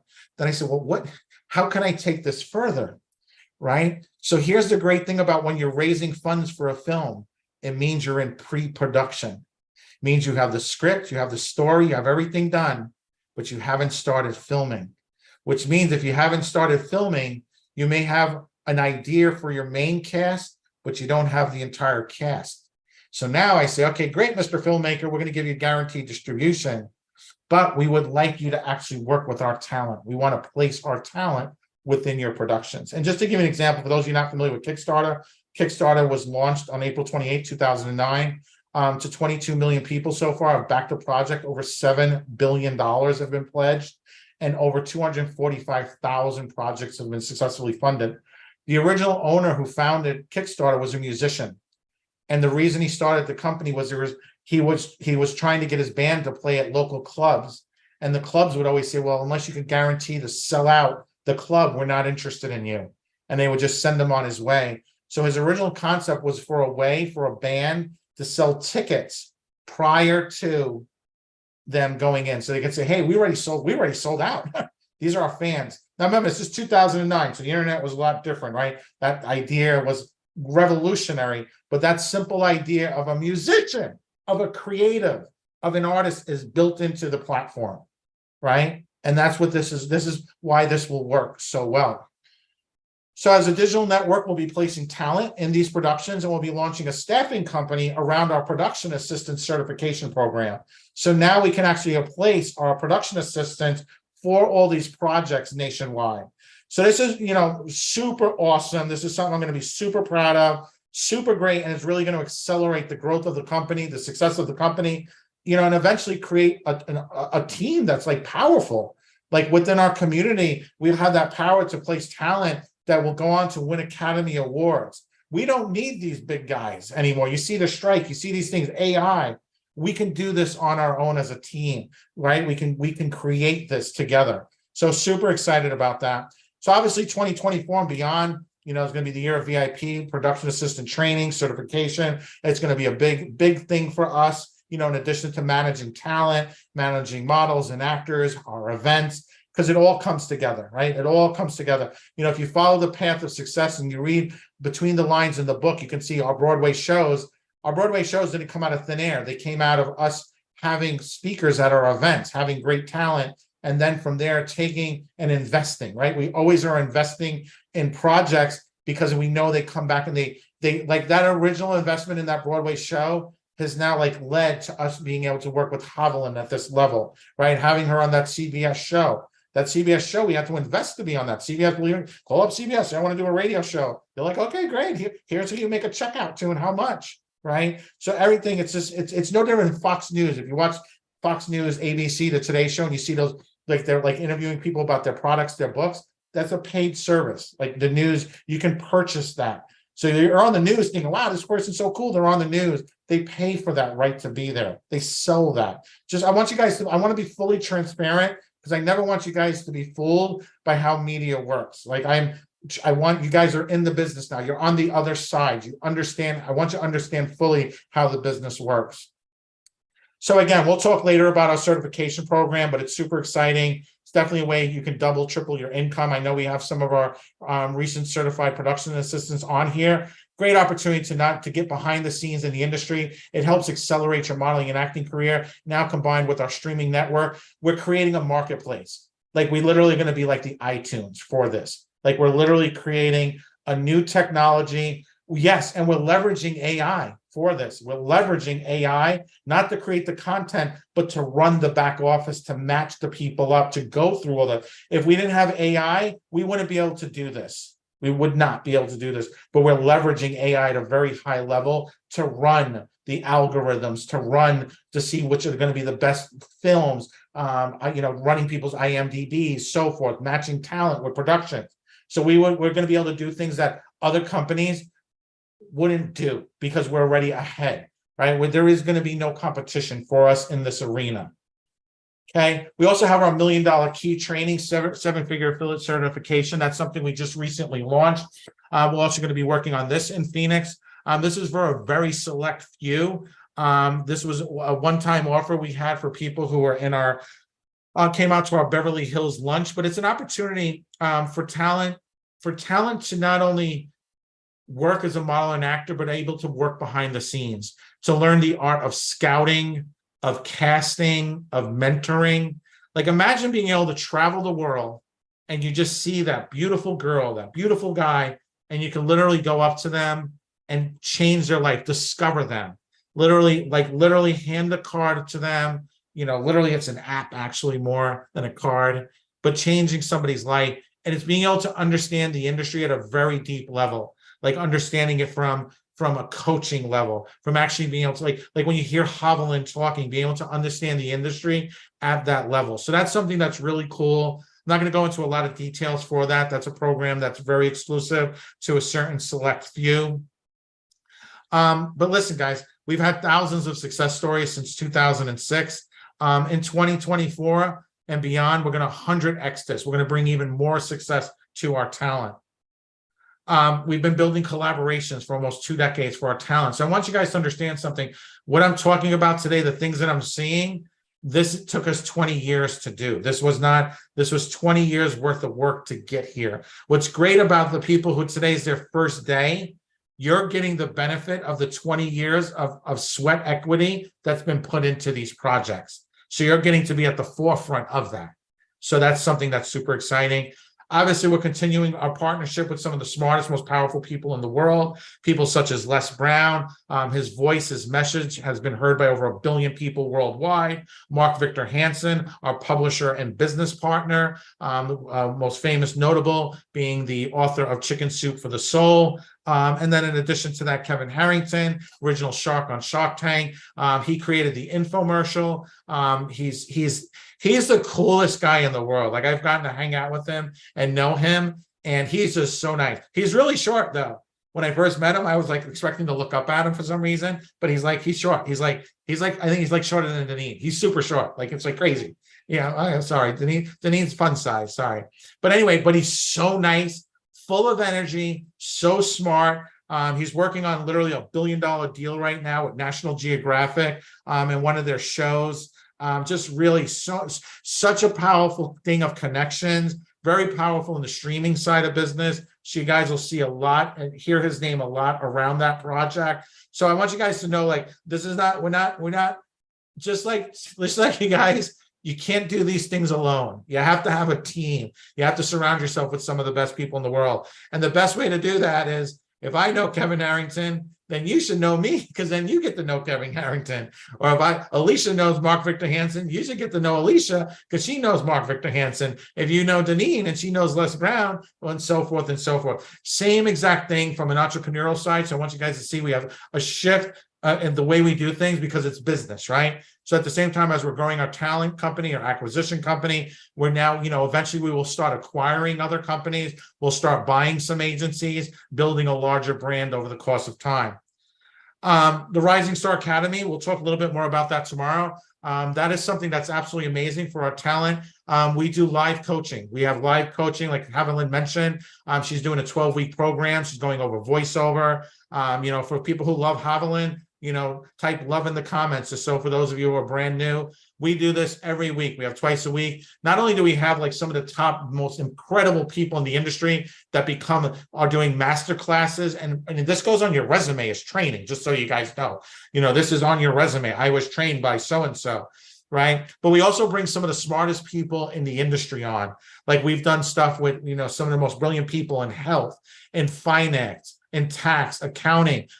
We just had Dan yesterday talk about really unleashing your life. Who was on Dan Gordon's call the other day? Anybody on here? How amazing was that? He's actually going to be back tomorrow. So for those of you who are on that call with him, he's actually going to be here on boot camp this weekend. So it's in order to be successful as an artist, you have to understand the world. So yes, is 90% of our focus on training on the arts and entertainment, on modeling, on posing, on improv, on comedy, performing on stage, overcoming stage fright, all of those.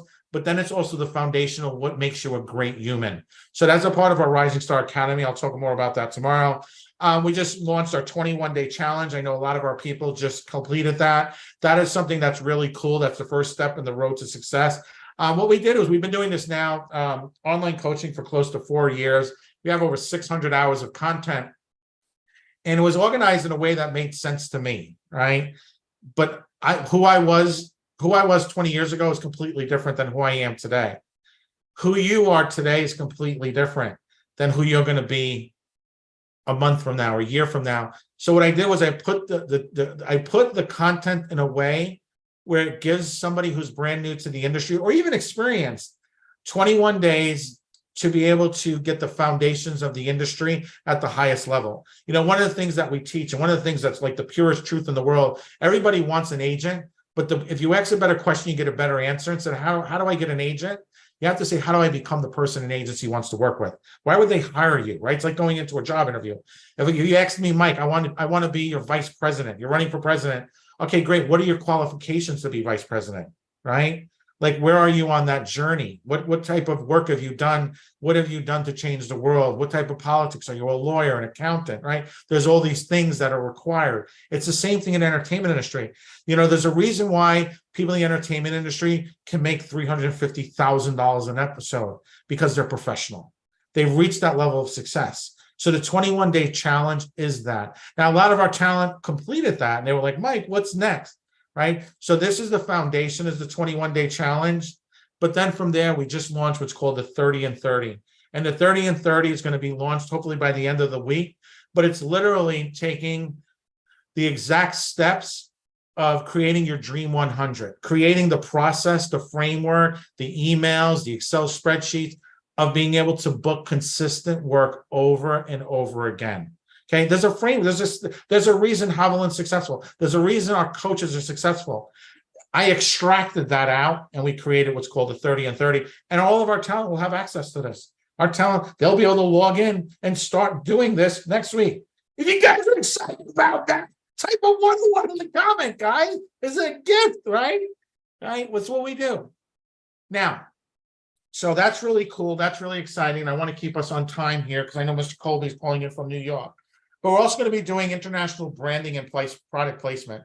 So as any company, as you reach a certain level of success, and as we're creating the streaming network, you need to start concentrating on branding, right? Product placement. We do a lot of cool stuff already. We have like collectible t-shirts and special gifts we give out and all kinds of things that people will hold on as memories and so forth. But as a company, you need to start expanding. You need to start trying different avenues and so forth and helping the brand get out. So as we were working on the TV side, I started thinking about, I was talking with Ryan, and I was like, well, I want to expand more into fashion too. How can we expand more into fashion? And this is what we came up with. And I think it's really cool. Early stages right now. We're going to be talking more about this in the next few weeks, but we're actually going to be creating a launch of a new cosmetic and perfume line.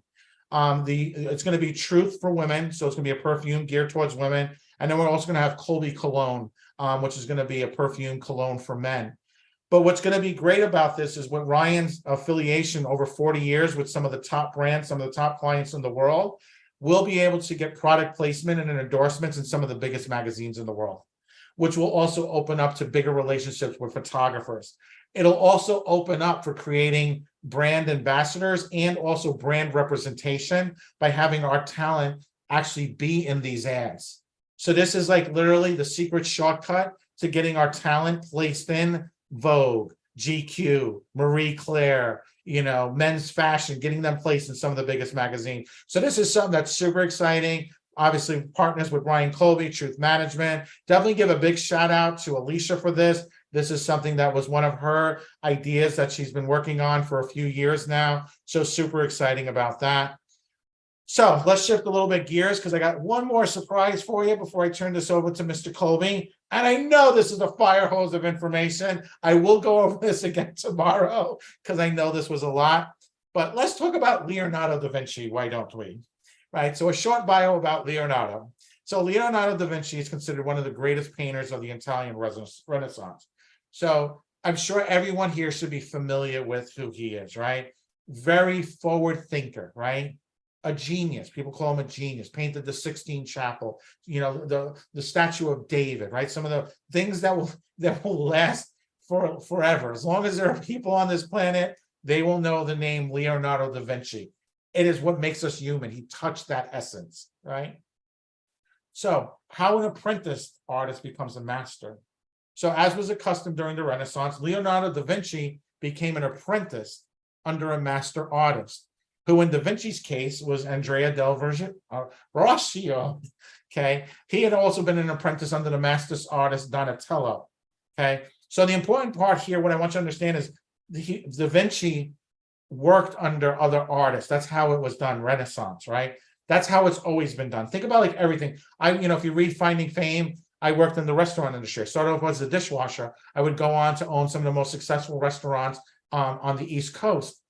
But I learned that I was an apprentice, right? When I worked, I was very blessed and honored to have a great owner of the restaurant I originally worked in, and everything was a lesson with him. Washing dishes was a lesson, right? Even when I owned my restaurants, one of the things we talked about was like sweeping the floor. How you sweep the floor is how you will lead your life. If you're doing it half-assed, you're leading a half-assed life. These are things he instilled in me. He's very old school. He was one of his trainer was actually the person who opened the original Ray's in New York City. They were one of the very first pizzerias in New York City. So his recipes and all that got passed on. So one of the things, what I want you to apply this to is, I want you to think about this from photography standpoint. We work with some amazing photographers. And as I was, we were doing the production assistants, and this idea goes back a very long time. So ideas goes back about 10 years. And I just never had the time to do this. It wasn't the right time. I shouldn't say I didn't have the time. It wasn't the right time. But what we're going to be doing, and this is not for you guys. I just want you guys to see how this will help you. That's not for you. This is how this will help you. Is we're creating a course called the Mastering the Lens, right? Photography Secrets from the Pro. We're going to be partnering up with Leica cameras. Leica cameras is one of the best cameras in the world. Their lenses go for like anywhere. Their cameras go for anywhere from like $20,000 upwards of $100,000 for a lens. The greatest photographers in the world use Leica. Like these, if you like, you can Google this. You'll like, my goodness, this is like the Rolls Royce of cameras. What's great is Leica does these workshops, and they get some of the best photographers in the world to work with aspiring photographers, right? People who want to inspire. So I started researching this. And I was like, wow, this is so cool, right? Imagine like I wanted to be a photographer, right? And learning from industry masters through an intensive photography workshop that allows someone to elevate their technical skills, creative eye, unique vision, right? And being like when you can work with a great photographer, you become a great photographer. So then I started like, okay, these workshops are so cool. Like they're going to Africa, and you can see there's like a photography workshop in Africa, $7,090, right? There's one where they're going to Alaska, right? $4,420, right? Even local stuff with the New York Film Academy, they do this 12-week training program. But there's like hundreds and hundreds of workshops. And it's like, it's hard to get, they're sold out. Like like you can't even get them.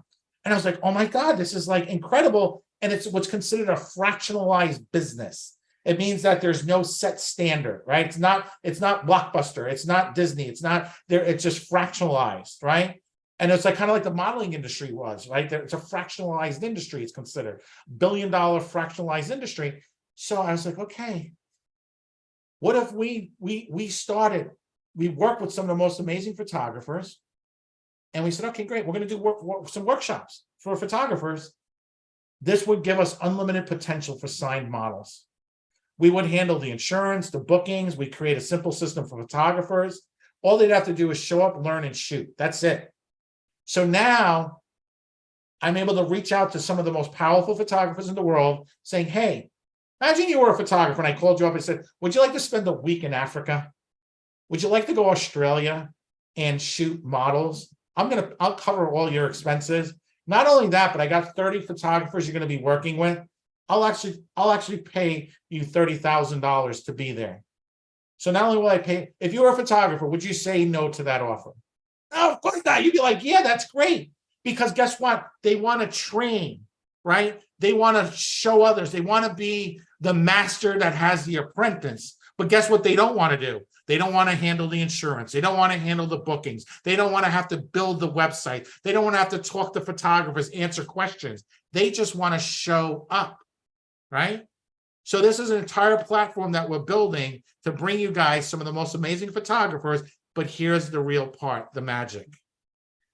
Our production assistants and our models will get to work worldwide, and they'll get paid up to $1,000 a day to travel the world.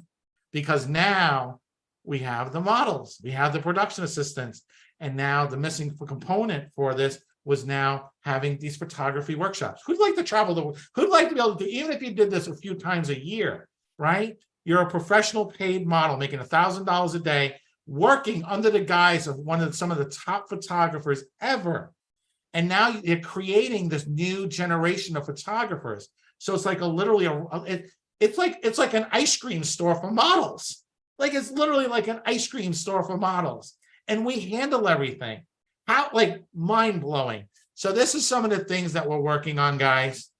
But let me ask you guys something. Quick question. Does anyone here not know who Spider-Man is? Anybody? I just want to close this out with this. Everybody here should know who Spider-Man is. I got my Batman shirt on, right? I want to show you why I have this energy and why I have this inspiration, why I never give up, why I never quit, why I'm here. And my greatest why is, one of my greatest whys, I'll talk more about my other whys tomorrow. One of my greatest whys is seeing you guys successful, being able to do this. I enjoy doing this, right? So one of the people we had to work with earlier on in our career was a person by the name of Stan Lee. He recently passed away. Me and Alicia were very close with him. If you're not familiar with Stan Lee, he co-created Marvel characters, Spider-Man, the Hulk, Doctor Strange, Fantastic Four, the Iron Man, X-Men, everything you see. Their company was recently sold for, I believe, like $3 or $4 billion to Disney. And he just was an incredible person, right? He was just so incredible. He was a mentor. He inspired me. Like, I'm sure for those of you who've been on Allie's open calls, she's mentioned him, right? I know it's difficult for her to sometimes to talk about him because he passed away, but he was such an integral part of our life to be able to listen to him, to get advice from him. But what I want you guys to understand something too about him. He grew up in a poor household during the Great Depression. He took jobs writing obituaries and press releases to help his family. Early in his career, he endured multiple rejections from publishers. His work was criticized in the 1950s for being too simplistic and geared towards young readers, disdained by many as kid stuff, okay? Marvel Comics was at one point on the verge of collapse in the 1960s before Lee created characters like the Fantastic Four that saved the company. Stan was embarrassed to tell his parents he wrote comics for a living and hoped to write the great American novel one day. His later attempts at new superhero properties like the New Universe were commercial failures. Lee faced resistance from Hollywood for many years before Marvel characters were adopted into successful films. It's really great is not only did we have the opportunity to know him and work with him and be inspired and mentored by him, but TJ DeSantos, That was the deal that created the X-Men. That was considered at the time when the X-Men movies came out, the comic book hero movies were considered on a downtrend. Like they had all the campy Batman movies. Hollywood didn't want to do that.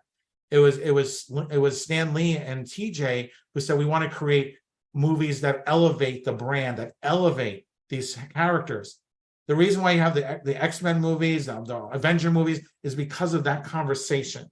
These are the things you don't know about. These are the things that go behind the scenes that you don't know about. How the inner workings of Hollywood. That's why those power lunches, the things we do is I want you guys to do that. We're actually planning something, and I'm going to announce it today. I don't have a slide for it. We're actually going to be doing a sit down, and it's going to be private. We're going to have some of the biggest names in the industry there. But me and Alicia, with Deneen as the host, we're actually going to be doing a 3-hour sit down where we're going to discuss the entire history of VIP Ignite. We're going to go through everything, like literally the stories you've never heard, these little things like this, because I want you guys to, and it's going to be a private audience. So for some of you guys are going to come out as our guests, right? So there'll be a reservation list. So you just show up and be there. You'll get to sit in a private audience and get to see this recorded live. And we're going to have some really incredible guests coming on, sharing their stories. But I just wanted to share this with you because I want you guys to see some of the things that inspired us. And one of the things, Stan Lee's signature catchphrase was Excelsior. It meant ever upward. He always moved forward no matter what. Okay.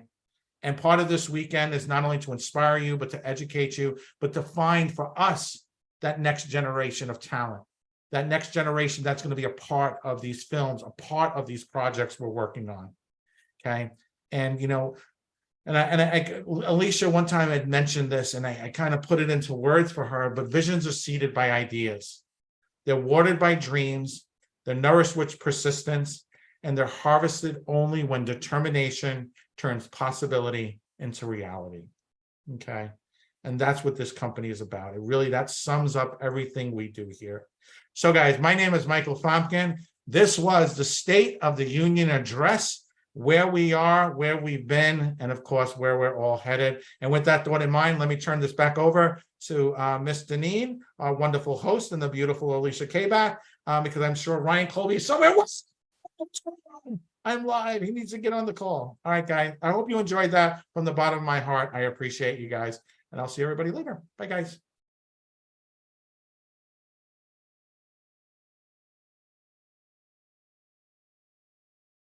Oh my gosh. Did you absorb all of that information? Like all the things that we're doing? Like I mean, I work here. Alicia works here. And we're like, as Mike is going through the State of the Union, we're like, what? Oh, what? And we're doing what? It's like, it's so awesome. And I want you guys to understand something. When Mike says that the reason we're here is because we want to see you successful, we truly mean that from the bottom of our hearts. Because you know what? There's so many other things that we could all be doing today, but we're here with you because, a rising tide raises all ships. And what does that mean to me? That means that as we elevate, all of you are elevating as well. How many of you are already starting to feel the elevation of your new community? Like how many of you are feeling that? Whether you're a VIP Ignite member, whether you're an official Fearless Rebel, or you're a future Fearless Rebel, I want you guys to understand we're all rising together, especially over this weekend.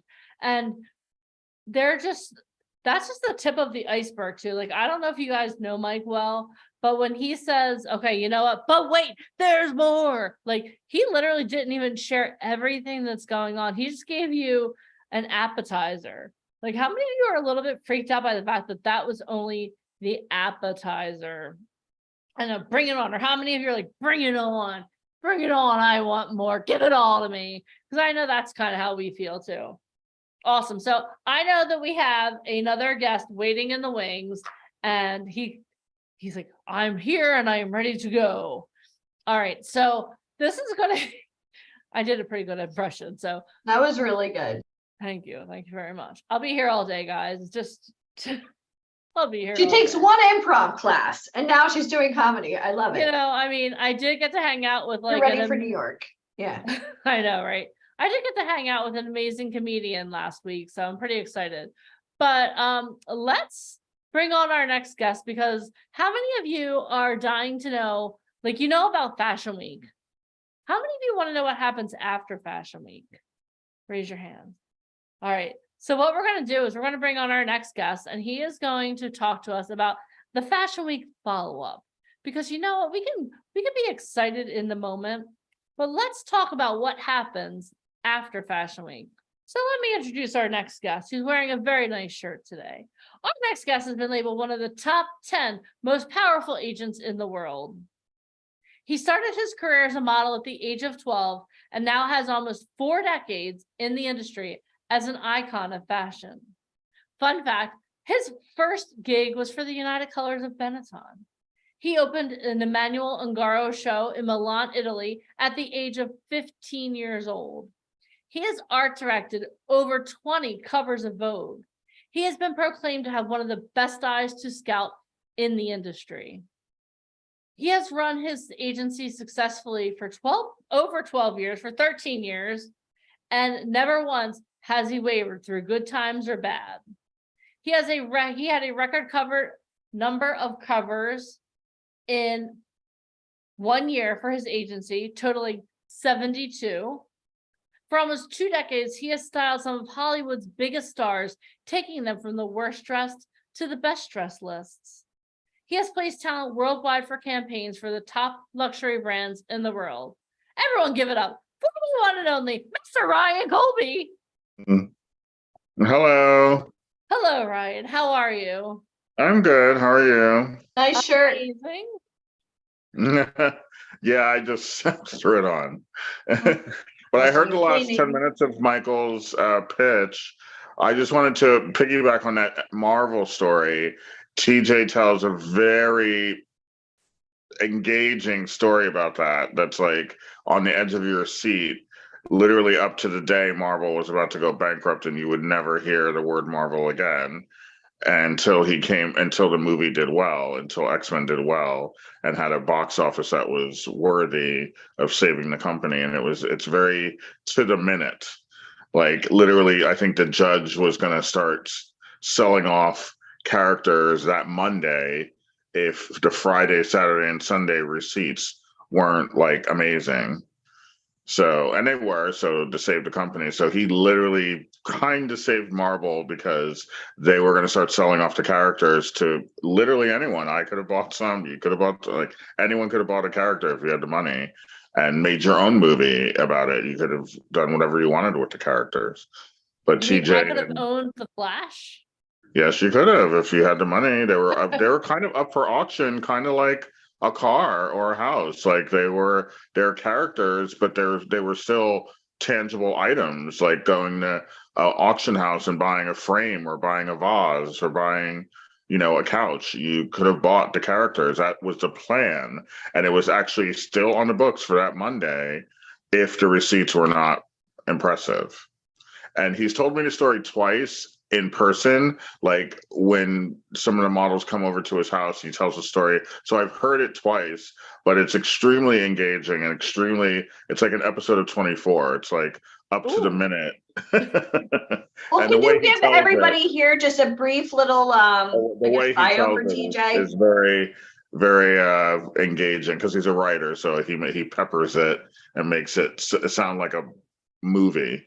He's good at it. Ryan, who is TJ? What has he written? Tom DeSanto. He's a writer producer of X-Men, Transformers, and he does those kinds of movies. He's veering off from that now, and he's doing more dramas now. But that was what he got started as. But he also started with a mentor, and he started in the mailroom at Paramount and started pushing his script. And they laughed at him and said, "No one's ever going to watch a movie about cars. No one's ever going to watch a movie about, X-Men. It doesn't sell." And he kept pushing. And eventually he got his way. And now he's literally almost a billionaire. So you get rewarded in public for kicking butt in private. I want everybody to know that. Paramount, they would never just let you write a movie, right? No, he worked there for work your way up. 7-8 years. Delivering mail and being an assistant and being a PA on different sets of different movies that had nothing to do with his, and being a personal assistant, being kind of a a quasi third assistant director, like helping, like just basically working his way up until one of the execs at Paramount was like, if you can get attention from big actors for this movie, then we'll consider it. He got Ian McKellen and, all these other people to be like, okay, I'll do it. And then they made it. So How many of you guys are really excited now for tomorrow when we go over our new production assistant opportunity? If you are, type PA. Because He just was a getting on set, production you can assistant. dream it, you can wish it, but getting on set and building rapport with top people is everything. No website's going to do that for you, y'all. Yeah, guys should he know was that. an assistant for different movies that had nothing to do with him. Some he didn't want to do, but you got to do it. Movie making is movie making, whether the movie sucks or not. It's still movie making, and And it's still a learning experience. you're still learning. Yeah. So anyway, I The just best thought I would part say is that tomorrow we'll because, show you how to get paid while learning. well, yeah, you always get, well, you don't Yeah. always get paid to be a PA, but you mostly get paid to be a PA. It's a good day. It's an okay day rate. But if you're interested in learning about the industry, it's invaluable. I mean, if you just want a job to have a job, maybe I don't know, maybe it's not so cute because you're only getting like $200 a day or something. But if you want to learn about the industry and you're getting $200 a day, $250 a day, then it's invaluable. Yeah. So anyway, off to about Fashion Week. So I'll segue on. Fashion Week is over. Europe Fashion Week is going on right now, which is fine. LA's is coming. But LA is coming up in a couple weeks. So I'm going to work on LA Fashion Week a little bit. LA Fashion Week is not as strong as New York Fashion Week. It's not as necessary to do. There isn't star quality there, but it's still cute to do. It's getting better every season. But it's not like on my priority list, but I'll see how I'm going to see who's on the list maybe next week and see if it's worth my time. But Europe Fashion Week is going on. New York Fashion Week just ended. Brandon is here. He finished doing his shows and he's now going to be shooting. He's got a part-time job and putting his book together and going to the next level, which is more print and advertising, e-commerce, trunk shows, stuff like that. Fashion Week is only 1 week a year, so it's not like something that dominates the other 51 weeks. It's just 1 week a year, and the rest you got to do other things. It looks like the strike may be over soon from SAG-AFTRA, so there'll be a lot of TV and film opportunities in New York that have been around for like 2 months. So hopefully that happens soon. So there's other stuff to do, which I like the guys to do, especially when they're new like him, to get some TV time and some set time because it's important to learn those skills of getting up early, sitting around all day. That's part of the business. It's not just fun and getting your hair and makeup done. It's also getting up at 4 a.m., getting to set by 5, sitting there till midnight, and enduring that for days and days and days. That's part of the industry too, is your endurance, not just the glamour of it. So you Thank mean God hurry we up and have an wait is a 8-hour skill boot set? camp today and tomorrow to prep everybody. If you're understanding now the reason why we do this, type amen, because that's this is an endurance. Some of you guys have fallen off, come right back. We want to see who could stay on, because if you can't stay on for us, there's no way you're gonna be able to stay on set. You and I both know this. yeah, Okay? and there's that is actually the a semi-viral video that's been going around with Debbie Allen, who's a very famous choreographer, actress, producer. She produces Grey's Anatomy. She's also on it. She's also directs it. I mean, there's nothing she can't do. But she was a very, very famous dancer in the 80s, and she was one of my mentors. And she wasn't a mentor because I never really met her, but I looked up to her greatly. There was a short period of time where I wanted to be Debbie Allen. And she has a semi-viral video going around right now where she says she would never hire anyone that is a TikTok or Instagram actor or dancer that does little skits on TikTok or the dancing on TikTok.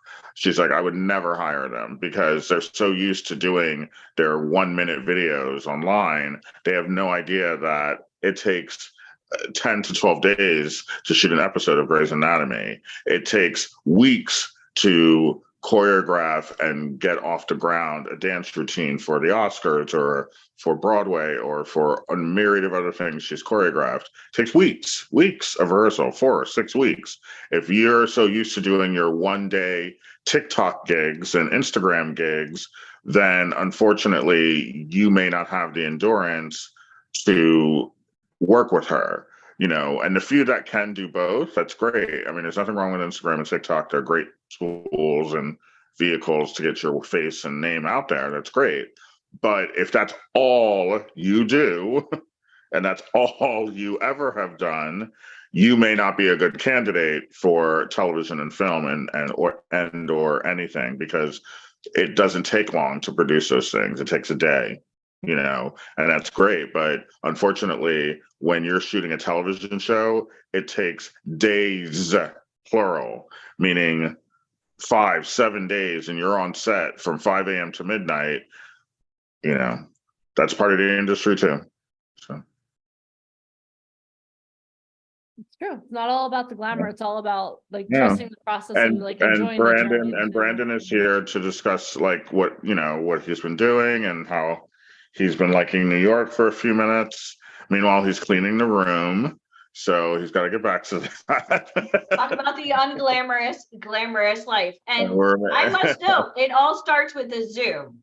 So I want you to all type, it starts here. Because Brandon was just like you guys, on a call, on Zoom, wanted to get in this industry. Hi, Brandon. Hi, Brandon. I don't have the right connections. My friends and family don't support me.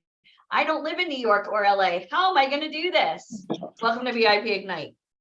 Hi, Brandon. How was Fashion Week? Excellent. I was able to do some shows that I never thought never would have imagined being a part of.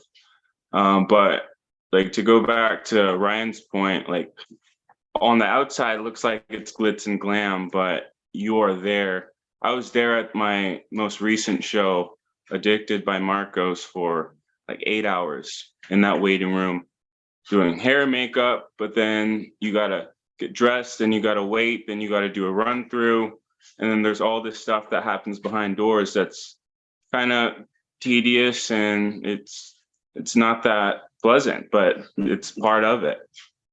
So I had to go through that, and that's just part of it. But it's been good.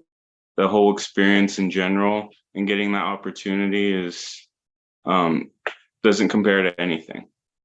So I'm here. let me ask you a question. I'm going to put you in the hot seat. Deneen, I hope it's okay.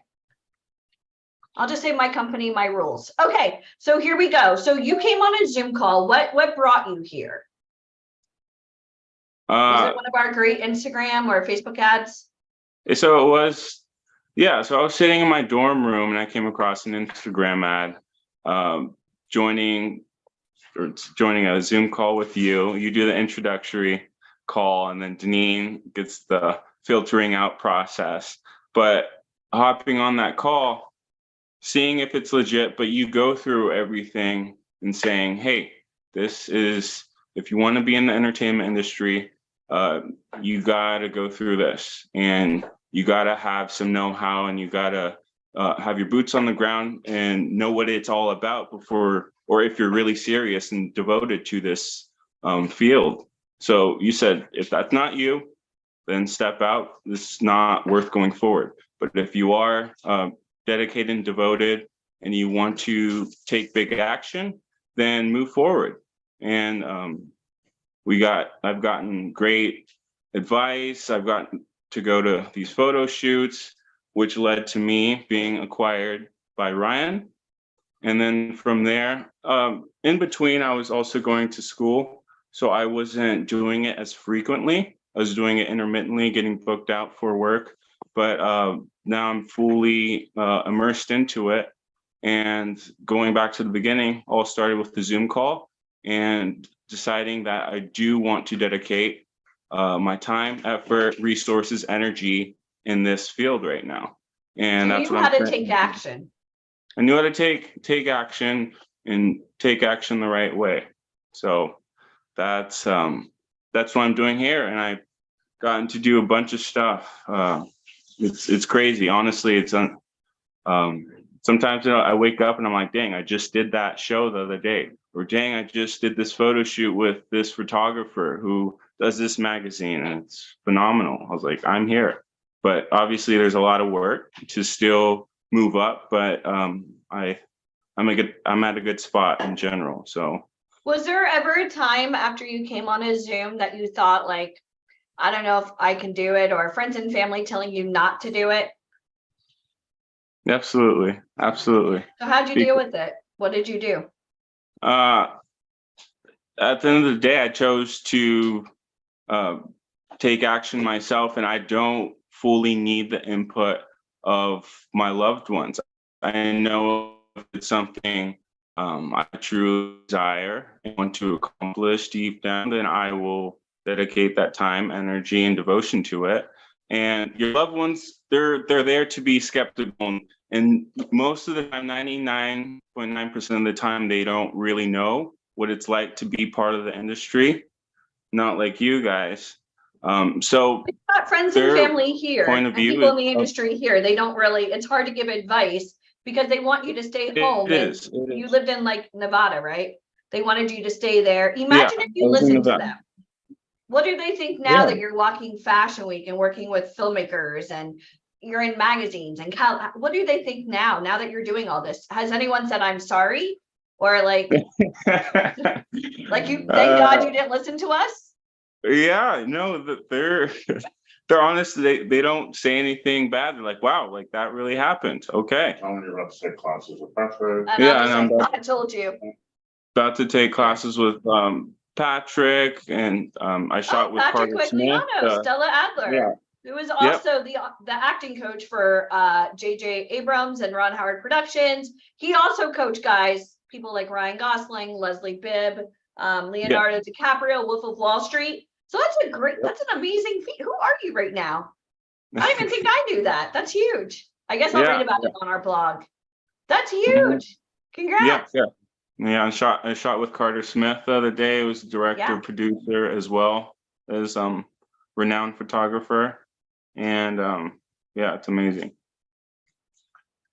But yeah, you're right. People just look at what you're doing now and they say, okay, it can happen. And although they were doubtful, they can't say anything now because I'm doing it. I'm walking the walk, and you weren't trying to figure it out on your own. You had a proven system. Our system works.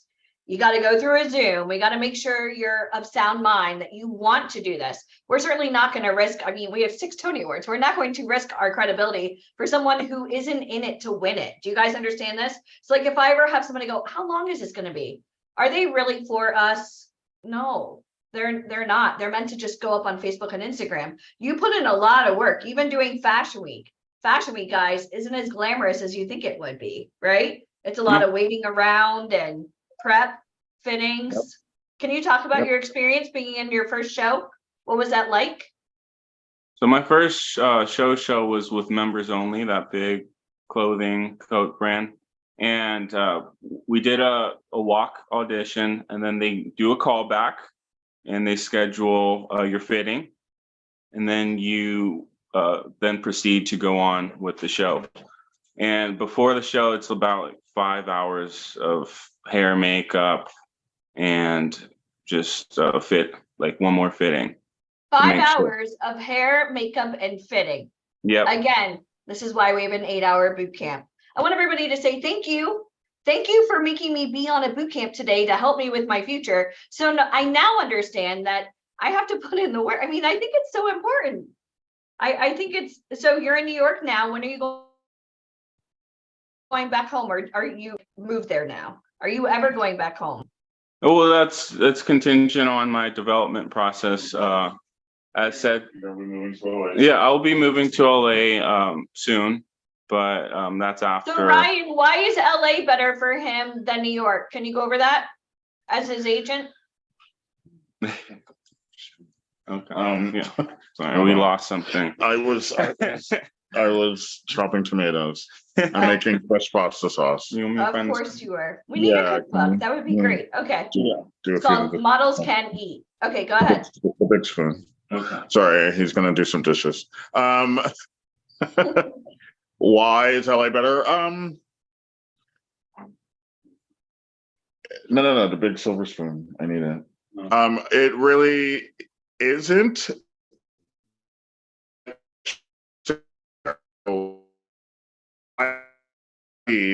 If he stayed here to develop, because I wasn't going to develop him from LA, meaning me being here and developing while he was in LA. I wasn't willing to do that. So I said, look, if you want to be in LA so badly, because he has a car there and he has a cousin there that he can stay with, that's fine, because he can do LA. He's got a commercial look, he's got the body, so he's got the athletic ability to stay there and do athletic stuff and do lifestyle work. I would prefer for him to be here, to be honest, but I can move and bend. I am known to do that sometimes where I will compromise. But the agreement was he develop here, because then he'll have the skills to survive LA. Because I wasn't willing to do it the opposite, because, you know, I played that game a few times with a few guys where they go out to LA too early and within 6 months they're back here in New York or back living with mommy. And LA is much harder to get around. It's much harder to make it. It's much harder to get your first gig. New York is far more pleasant and easier to develop here than it is in Los Angeles. So if the person is already here, I prefer they stay, develop, and then go. So that's why he's going to LA soon, once I feel it's done. Or done-ish. It's never done. It's never done, but done enough where I don't have to worry when he's in LA. And what type of castings would you see him doing in either New York or LA?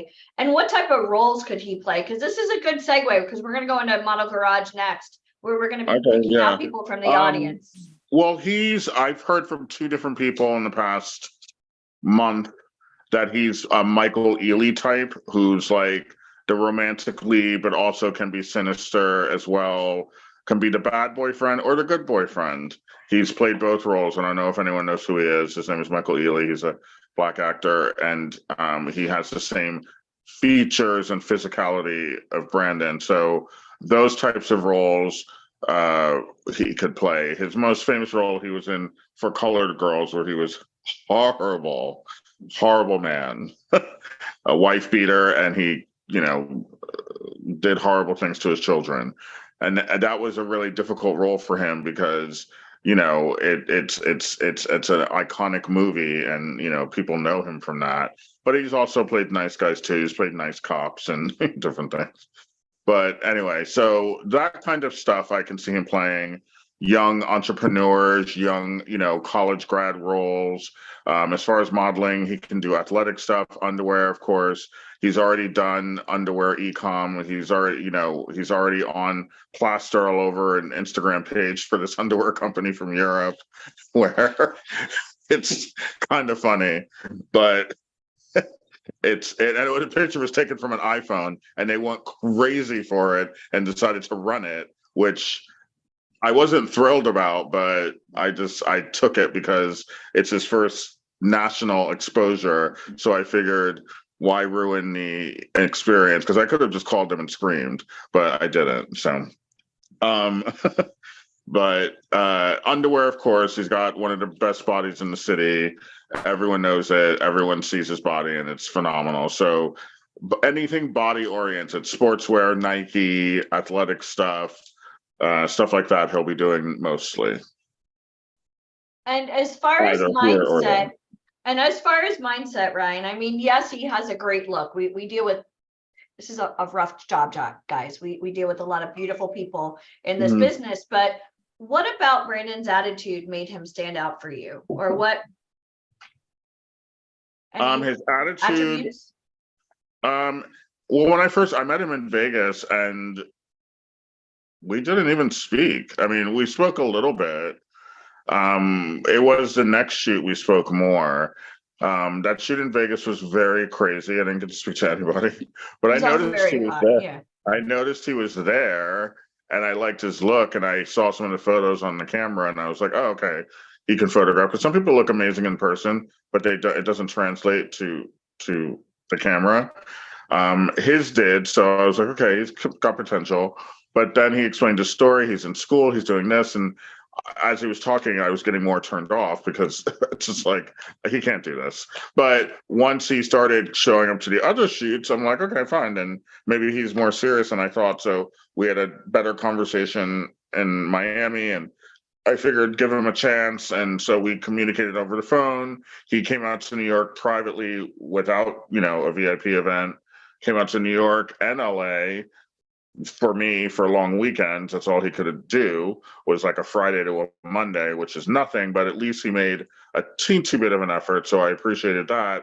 And then he came to, I think what turned the corner is he came to my 50th birthday party in LA, which he wasn't supposed to do because of work, and the girlfriend were both like, don't you dare leave town. And he did anyway.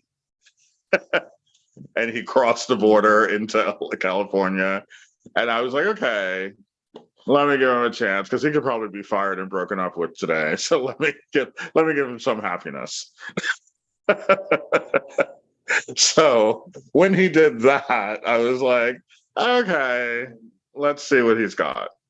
So that's when I really started to put the heat on to be like, okay, you've been playing games, coming in and out of New York, 3 days here, 4 days here. That's cute and Well, everything. anybody could take a photo shoot, Ryan, but it Yeah, takes exactly. it That's takes what I somebody said. with balls to go and actually. And the Exactly. girlfriend, if it was meant to be, it would be. You know what I mean? Yeah. But nobody that loves you is ever going to hold you back from your dreams. Do you guys? Exactly. You never have to And ask for permission. Just support. Do you That's guys what I said. understand this? Don't ever ask for permission. Ask for support. I'm Yeah. going to do this. I really like you. Hopefully you'll be there when I get back, if I come back. But you got to take a chance on you. And that is the truth. So many people never figure out their dreams because they're so worried about living for other people. And I really want to express that to you. And that's what I said. Like, these little cute trips were cute, but there's no value. 3 in them, days isn't going to make a There's career. no value in these trips. Like, you really need to stay put, develop, and then see if you can really do this. Because, like I just said, part of the industry is endurance. Not every day is going to be fun. There are some days you do absolutely nothing. There are some days where it's cold, it's raining, you're sick, it's too hot, it's too cold. That's part of the industry. Sorry, it's not all about taking pictures and being on set. That's a good 30 to 40%. The other 60% is you need to go to the gym.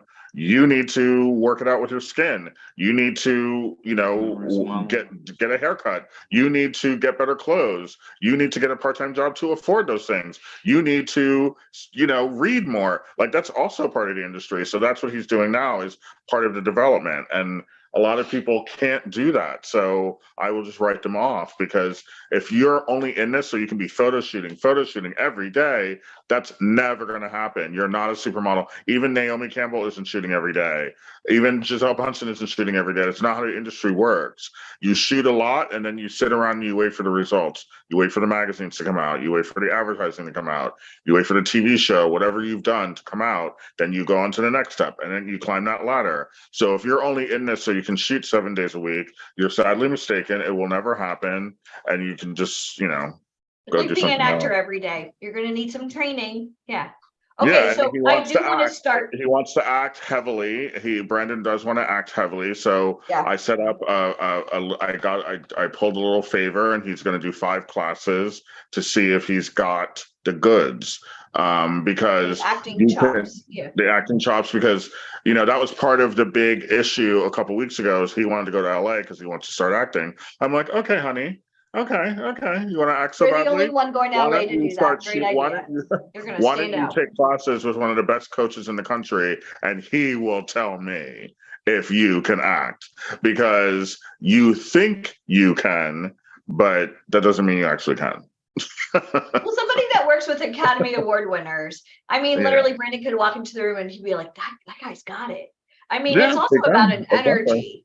Yeah. That's also part of it too. And not everyone needs classes as much. I'm not saying you should never take classes. There's definitely Yeah. benefits to it, but there are rare cases of people who need brush up classes, but they don't need classes like, classes.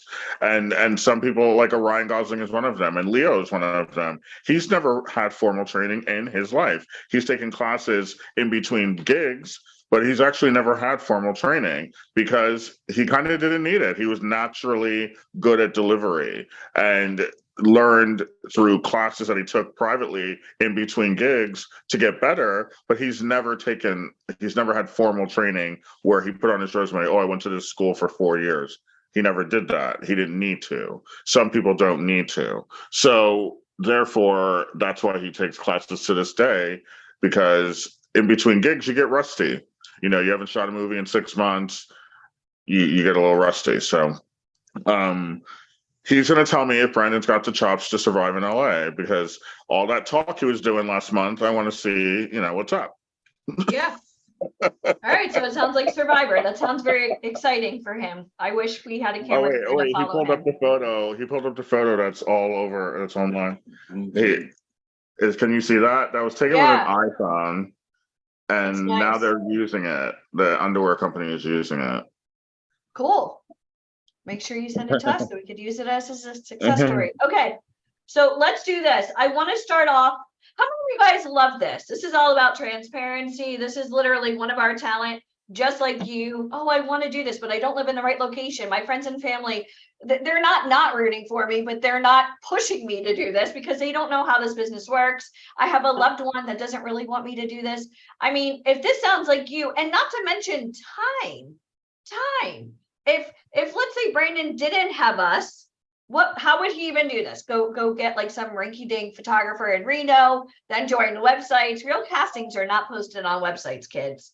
All right, so I do want to do Model Garage, and this is really exciting. So for everybody that's here, what we're going to do is, one, you have to have your camera on.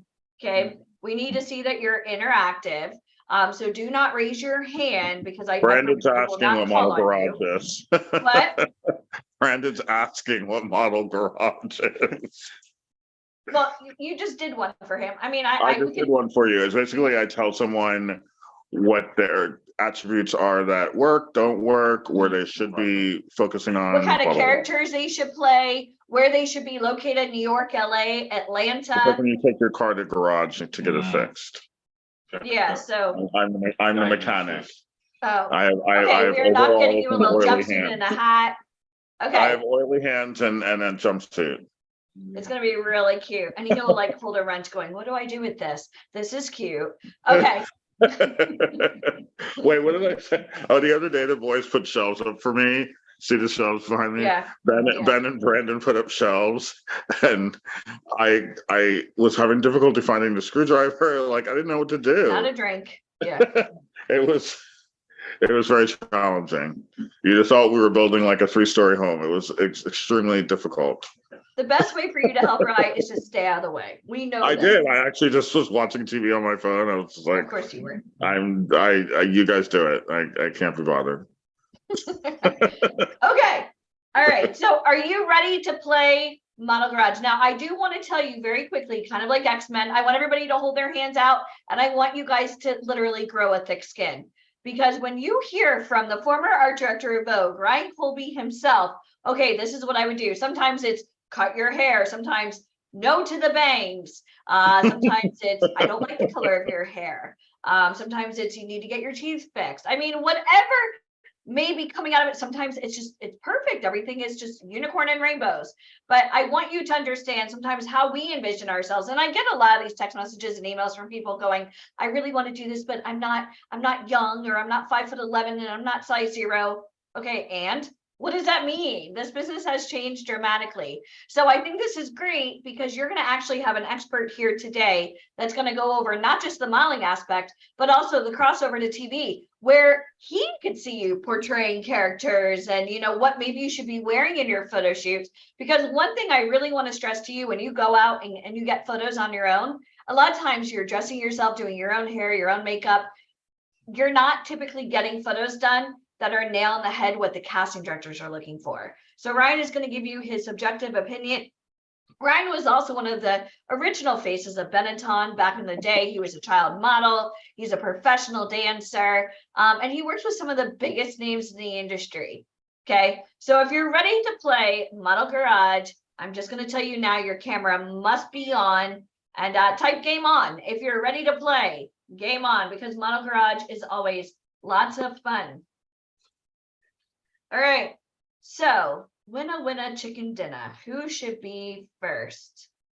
I'm looking for happy, smiling faces. Joy, Jewett. All right, so I'm gonna unmute you. Go ahead and hit okay. So what I want you to do is when you come on, hi, my name is Joy Jewett. I live in, Charleston, South Carolina. Just go with it. And I'm interested in modeling and acting. And then Okay, Ryan hi. will assess. Okay, Okay. hi. Hi. Okay, go ahead and introduce yourself. Hi, I'm Joy Jewett. I'm 71 years old. I'm a former model, age 16 to 27 with Ford Agency. I'm coming back into modeling after being widowed. And I live on an island in the Chesapeake Bay called Kent Island. So my goal is to go back into photographic modeling if possible, and maybe do some type of photographic commercials for a senior. So that's where I'm at. Well, actually, you're perfect for this industry. I mean, you have, even though you modeled 50, 60 years ago, the 46, industry, don't age me, 46. the industry has changed, but not that much. A camera is still a camera. Yeah. And it's kind of like riding a bike a little bit, where a camera is still a camera 40 years ago as it is today. So the fact that you have some experience is great, and your hair is amazing. Your look is great. You don't look 71. You look, I would market you 50s to 60s. And I would also, you have a good demeanor. You're definitely alluring. Like, I want to hear more from you. Your story is great. You're living your second part of your life. You're a widow and you want to do something fun. It's not like you want to become a supermodel millionaire. You just want to do something fun. And that's great, because clients like that. There's no pressure on them. The agency doesn't have pressure on them. So you just want to do it for the fun of it, and whatever happens, happens. That's a great attitude to have, because that's attractive to people. People like that. So you're a great candidate for it. I wouldn't change the thing, to be honest. What type of roles could you see her play, Ryan? Your makeup's great. Your makeup's great right now. On. Oh, you have no makeup on. Okay. Oh my gosh. Who has the most flawless skin? I want everybody to take them right now. The lighting is good, Ryan but you have Joy? great, like, I would send you to a casting like right now. You don't have to change anything. I So love you have a good look. You have All a right, good guys, look. he's usually not this nice. I'm just putting a disclaimer out there. Well, So, because Ryan, that how would whole, you like, market her? older woman, that whole Yeah. higher end older woman thing is super hot right now. It's very in. The white hair is very in. The whole aristocratic, look is very in. So you fit a lot of boxes that the industry is harping on right now. Oh So my what gosh, would you put her in for a that's photo shoot? wonderful. Like, how would you dress her? Thank you. I would dress her in power suits, gorgeous dresses. I would dress her in a lot of Ann Taylor, a lot of J. Crew. I would do 2 shoots. You definitely need to shoot a lot. You need to do 2 shoots. You need to do a high-end senator's wife shoot, first lady's shoot, kind of a bitch CEO shoot, but you also need to do a very soft. You also need to do like a soft shoot, kind of like Land's End. You need a cardigan around. You need a cardigan. You need a sweater around your neck. You need to hold. You need the whole Ralph Lauren experience. You need the whole Ralph Lauren, like, hanging out, at Martha's Vineyard. You need that whole look going on. So that's kind of 2 separate shoots, but both those lifestyles I could see you doing. I could see you sitting on a porch in Martha's Vineyard with some tea in your hand, but I can also see you wearing a black suit and screaming at people at your company. I could see you doing both. That is so funny, because I'm Ryan having will show a you how photo to do it shoot right now. I'm having a photo shoot in 2 weeks, and I've decided I'm going to buy a man's tux. and wear Okay. men's tux with no bra under it, kind of open. But I'm going to wear stiletto heels that are kind of diamond studded, and that's going to be one of my shots, which is kind of Okay, well, a bitchy type look. Hopefully the photographer is good. Hopefully. And hopefully, so, but you should you should, make sure at the end of the calls tomorrow, you sign up with VIP so you can start doing shoots through them, because then the shoots will be guaranteed to be useful. If you're shooting on your own, there's a chance they may not be useful. So. Yeah. Oh my God. Thank you so much. You made my day. I love you. Kisses. Now, Ryan, what about location? New York, LA, and then how would you work the For sure, New I live in York. For Chesapeake sure, New Bay, York. but I want to book work in New York. How would Yeah. that work? I go to New I don't York know all how the you get to time. Chesapeake Bay, but New York Yeah. is more of her market. She's more of a New York face. Yeah, I'm in New York all the time. I go up there and bargain hunt for good clothes all the time. If you saw my wardrobe, you'd go crazy. So, Oh no, New York is more her market. New York is more her market. She's has more of a New York demeanor. Thank you. So Ryan, if she were to get photos done with us, I mean, obviously having the former art director of Vogue style, you make sure you're working with celebrity photographers. And then how would the submittal process go if she's not in New York, but you were submitting her for New York? How would that work out? Oh. Well, If she you would have to submit prove. everybody over digitally, she wouldn't necessarily need to be in the city for a ghosty, correct? Well, I mean, that's a yes and no. I mean, Okay. the castings are opening up where I would first submit her digitally, and if they wanted to see her, then she'd have to get up there. Especially when you're dealing with someone who is doing lifestyle and stuff. A lot of that is depending upon your shining in the room. If you're doing a hotel ad or a thing, I just booked one a couple of days ago where you had to just kind of sit around and have drinks and they just take pictures. Are there any castings where I could get paid to just eat pasta? That's all I want to know. I just spent a month doing that in Italy, I would eating love that. pasta. So, and I came back skinnier. Let It's me like, see you swirl it. I'd be that? like, that'd be the greatest job ever. Lifestyle shoots, they do Yeah. want to see you in person. Okay. So Okay. she would have to come up and see them. In the rare cases, they would accept a video, but it depends on how much money they have. It depends on how big the ad agency is. It depends on how annoying the casting director is. All of these things are factors I can't control. But sometimes they'll accept a video, but sometimes they we want to see them. And if you can't come, then you just can't come. And who covers those expenses, Ryan, if you don't mind me asking? Is the casting director Nobody. covering? You do. You do. Oh, You yeah. get in your Alan car. does. Ching, Okay. You get in ching, your I've got car, it. you get on the train or the bus and you figure it I want out. everybody to type the word investment. So you want these big It's- castings, but if you don't listen. live in New York City and you're submitted, but they actually want to see you, it means investing in yourself to get your little Absolutely. hot And butt to plus, the Big Apple. I wouldn't submit someone for a casting unless I felt like 100% they would show up. They would have to show me that.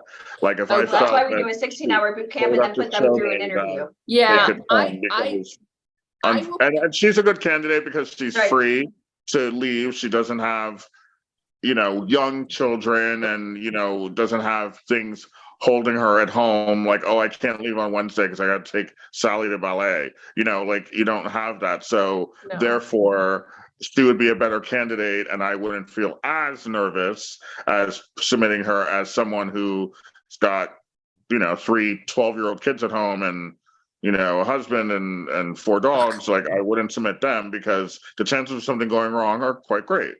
Yeah. So No, I could go any place. Like I said, I just spent a month in Italy because that's what I wanted to do. I'm going to Portugal next month. So if it means getting on a plane from Baltimore to New York, and I do it all the time, I'm there. You tell me the time, 2:00 in the morning, I will be there. I trust the fact that she would show up. I do. And I'm a and really actually I good believe character. her. I believe her. There are some Yeah, people that I say believe that. her And I'm too. like, I believe her. So I And believe her. this is the reason why VIP Ignite, why we're not a website, why we do a 16-hour boot camp all day today, all day tomorrow. And then tomorrow you'll get a link where you'll schedule a live one-on-one. If you don't show up for that appointment, goodbye. There is no rescheduling. Why? Because if Ryan needed you in New York and he said yes to a casting director and you don't show up, it takes one time to ruin the integrity. Do you guys understand that? So no red flags. I don't want to hear about any red flags. No. if you're in No. it, type I'm all in. Type it. I'm all in. Make a commitment, not to me, but to yourself. I'm all in. All right, Joy, that was amazing. Thank you guys so much. Hey. Thank you. All Oh my right, God, I'm so let's see. happy. Okay, well, I can't wait to talk to you tomorrow. Just stay tuned because there's going to be a lot going on. All right, who shall be next? Let's see here. Oh my goodness. Oh my goodness. Let me see. There's Clement pouring Moore. here. Hello, sir. Who? Is he talking? No. Hello? He's on. Hello? Clement, can you wait? I can't hear you. Nope. You you're probably on have to mute. change Hold what microphone you're using if you're on a computer. I see a lot of technical equipment out there. Okay. We'll come back. We'll come back. All right, Charles Berry. All right, Charles, you're next. Oh my So God. exciting. This is like the Price is Right when you find out your name is called and you gotta run. The Price is Okay, Right. go ahead, Charles. I know this is very I don't exciting know that what you're to on the say. line with Ryan. I don't see him. He's not speaking. I do a slate. I know how to do a I'm really having trouble hearing I'm him. having He's trouble muted. too. All right, let's keep going. Let's see here. Oh, Clement, you got it? Can you All right, hear let's me see. now? No, I can still hear you, but I nothing. don't see you. Can you hear him? Was that I do not Charles? hear him. He needs to speak. Oh, So the I think camera he's turns Ryan. on. Okay, so let's keep going. Nope, still nothing, Clement. All right. Hold on. Let me see. Kim Tyler. Okay, go ahead, Kim. Hello, everyone. My name is Kim Tyler. I'm from Baltimore, Maryland. Another Baltimore. Yes. I will be retiring from my job next month, Oh. October. Yes, I'm looking forward to that so that I can pursue a career in modeling, actually, commercial modeling. So I'm Okay, very great. excited about that. Yes. And what is the job that you've been doing that you're retiring from? I've been working for the federal government. I've been a program manager there. Yes. Okay, great. So you have a cute little plan coming your way. Yeah. As far as like you'll get a retirement fund. Yeah. I want to Okay, retire how and tall? start a new life. Okay, Start a great. new No, life that's great. for something There's I not. always wanted to I do. love the whole second part of life career thing. It's very cute. I like it. I've been seeing it a lot lately with a lot of commercial models doing, hotel ads and car ads, and they're in their 60s. They've never seen a camera in their life. They just decided to do this, so it's cute. Yeah. How old are you and how tall? I am 56 and I am 5'7". Oh, 5'7". Okay, so that's a pretty good height for a woman. Okay, good. And what dress size are you? I am a size 10. Size 10. Okay, so that's Yes. good. Okay, so what I would recommend, can you turn your head to the left and right? Okay, so left. Okay, so you have like a nice short cut. Mhm. Okay, that's good. So you have like a 1995 Tony Braxton. Okay, so I get that all the time that I look like Tony Braxton. I get that all the time. Yeah. So which is good. I would grow it out a little bit more. It's maybe a teensy bit too short, but Okay. that is something that it's easy to solve because you just don't touch it for a month. Right. So while you're waiting for this retirement to kick in, do not touch your hair. Let it grow Okay. in because that short look is great for your face and it's great for you. It's just too short. But I Okay. It's also probably would short because I recommend. got to pat it down, but it needs to be cut. Yeah. It's really long, but I got to pat it down. But Yeah, yeah. and I would also try and find a way if you could wear contacts to do so. So your These face are is a just little. reading glasses that I read because I'm on the I would computer. definitely, if you just need them for reading only, I would definitely present myself without glasses. Yeah. So I would work on that. And I think you're definitely more New York. You have a sassier demeanor. So I would definitely focus on New York, Atlanta, for, women of your age and also Black women, there's a lot of, gigs going on down there for television and for print.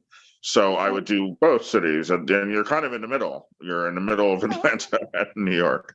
So I would definitely focus on that. You have great teeth, you have good skin. So all of these are great factors. I just need a little longer hair, and I would definitely, the sweater you're wearing is actually great. I like that. So stuff like that, casual kind of looks like that would be appropriate for you, but I would also do some suiting looks. I could even see you probably being a detective. I would put, some sort of black or gray suit on you to make you look more detective-y, Law and Order-ish type of detective. I could see you doing that. So I would definitely focus on New York and LA, New York and Atlanta, the East Coast.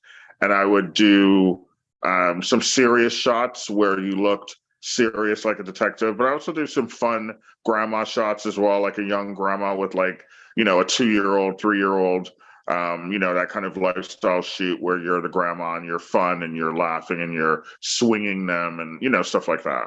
So you could do both. Thank you so much for that feedback. Thank you so much. Thank you. Yeah.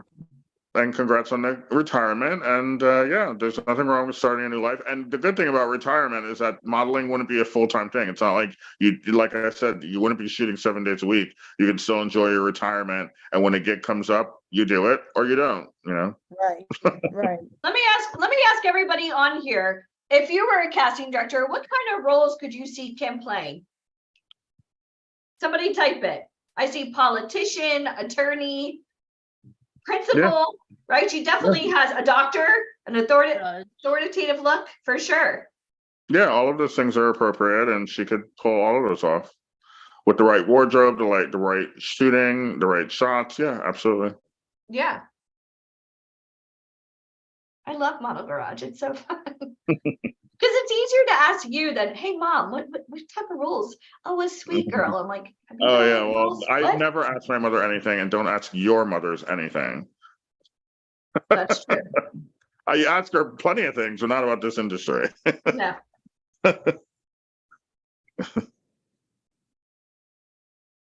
All right. Deneen, do we have time for one more? I know we're over time. One more, yes. One more.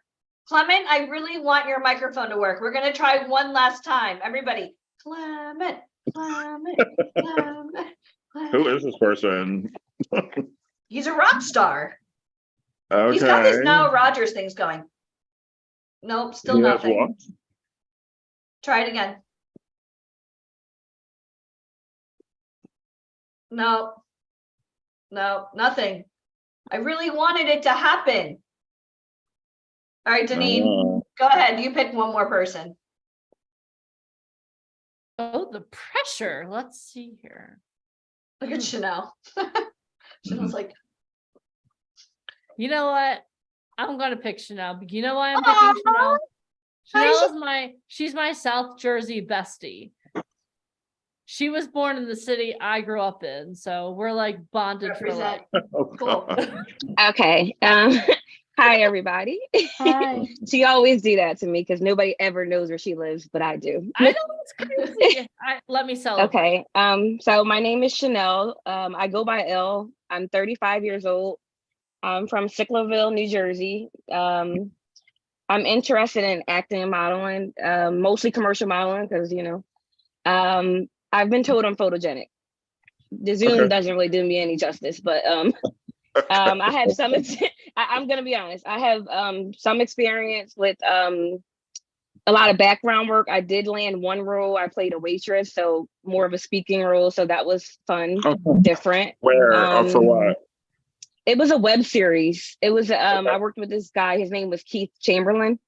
And yeah, so it was a web series. So I was nervous, but I'm like, you know what? I have a busy lifestyle, but because I knew what you were saying, I'm going to be honest with you. I do. I'm married. I have 3 kids, but at this point in my life, I feel like I put my dreams on hold for way too long. And I already discussed everything I wanted to do with my husband. And he's 100% behind all my decisions that I make at this point in my life. I lost my dad a year ago. So I told him, I said, life is too short. and I'm going to do what I got to do to become the person I always knew I could be. Okay, that's a great story, and that's great, and that's true. And it's so not Exactly. selfish. I want to put that out there because you're not doing it just for you, but for the whole family. Well, And I really want you guys to understand that. you know and what? that's They great, want and it's me. great. They rather have me, but I want to be out and I want to do good for them. Yeah, and it's not like you're going away for 6 months. I mean, a lot of Yeah. people put a lot of pressure on the industry and think that if you become a model or an actor, that you're just going to be poof, be gone from your 3 kids and your husband's not going to see you. Like, that's not going to happen. Like, you're going to do a gig every 6 weeks, and that's 1 day or 2 days. They're going to have to not see you. And I'm quite sure, you know, you'll definitely be doing a dance to get away from your kids, and they probably will too. But So think about like Maria, she earns 30,000 in 1 day now. So you go and you do one day, every 6 weeks, you're going to Disney. Yeah, You it's know what I mean? Think about it's all the not ways like you're gonna the- spoil them. Yeah. Yeah, especially when you're new, you're not doing jobs all the time. So it's not something that will take away from your family yet. I mean, sometimes there's last minute things that you can't help, and you may have to miss, you know, Billy's baseball game, or, you know, you may have to miss something, but that'll be far, and it'll be far. Please tell me one of your kids isn't named Billy. No. Okay. Okay. It's okay. I love it though. It's just fun. You'll miss you'll miss something, but they'll live, I assure you. My mother missed stuff when I was a kid. It seems disastrous when it's happening, but I'm fully over it. So, but you have a good look. You look very clean. You look very commercial. You look very crossover, is what you call ethnics who are able to cross over and have appeal for all races, Black, Spanish, white, where everyone will like you. And that's a good thing, because that when clients look at you, they see that you're not just pigeonholed into the Black community. You're not just a Black actress. Everyone will accept you. So you have that kind of look. So that's good. I would definitely take nice, clean photographs of you, lots of smiles. I would put you in some denim. I would try and young you down a bit. You said you're 35, but I would definitely push you into the late 20s. If I could, visually, with photographs and your clothing. I would definitely push you into the 28 to 35 age range, where I would young you down with your clothing. I would put you in some colors, some denim jackets to make you look like, you know, maybe you just graduated grad school. And I would also age you up too, where I would put you, maybe I'd put some glasses on you maybe, or put you in some sort of tighter dress or tighter suit to make you look 35, 30, you know, I would do both to make sure you're recovered with the age range, because you do have a young face, but I could also see you. There are some people that have that young face, but they also look their age. It's very strange. I know it doesn't make sense, but I get it. I have that face too, where I could look my age, but I could also look a decade younger, depending upon what I'm wearing and what I'm doing. So it's something that it's kind of weird. But you do have that same thing where you could look your age, but you could also look 5 to 7 years younger very easily. So I would definitely shoot you both ways to make sure we're covered with the age range, because clients aren't super smart. If they don't see you looking 35, they can't believe it. If they don't see you looking 28, they can't believe it. They need to see it. So you got to cover that in your book. You know, just like anything, if you want to be second. Sorry. How did he go on mute? Can you hear me? Yes. Okay, sorry. Someone was calling me, so it ruins you. Anyway, so yeah, that's how I would shoot you. That's how I would present you. You have a good demeanor. You speak nicely. You don't have an accent of any kind where I could tell where you're from. So that's a good thing. And I would just present you like that to clients. And I would she's definitely in keep you in New Jersey, York. Ryan. So would she be more New York or Yeah, LA, I would Atlanta? both, but I would keep you in New York, because it's cheaper to get, you know, it's a cheaper scenario to start in New York. You're already here, so just start here. And then if things are useful in Atlanta, there are ways to get agencies down there that only bring you down for things that are useful. Oh, thank you so much. Yeah. But I would definitely do both. And I would definitely start pattern if you really want to take this seriously and you move forward with VIP. I would also start now with the process I of already did. oh, She you already did. did. Okay. She's part of the Okay, company. great. I didn't know that. Okay. I never know with these calls. I never know who's No, on it's them. I okay. don't know what's going on. I've never told anything. I never know what's happening. You just He's work. Sorry. so Like me. dramatic. But anyway, okay, so you already started. Great. So what I would say is start the process now with training the kids, the husband for your possible absence for a day or two. Like start preparing that. Like maybe don't make dinner for a night, or maybe go out with your friends for a night, or do stuff, because I say this all the time and I'm always right. When you don't start preparing before you get into this career, you find the challenges come up when your career starts popping off. Because if you don't start training the kids and the husband before, then they're like shocked when you're like, hey, I'm going to New York for 2 days. And they're like, excuse me? Like, what do you mean you're going to New York for 2 days? What do we do? What are we eating? What are we doing? Like, that's not my problem. Bye. You know, so Ryan, I don't want to cut you off. I'm gonna make it really short. I've been training my husband for like years, and my kids, they already know, because I work overnight, so they're used to me not being home. okay. Like I worked last night. That's why I look my age right now. I worked overnight, but I got on a Zoom meeting. I was determined to be here. I got to Okay, work again great. tonight, and I'm gonna be here, like I said, because this is what I want, and this is what I'm going for. That's a start, because that's endurance. But yeah. Because, like I said, there are shoots that are from 5 a.m. to midnight on a Mhm. regular Mhm. basis. And Mhm. is it pleasant? No, but it's part of the industry. So, Oh, thank you. okay. Mhm. Good. I will see you soon at whatever shoot you've signed up for. I love that. Awesome. Did you guys enjoy Model Garage? Did you enjoy hearing from Ryan Colby? How many of you picked up some advice that Ryan gave to one of the other models that you can start applying to yourself? Like, Ryan, thank you on behalf of all of us for Mhm. giving us all permission to start Mhm. training our husbands and our children. You know what? I think we're gonna have a girls' day out. Ladies, are you with me? I already put it on my list. I need a new denim shirt. So thank you, Ryan. I guess denim makes you look younger. We'll all wear It denim does. tomorrow. It does. In general, because people think of denim, they think of teens and young people. I mean, I'm not saying you can wear denim at 75, but in general, it is seen as a young purchase. So, Okay, awesome. Well, Yeah. Ryan, this was amazing. Thank you so much. We cannot, Okay. you're coming back tomorrow. We're really excited to see you tomorrow. It's going to be awesome. Mhm. So how many of you enjoyed hearing from Ryan Colby? Mhm. How many of you want to hear from Ryan Colby again tomorrow? Well, guess what? The only way you're going to be able to hear from him again tomorrow is tomorrow. So make sure you are here tomorrow. Can everyone say tomorrow in the comments? Just want to, and Kate, I want to make sure you guys understand.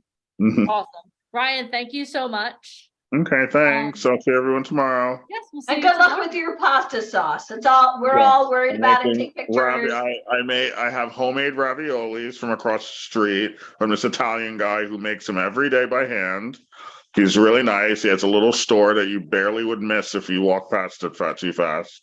And he just sells homemade crap in there, and it's so good.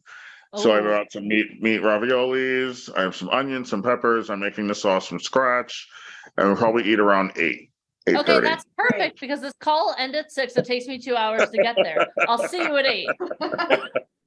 We have Welcome to our no carb left behind tour. Okay, great. Okay. All right. Okay. Make sure you have Okay. enough for company. We'll be there. Okay. All right. Okay. Thank you, Ryan. Okay. See you. Bye. Okay. Bye. We always Okay, talk good. about food on these calls. Hold It's the on. best food. Now What? that he's not here, Leslie Pena brought up cook-off. Can I just tell you? let me tell you guys a story. Then I'm going to bring Mike on. Is it okay if we laugh a little bit since Ryan's not here to defend himself? These are the best times. So, in case you guys don't know, Ryan is perfect at everything, absolutely everything, and our inner circle loves to challenge Ryan in cook-offs because when we do events like. Especially not so much like when we go to New York, but when we go to other cities, we always have a cook-off with Ryan Colby.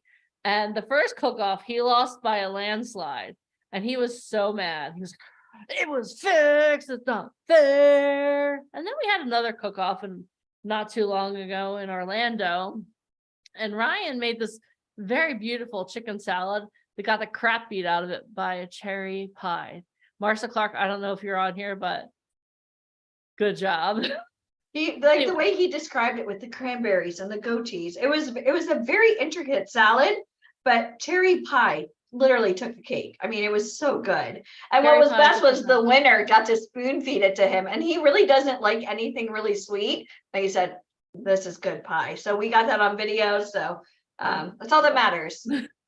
Awesome. All right, guys. So now that we've covered crabs, we've covered pie, we've covered salad, we've covered model garage, we've talked about what type of modeling you qualify. We've covered a lot of ground here today. Do you guys feel the expansion? Do you feel the up leveling? Do you feel the uplifting? And you know what, Charles, I am so sorry that your audio didn't work, because you have been a vibe all day. And I mean that in the most positive way. Like, your energy has been in, yes, you, Charles, your energy has been infectious. I like to call it out because you know what? Oh, Clement, Clement. I know, Clement. You got to get that microphone thing fixed. Okay. But when you host these events, and we say this all the time, Marcia is modeling for Macy's today. Hold on. Why did I not get the memo? I'm going to box to her as soon as I'm done introducing our next guest. And my trash is on set right now. What is happening? What? Our talent are just so busy today. I can't even. This is amazing. Yet somehow I don't have any messages. Y'all, what are you doing? Have your people call my people. Let me know. They're busy working. They're busy booking work, Deneen. I know we did our job. Work, but I would like to know these things. Anyway, I digress. Guys, this has been an amazing day, and it's been awesome. But you know what? At the top of the day, we talked about how you're getting the skills over the course of the weekend to book 30 jobs in 30 days. How many of you feel a little bit better equipped, or a lot better equipped to do that now? Okay, you've heard from Ryan, you've heard from Mike, you've learned what type of modeling you qualify for. You've heard from a Broadway star who does voiceover all the time, okay? Like consistently, like does voiceover. You have heard from, oh my God, you heard all the things that we're doing here at VIP Ignite. How many of you want to be a part of what we're doing? If you want to be a part of that, type me in the comments. And you know, this is just the tip of the iceberg, okay? Today is Foundation Day. Tomorrow is Transformation Day, but we're not finished yet. We're not finished yet. Are you guys in it to win it? If you're in it to win it, type "I'm in it to win it" in the comments. All right, hold on. That was a lot of words I asked you guys to type. In it to win it. All right, guys. So now what I want to do is I want to turn this over to Mike. And what we're going to talk about now is how many of you would love to be able to start booking work and learn on the job at the same time?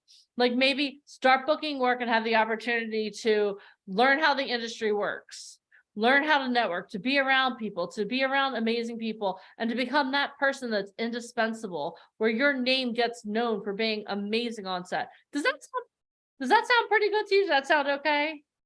That sound all right? Or does that sound freaking amazing? If that sounds freaking amazing, type amazing in the comments. And what I want you to do is give it up for the one and the only Mr. Michael Fomkin. And y'all better bring that energy. You have unlimited energy. I already talked about that. Awesome. All right, here's Mike. Hey, can everybody hear me? Yes. Awesome. All right, let me share my screen. You guys are doing good. It's a nice long day. It's like being on set. So, all right. All right, so this is called Rising Star Academy Millionaire Mindset Series, Cash Flow on Set, Income Ideas to Support Your Modeling and Acting Career. So it's going to talk a little bit about being a production assistant, but I know I mentioned that earlier, so I'm going to go a little bit more in detail for this. But at the same time, I'm also going to kind of go over like how this all came to be. All right, so you guys can to see like ideas and process and so forth. Okay, so let's get started. All right, in the ever-evolving world of entertainment, the traditional paths to success as a model or actor are changing. The traditional route to success. Today, we'll explore by becoming a production assistant can be the new way to achieve success in the entertainment industry. So, the traditional way modeling agencies, right? Models start by seeking representation from modeling agencies. These agencies act as intermediaries between models and clients, fashion brands, magazines, advertisers. While agencies can provide valuable opportunities, they typically have high standards and select only a small percentage of applicants. Auditions are a fundamental part of the industry. The auditioning process is high pressure with numerous individuals competing for a single role. Rejection is common experience in the industry and can be emotionally challenging, especially considering the vast number of auditions required to secure a significant role. Fierce competition. Intense competition exists in both the modeling and acting industries. This competition is not limited to newcomers, but also excludes established professionals. Competition often leads to a scarcity of roles and limited opportunities, making it challenging for many talented individuals to break into the industry. But with that same thought in mind, I want you guys to think about this. Industry fact, Marilyn Monroe. The iconic Marilyn Monroe is a prime example of persistence paying off. Early in her career, she faced rejections from modeling agencies, was dropped by her first film contract, and was told she couldn't act. However, she persevered and became one of the most iconic figures in film history. Chris Pratt. Before becoming a Hollywood star, Chris Pratt worked various odd jobs, including being a discount coupon salesman and a waiter. He reportedly auditioned for over 30 television shows before landing his breakout role as Andy Dwyer in the TV series Parks and Recreation. Brad Pitt. Before becoming a Hollywood heartthrob, Brad Pitt worked a variety of odd jobs, including dressing up as a chicken to promote a restaurant and chauffeuring strippers in limousines. Channing Tatum, the Magic Mike star, worked as a stripper himself before his acting career took off. He even used this experience as an inspiration for the hit film series. Madonna. Before becoming the queen of pop, Madonna worked as a waitress at Dunkin' Donuts in New York City while trying to make it as a dancer and a singer. Ellen DeGeneres. Before her successful talk show career, Ellen worked various jobs, including as a vacuum cleaner saleswoman, a paralegal, and even a house painter. Hugh Jackman, the Wolverine actor, worked as a gym teacher in England before he gained international fame for his portrayal of the iconic X-Men character. Ashton Kutcher. Before his acting career, Ashton Kutcher worked at a General Mills factory sweeping Cheerios dust and later pursued modeling. Kanye West. Before his music career took off, Kanye West worked in retail, including as a sales assistant at The Gap and also as a telemarketer. Amy Adams, the Oscar-nominated actress, worked at a Hooters, a popular restaurant chain, before her breakthrough roles in Hollywood. Giselle. Before becoming one of the highest-paid models in the world, Giselle worked as a waitress in Brazil. Tyra Banks. Tyra, known for her modeling career and later as a media personality, worked at a local McDonald's restaurant as a teenager. So, only a small percentage of those who pursue these traditional paths achieve significant success, leaving many discouraged and financially unstable. Now, let us look at the most common jobs models and actors have. So the point being here is, for most people, when they try to break into this industry, the hardest part of this industry is being able to work in the industry, right? Like you'll see over and over again, like all the people, the speakers we have, this is what they do. They're working in this industry full time. But when somebody's first starting out, the difficulty always is how do I leave my 9-to-5 job to be able to do this full time? So a lot of times, that common stereotype for models and actors is they're waiting tables, they're bartending, they're working retail sales, they're working temp jobs, fitness training, childcare, nannying, DoorDash, Lyft, Uber, teaching, tutoring. They're working in all these jobs where they can try to be having both feet in the industry, right? They have the flexibility and the schedule, so to say, to be able to go on auditions, right? That's the hardest part. Like when I analyze what made people successful and what made people not, the people who were successful, this became their career, this became their life, especially at the highest level. I'm not talking somebody who dips their toes in, they're doing this part-time, but somebody, their full-time working income comes from the industry. So the problem, though, with these jobs, income inconsistency. Many of these jobs, such as waiting tables, bartending, or promotional work, often comes with a consistent income. Actors and models experience fluctuations in their earnings, making it difficult to budget or plan for expenses. Limited earning potential. Some of these jobs, especially those in the service industry, have a low earning potential. Earnings might barely cover basic living expenses, leaving little room for savings or investment in your career. Lack of benefits. Jobs in the gig economy, like delivery, driving, or door dashing, typically don't offer benefits such as health insurance or retirement plans. Time and energy drain. These are the hours required for many of these jobs, particularly those with flexible schedules, can be demanding. This can leave little time and energy for actors and models to pursue auditions, classes, or networking opportunities critical to their careers. Career stagnation, spending too much time in jobs unrelated to their field, and I think this is so important, unrelated to their field can result in career stagnation. Actors and models will find it challenging to break into the industry or gain momentum if they're consistently working in non-creative roles. Opportunity cost. Time spent in these jobs could be seen as an opportunity cost. Instead of waiting tables or delivering food, actors and models should be dedicating more time to auditions, training, and building their network. Debt accumulation. Some actors and models may turn to credit cards or loans to cover expenses when their earnings from these jobs fall short. This can lead to debt accumulation and financial instability. No retirement planning. Jobs without retirement plans or long-term financial benefits may result in actors and models not adequately preparing for their future, which is especially crucial given the unpredictable nature of the entertainment industry. So, I spoke about this a little bit earlier before, but one of my business partners, one of his famous sayings is busyville leads to burnoutville leads to brokeville. So many times you talk to people and they're busy. Like, busy doing what? Like, what are you so busy doing? I don't know, but I'm busy, right? And eventually, if you're always consistently busy and you're just spinning your wheels, eventually you're going to burn out. And this happens to entrepreneurs. This happens to people, models and actors. I've seen this over and over again. It's a pattern for 18 years. And eventually it leads to them being broke, right? They come to New York. They want to try to do this on their own. And then they run out of funds, right? So burning out while pursuing a career in modeling or acting while simultaneously managing the demands of everyday life, auditions, networking, and training is an all too common occurrence. So I want you guys to see something here, and I want to explain this to you. So for a lot of people, when they get involved in anything new, whether it's modeling, acting, learning how to play golf, becoming something, some type of change that people are looking for, right? People always want to grow. They always want to change. At the very beginning, people are very excited, right? So they have what's called uninformed optimism. So they're very optimistic about things. And this is just how the human brain works. So this is just how humans work. This is how we've developed over millions of years and so forth. People get excited. Then as they start learning, right? I want to learn a new language. I want to do this. I want to become a fisherman, right? I something I want to do. So they're all excited about it. And they start going down this rabbit hole. They started consuming information, right? Picking up things, right? Learning about this, learning about that, watching videos, going on YouTube, right? All these things. And then they start getting informed. They start getting themselves more educated.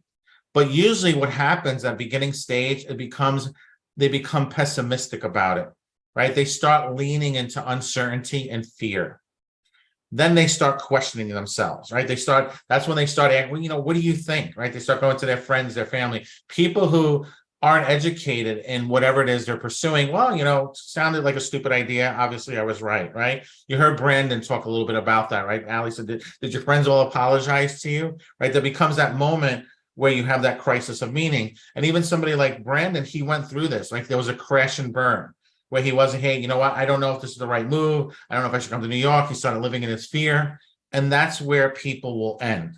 So for most people, they'll start doing this over and over again. They're excited, but they're uninformed. Then they start learning a little bit more. Then they start getting pessimistic. They start doubting themselves. They start questioning their decisions. And that's when they have that crisis of meaning. And then eventually they won't even allow themselves to crash and burn, right? And that's the big difference with Brandon and a lot of the success stories. They crashed and they burned, right? Now, Thomas Edison, it took him 10,000 tries to create the light bulb. But what people do is they get scared, they start questioning themselves, and they quit right then and there. They don't push further, right? They're like 3 feet from gold, and they just don't allow themselves the opportunity to fail, to make that mistake, to pick yourself back up and start over. But if you do that, right? So if you go from uninformed optimism to informed pessimism, so you have the crisis of meaning, you allow yourself, right? Say, okay, I'm doing this wrong. But this is what I should be doing. Let me ask myself better questions. Let me get better mentors. Let me get better information so I can have more clarity. Once you get past that point, you then have what's called informed optimism. Now, all of a sudden, you know what? I got this, right? You know, it's like creating the streaming service. There's a lot to that. Like we looked into this, you know, many years ago, but the technology just wasn't there. But now, by having better partners, by having better connections, by having a better team, we now have that informed optimism. It's just like everybody here on this call, as you're going through the weekend, you're going through a lot of different emotions, right? You're asking some great questions, by the way, in the chat, some phenomenal questions. So you're now moving into this informed optimism. You know what? I can do this. It's at that point when you reach achievement. It's at that point when you get a breakthrough. So I want you guys to know as you're going through this, and it's not just applicable to us or this weekend, but just anything in life. Take a step back and ask yourself better questions, right? Don't when you fall into that crisis of meaning, you know what? Maybe I was doing this the wrong way, but you know what? I'm gonna do it the right way. Now I'm gonna find a better answer. Push through, because the moment of pain means you're about to have a breakthrough. And once you have that breakthrough, you now become more educated, you understand the industry better, and then from there you move on to an achievement. You know, Allie talks about this a lot on her open calls. For those of you who have been to our open calls, you know, 20 years ago, I came to New York City with dreams of fame, but at 40, I'm still here pouring drinks. My dreams shattered like glass, and all that remains is the echo of what could have been, right? And you can hear that in stories of so many bartenders, so many people who've came to New York, they were young, and then literally 20, 30, 40 years later, they still never made it. They're still bartending.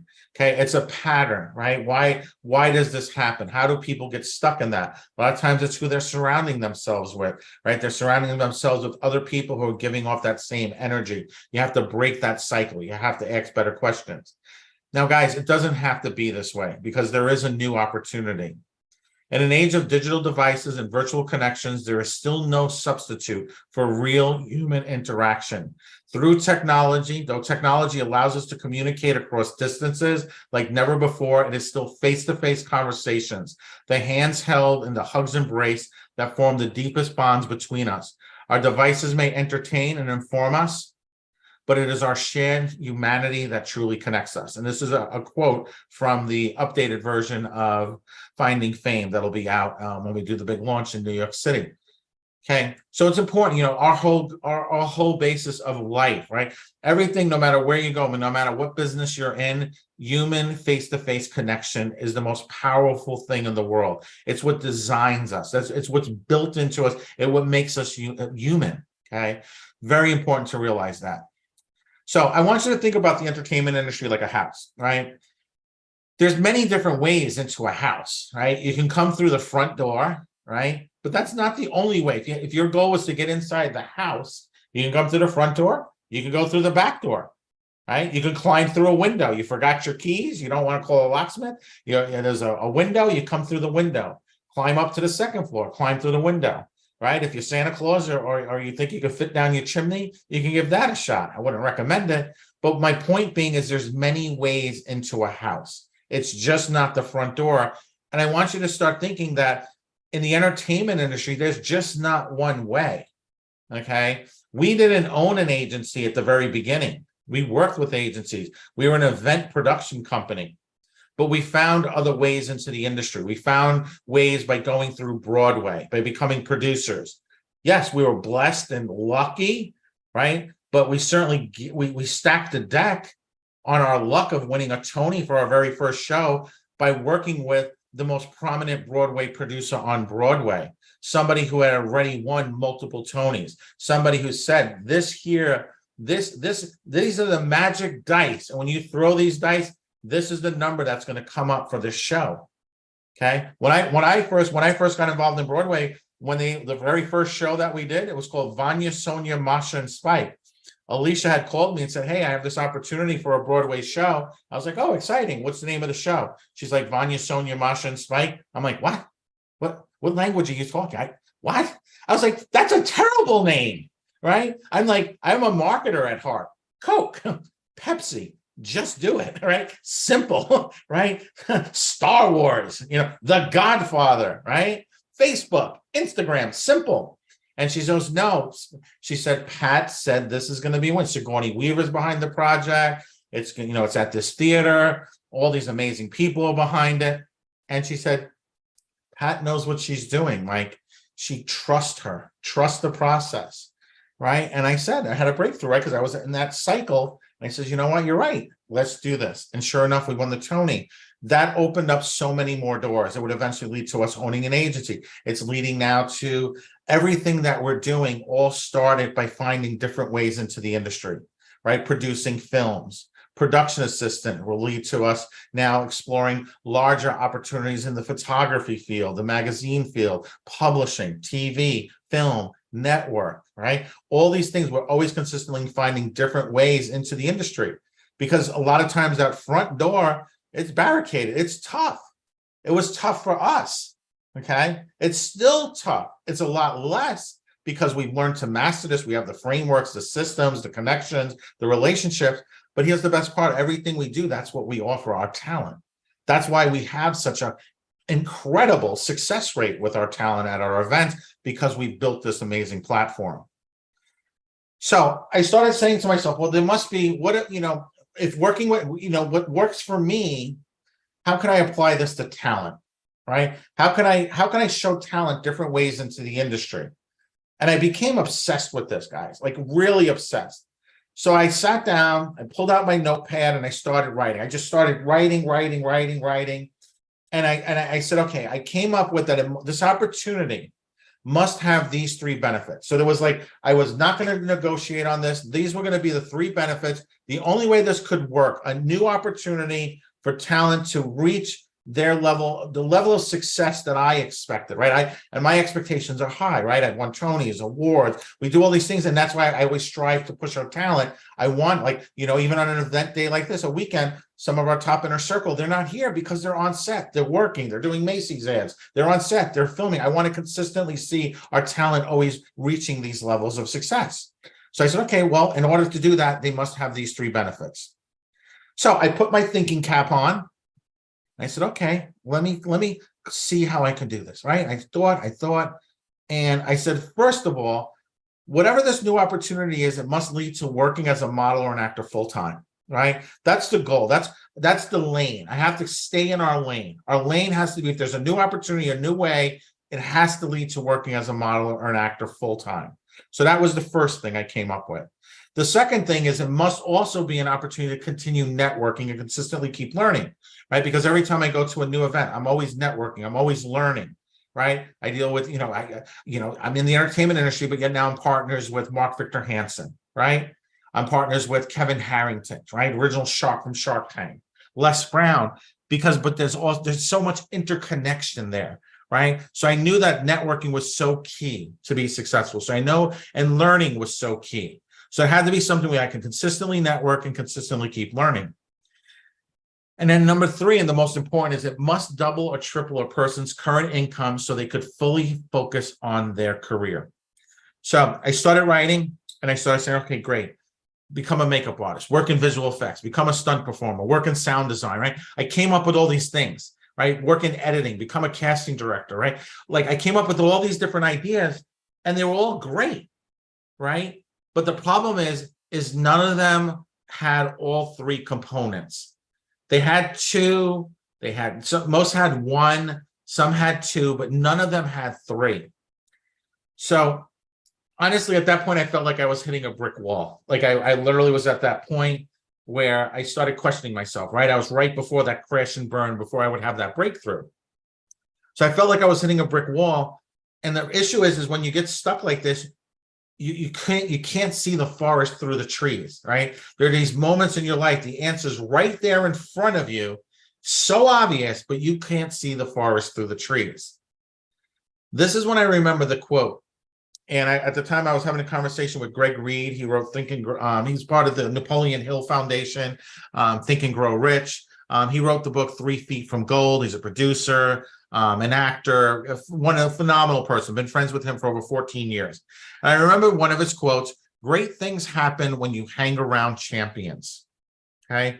Great things happen when you hang around champions. And Greg Reed came to my mind and I'm thinking about this.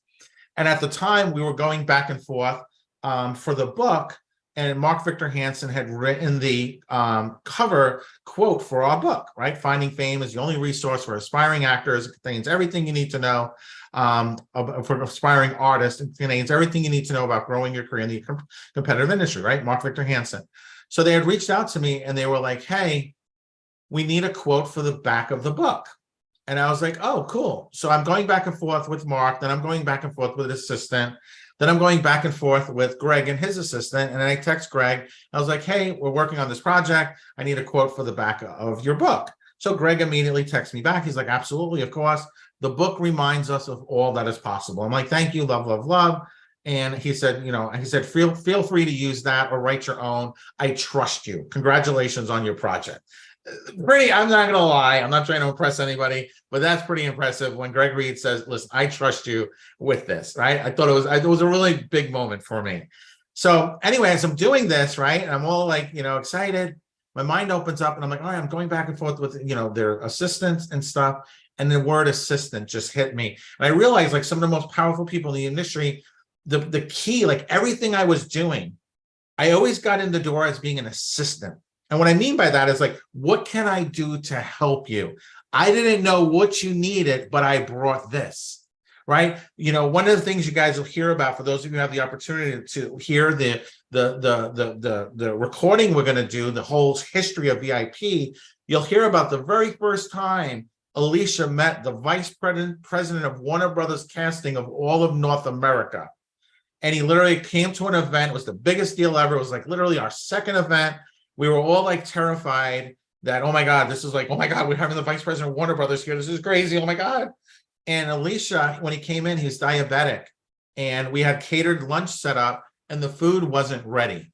The food wasn't ready. And Alicia said, listen, he's diabetic. This is the vice president of Warner Brothers. Can we get him something? They're like, sorry, man, there's nothing we can do. So Alicia just literally said, oh, really? She marched herself right into the kitchen. Went into the kitchen, saw them setting everything up. She grabbed some food, some stuff, some bread, some butter, put it on a plate, and she brought it to him.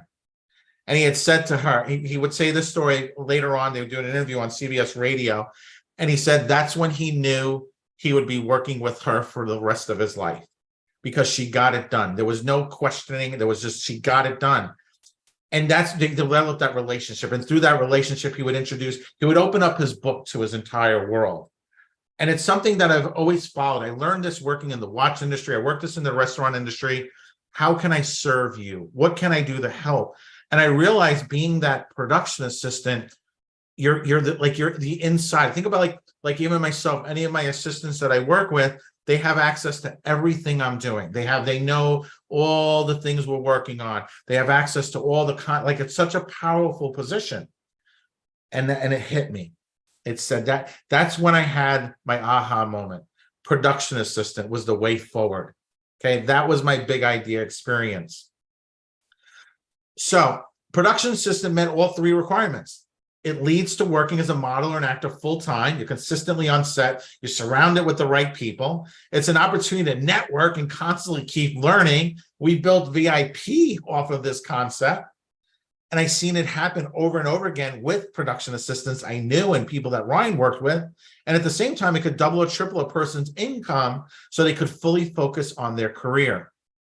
So what does a production assistant do? A production assistant, you get to help models and actors shine by making sure photo shoots and filming run smoothly through tasks like setting up equipment, getting snacks, directing people where to go. It's an exciting behind the scenes role that brings the magic of modeling and acting to life. Jumpstart your modeling and acting dreams as a production assistant. Valuable experience on set to understand the modeling and acting industry. Connections with photographers, directors, stylists, other industry insiders that will help your modeling and acting career. Learn techniques and skills by observing professionals on shoots that you can apply to your own modeling and acting work. Right? Being on set with celebrities, being on set with, supermodels, watching them work. Like you learn so much. Unlimited opportunities to network with models and actors during downtime and breaks on set. Income and resume builder. While you pursue, you have an income. You're building your resume while pursuing modeling and acting. That provides financial abundance. You allow yourself to free yourself from the 9 to 5. flexible schedule that accommodates auditions and modeling jobs in the industry, because now you're working in the industry. You're a part of the industry. Hands-on learning by assisting at test shoots, fashion shows, and commercial video shoots. Witness firsthand how professional photo shoots and filming is conducted to optimize your own opportunities. Cash flow on set leads to deal flow. Production assistant jobs start out as hourly or daily rates during the duration of a shoot, which can range from $500 to $2,500 per day based on experience. For commercial or brand campaigns, day rates are commonly $500 to $800. The goal for many is to work their way up from production assistant to higher roles like producer or production manager, which have multiple six-figure earning potential down the line. You have unlimited upward advancement. First assistant directors, which is the role above a production assistant, get paid about $8,000 a week and work 15 to 20 weeks on a major shoot for a total of $120,000 to $160,000 per film. Like this, like who'd like to make $8,000 a week working in the industry, working with people like TJ, working on set with major productions, you know, throughout the country. There's so many opportunities in this. It's like incredible. And I went and I was like, okay, great. So then I started going through and I started looking for work. So, you know, there's, you know, a lot of times for town, we do a whole training on this, by the way, guys, just to let you know. But like entertainmentcareers.net, right? It's a legitimate site. It's a real site, right? It's not none of those baloney sites, but this is like a career builder, a monster.com for the entertainment industry. All these jobs started coming up. I started looking for, you know, production assistant jobs. I found dozens and dozens and dozens. I started looking on Indeed. I found dozens and dozens of jobs. I was like, holy cow. And that's where like now we're actually going to have that hub, right? We're going to actually have that marketplace now built into our systems for production assistants. So I said, okay, great. If I was brand new at this, what would I do? I said, all right, great. Let me find something. So then I found a position open at Paramount. And then I went to ChatGPT and I took the job and then I said, okay, great. Now we offer certification. We have like letters of recommendation. We get video testimonies from each other, from Ryan, from the makeup bar. There's a whole process we do to prepare somebody, right? So just to let you know how this works. So now I have the letters of recommendation. I have the testimonials, the videos. I have the certifications. I have letters of recommendation from Alicia. I have proof that I've worked on set, that I have the certification. We allow our production assistants to build their resume working with us with these incredible people. I said, okay, great. I'm going to put this all together because this is what I was doing, sending off to Paramount. I had ChatGPT write this for me. And then boom, I literally got a response back in less than 12 hours. Just like that. Okay.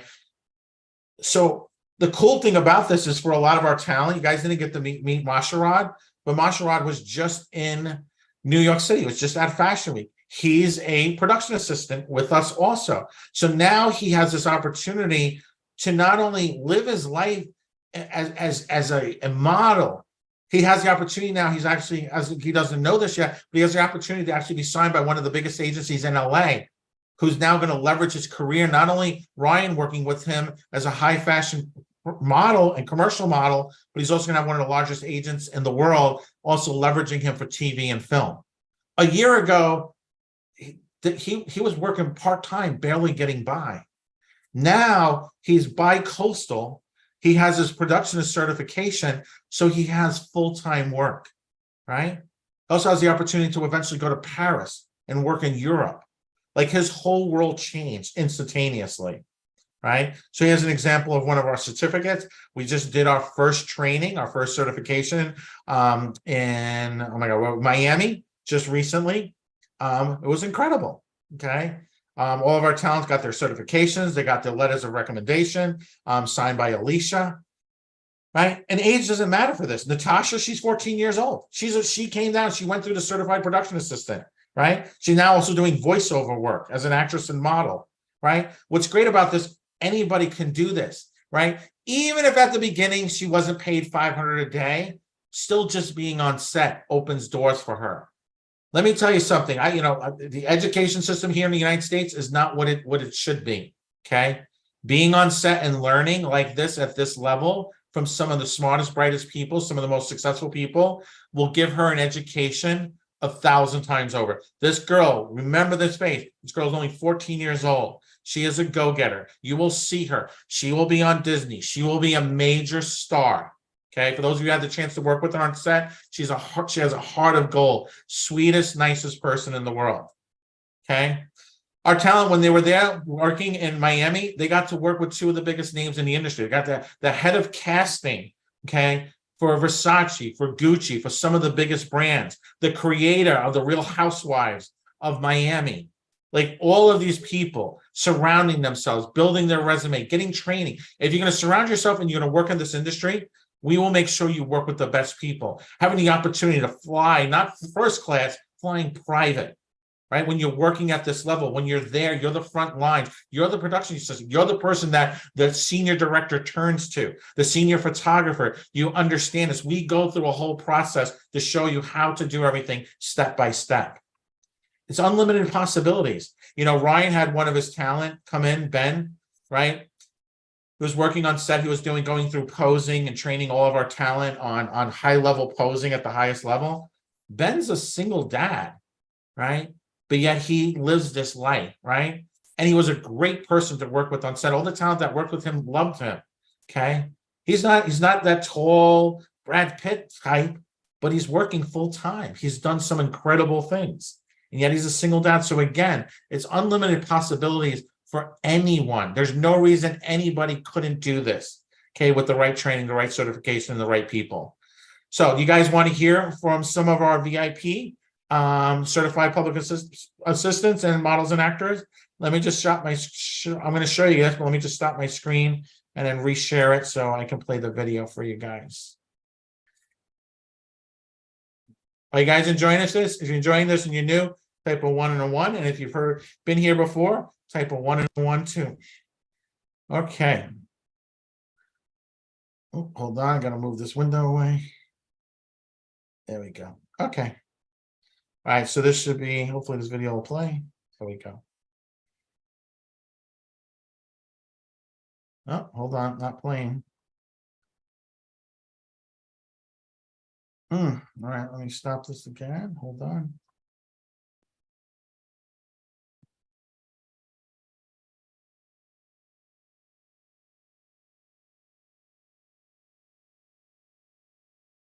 All right, let me figure out this. We got a little tech thing. Let me figure this out. I'm going to turn this over to Deneen and Allie for a minute while I figure out why my video is not playing. Oh my God. I love Zoom so much. It is so amazing because you know what? It keeps us on our toes at all times. How many of you love technology as much as I do? If you do, type technology in the comments. Awesome. Are you guys learning a lot? How many of you are excited about the prospect of working on set as a production assistant, earning a really nice income? I know Ryan was like, yeah, you can earn this or that, but like the opportunities are endless. And let me share a story with you all. Mike is figuring out his tech. So I had the opportunity to interview someone not too long ago about becoming a production assistant. And she lives in a small town in Massachusetts.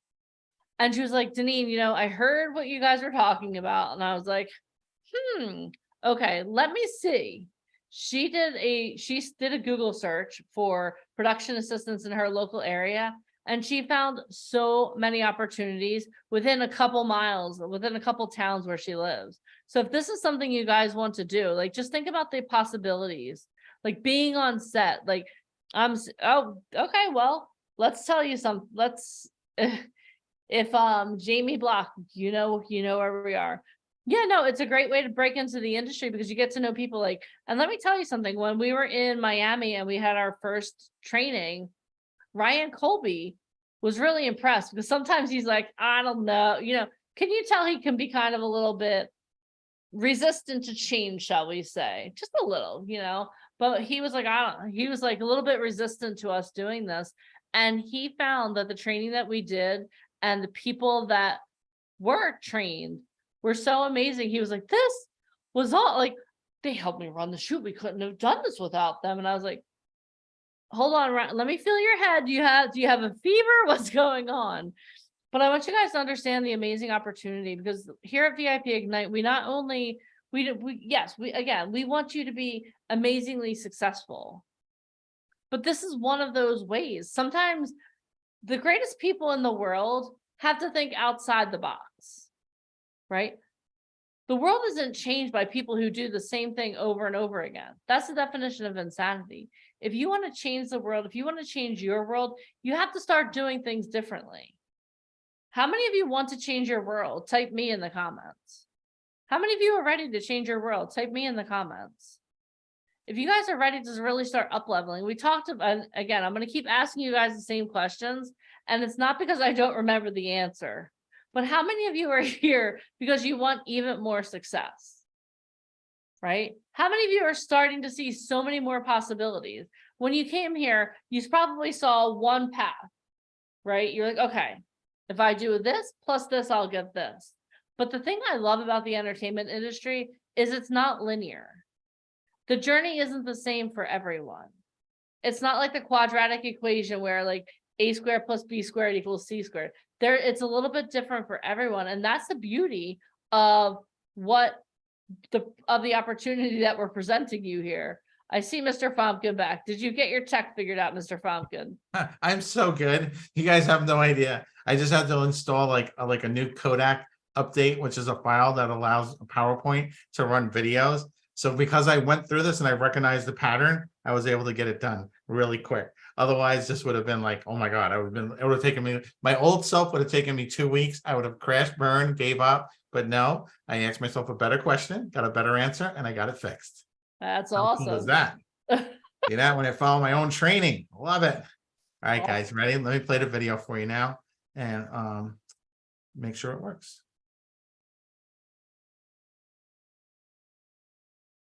Hi there, my name is Isabel Francis. I'm an actor and model. Hi, my name is Louis Joaquin. Hi, my name is Ada Cruz, and I just finished a production assistant training in Miami with VIP Ignite. Okay, I'm wearing my pajamas and my new favorites. And just this past weekend, I had an amazing experience at the Miami photo shoot because not only was it just a photo shoot, but it was also an opportunity for me to become a production assistant. And now I'm certified. So you may be wondering, what does that even mean? What does that entail? Why is that relevant? This training was so fantastic. I worked with the photographer Jay Vladimir, who showed me how to use different lightings on the set. How does it affect the model? Different type of poses and how to even fan to get that flowy hair and flowy dress going. And being in Miami for Supermodel Weekend was everything to me. But to play the role of a production assistant was even greater for me because I got to observe, I got to work to assist the photographers as well as my fellow talent. I felt like everybody worked as a team. So my experience as a production assistant was very, very interesting. There was a job right out the gate, right as soon as the production started. I was the tape guy. I had to find some tape. I got the opportunity to speak to the owner of the studio, which is pretty interesting to find the tape. And once I found it, it was, I mean, there was always something to tape down, something that needed to be retaped down throughout the entire production. So, well, not only now do I know how to work behind the camera and help with the photographers, the producers, the directors, and I worked with the former art director of Vogue, Mr. Ryan Colby. I mean, how cool is that? That I had the opportunity to help with wardrobes. I was able to help other talent pick their 4 wardrobes out and make the process smoother for everybody else. I was able to help the photographers with the lighting, with helping other talent do different poses, helping them incorporate different angles in their body to incorporate the dimensions of their body. It was such a cool experience because now using all of that information from the lighting in the eyes to the lighting of the hiding the shadows to the dimensions that we do when we pose to now just having a better sense of style when I'm giving wardrobe advice, I'm a better actor and model in front of the camera.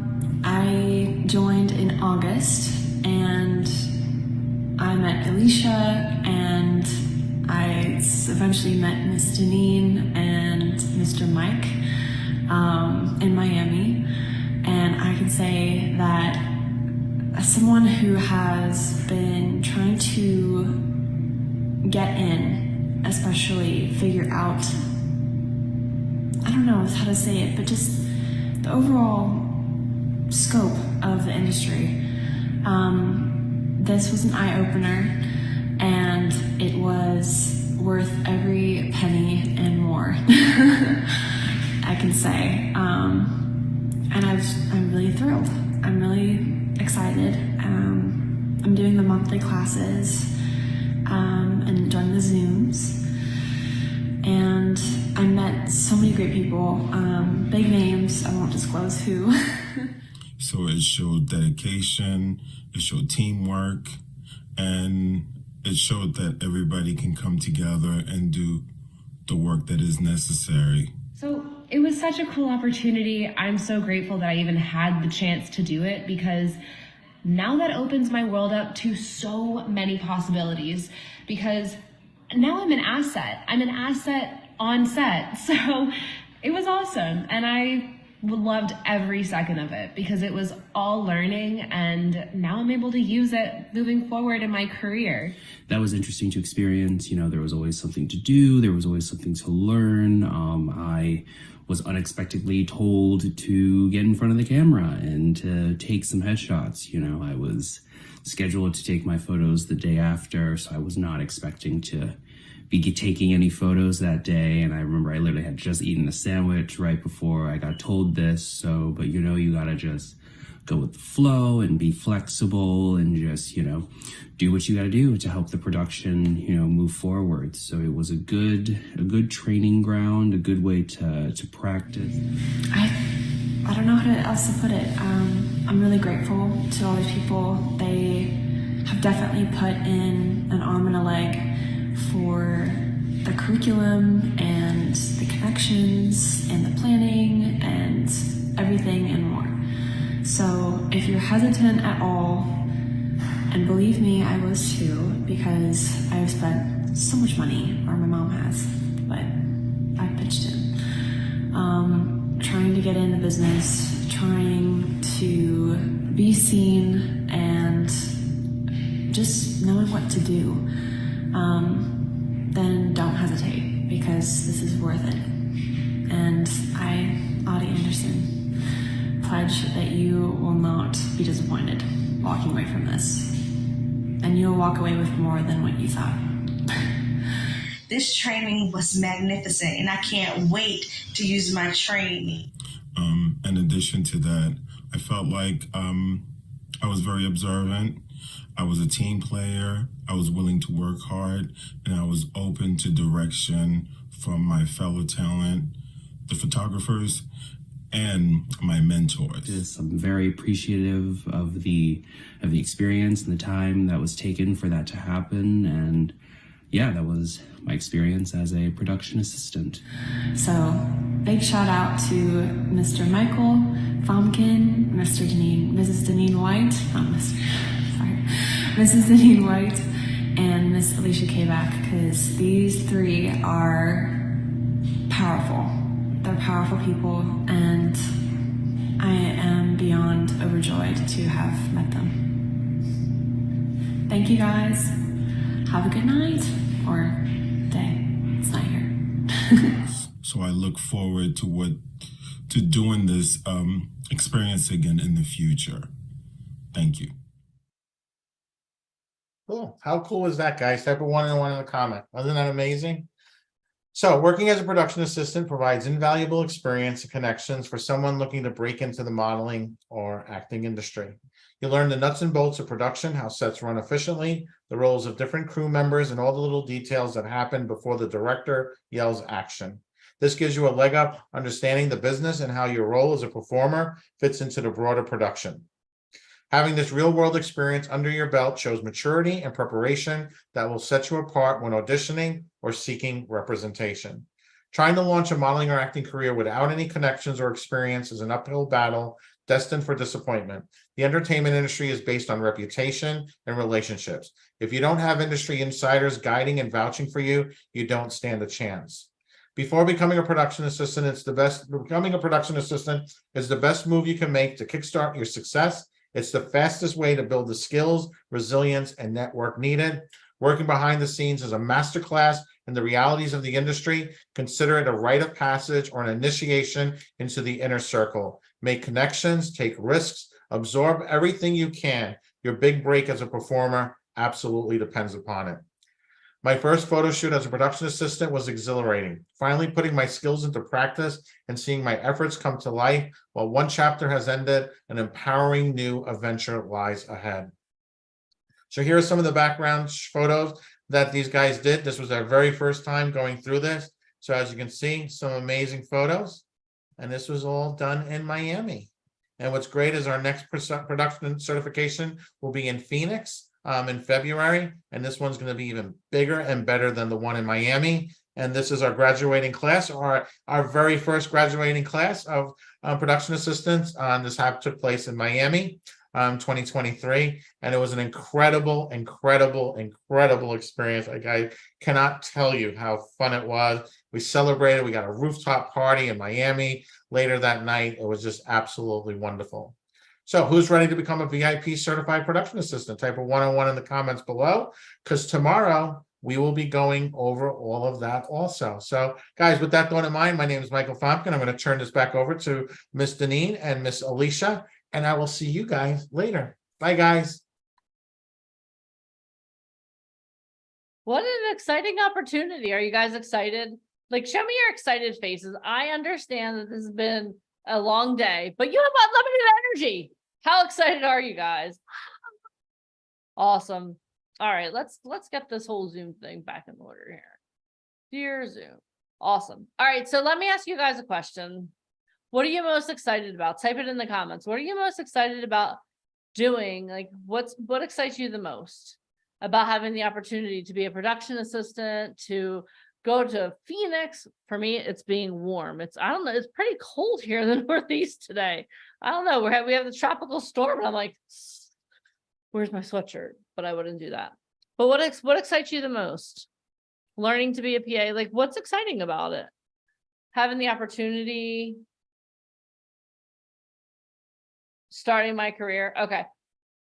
Meeting new people. Okay. Awesome. So today has been an amazing day, has it not? On a scale of 1 to 10, how amazing has today been? It's right. Yeah. Being a PA gets you around a lot of people, right? Guys, I want you to understand something. This is a 2-day event. If you thought that today was awesome, wait until tomorrow. Okay. And I want you to again, and like Chanel said, Chanel worked all night last night. She probably got a couple hours of sleep. She woke up, here she is. She has to work tonight. She's going to be here tomorrow. Can we say #no excuses? Like what excuse do you have for not showing up for yourself? And again, Chanel, I want to give you a high five, not just because we grew up in the same area, but because that's awesome. And you've heard so many stories. I don't know if you guys know this, you should. Alicia has a 3-year-old at home, and she's here with you guys. I want you to think about what it takes to do that thing that you want. And this is what I want to do. This is a little unscripted, but we're just going to go with it. Is it okay if I go off script just a little bit? Yeah. There's something I want you to understand, and this is going to tie in tomorrow. So today is foundation day. Today is the day where we lay the foundation of the entertainment industry. How many of you learned something new today? Did any of you learn something new? And even my people who have been here on every call, you should have learned something new. So if you learned something new, type a 1 or 1 in the comments for me. If you learned something new, type a 1 or 1 in the comments. And I want to ask you, what was the thing that blew your mind today? And it could be from hearing from Mike talk about mindset. Maybe you didn't know you could give yourself permission to not worry about the crabs that are trying to pull you back down into the basket. Maybe you didn't know what type of modeling you qualified for. Maybe you didn't know anything about being a promotional model. All right. I like that. Murphy Lunds, you had no idea how many projects were coming your way. Like, how many of you are like so excited, but also a little overwhelmed by all of the amazing things that are coming up? Like, oh my God, like, how are we going to do this? Right. Reginald loved hearing from Brandon after Fashion Week. How awesome is that? Like, what was your perception? Okay, Fashion Week is like, oh my gosh, it's like this big time. It's kind of like when you plan a wedding, right? You spend all this time planning a wedding. The day comes and then, okay, that's done. That was cool. Like, it's like, hurry up and wait. All this intensity. And then, okay, what's next? How many of you learned a little bit or a lot about what's next after Fashion Week? How many of you learned from hearing Ryan talk to the different talk not only with Brandon, but critiquing people? Okay, this is what you should do. Like, I learned something new from Ryan today. Like, he went in depth today. Like, I don't know if I know he doesn't drink caffeine, but I don't know if he had coffee. I don't know what it was. I know he doesn't drink coffee, but he was on fire today talking about the different opportunities. Yeah. Christine, how awesome is it to like talk about people that we work with? Like, well, you guys were on the call. I was texting back and forth with one of our inner circle members, Marsa. I was like, excuse me, you're on set and you forgot to tell me. But this is what we do consistently. This is consistently our life. This is consistently what we experience. We have the opportunity to help you guys do amazing things. So, okay, so back to being off script. All right, this is what I want you to imagine. Earlier today, I don't have my glass anymore. Earlier today, I asked you to imagine what it would be like for you to win an award, right? So this is what I want you guys, the voiceover segment was very informative too, right? How many of you learned a lot about voiceover? I know I did. Every time I have the opportunity to spend time with someone like Haviland, I relish it. And I don't talk a lot when I'm around people like Haviland. I just sit there and I listen. And especially when you have someone like Alicia who's asking amazing questions, the questions that I would never even think to ask. I love having the opportunity to just sit and absorb and listen. This is what I want you guys to think about. Okay, so earlier, this is my new award, guys. I've upgraded. Okay, I now have a phone stand as an award. Okay, but earlier today, I asked you to think about how would you stand if you won an award? So now I'm gonna have you guys stand up and do this. I want you to grab an object that's your award. And I want you to imagine this. I want you to imagine your whole life you have waited for this moment. Okay, you've worked hard, you've done amazing things, and you won an award. I want to see how you would stand. Okay, when you win an award, what'll happen is you'll go on stage. I'd like to thank God and my friends and everyone who believed me, and for those that didn't, ha ha ha, right? You do your speech, then you walk off stage, right? And then after you walk off stage, the next thing you do is you walk down a little hallway, you go through a green room, and then all of a sudden you walk out and there's a press as far as you can see back there to take your photo.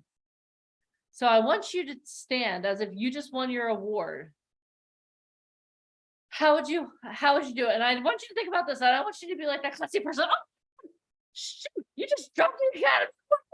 You don't want that to be your picture, right? So stand with confidence. How would you stand if you won that award? Stand there and own it, okay? Awesome. Very good. I like it. Let me take a look at you guys. Keep standing there. Oh, Joy, that's a nice award. I like it. Right? How do you feel right now? You feel pretty proud, right? Yeah. You feel proud. I like everyone who's holding it with two hands, kudos. If you're holding it with one hand, you're way too cavalier for me. Way danger, Will Robinson, danger. Okay. These things are heavy. If you've never held one, they're really heavy. Okay. So two hands. Okay. Now what I want you to think about is this. Okay. So that's awesome. Okay. So now you've just won an award. This is what I want you to start thinking about yourselves as. And this is something I want you, as you're coming in tomorrow, because you're going to be here tomorrow, correct? You guys, you're going to be here tomorrow because you want to keep elevating your success. So I want you to think about this. I want you to think about yourself as the CEO of your own career. Okay. You're going to have agents working with you. You're going to have managers. You're going to have everyone. Okay. But imagine that you are the agent of someone who just won an award. Okay. So let's take off our actor hat and put on our agent hat. Imagine this, you helped to develop a career for someone. How do you feel as that person wins the award? I want to see how, like, your person just won an award. How does that make you feel? Like, show me your smiles. Like, oh my gosh, that person you worked with just won an award. How awesome is that? Right? Yeah, you're proud. You're excited. You're proud of that person. But now imagine this. Imagine you're the CEO of a company, okay? And your person that you've been developing has just won an award, okay? Because you know what? They had the magic dice we talked about this morning. Remember those magic dice we talked about this morning? That you can throw them down, you know exactly what numbers you're going to get, right? How many of you now understand that you have those magic dice in your hand, right? But you need to know how to use them. If you don't know the rules of the game, you need to know how to use them. So this is what I want you to think about now. Imagine you're the CEO of your own business. You're the CEO of your career. You show up tomorrow. You're doing amazing things. Now, how would you stand as the CEO of your own life? No one else is controlling you. You're in control because you know what? You show up for yourself. You do the work. You do the training. You take the opportunities. How do you stand now? I want you to stand. How do you stand now? Like, do you feel like a superhero? I want you to stand like you are the superhero, like that superhero that's inside of you is coming out. I want you to stand like you're the CEO of your own life. I want you to stand there like this. Awesome. I love it. Kimberly, I don't see you standing like the CEO of your own life. I see you smiling real big though. Awesome. I love it. This is what I want you to think about. So this is a 2-day event. You guys can take a seat. This is a 2-day event. Okay. You showed up today and that was awesome. You guys did great today. You brought the energy. You were awesome. But today was just the beginning. Today we laid the foundation. Okay. Today we laid the foundation. Today we taught you again. You learned what type of model you qualify for. You learned the mindset of being a millionaire mindset, right? You have that millionaire mindset. And this is what I want you to think about too. This is a process. You have to trust the process. You're on a journey. This isn't something where I snap. Like, I wish I could just wiggle my nose like the lady in Bewitched and tinkle, tinkle, tinkle, and all of you guys would just be completely transformed. But that's not the way it is. I know. Roxanne, thank God you think I'm funny. Because you know what? Whenever I say something, I'm like, I don't know if that's funny, but Roxanne's laughing, so I'm going with it. But I want you guys to understand, like, if I had a magic wand, I would literally go, shh, and everyone would be radically transformed. But how many of you have ever seen a movie where the person walks in, they have a problem, it gets solved, bam, done. 15-minute movie. How many of you would go see that movie? Boring. This is the journey you're on, and I want you to understand that. Thank you, Chanel. Compliments will get you everywhere. But this is a journey, and I want you to understand that. And today was the first day of your journey. Tomorrow is this next day of your journey.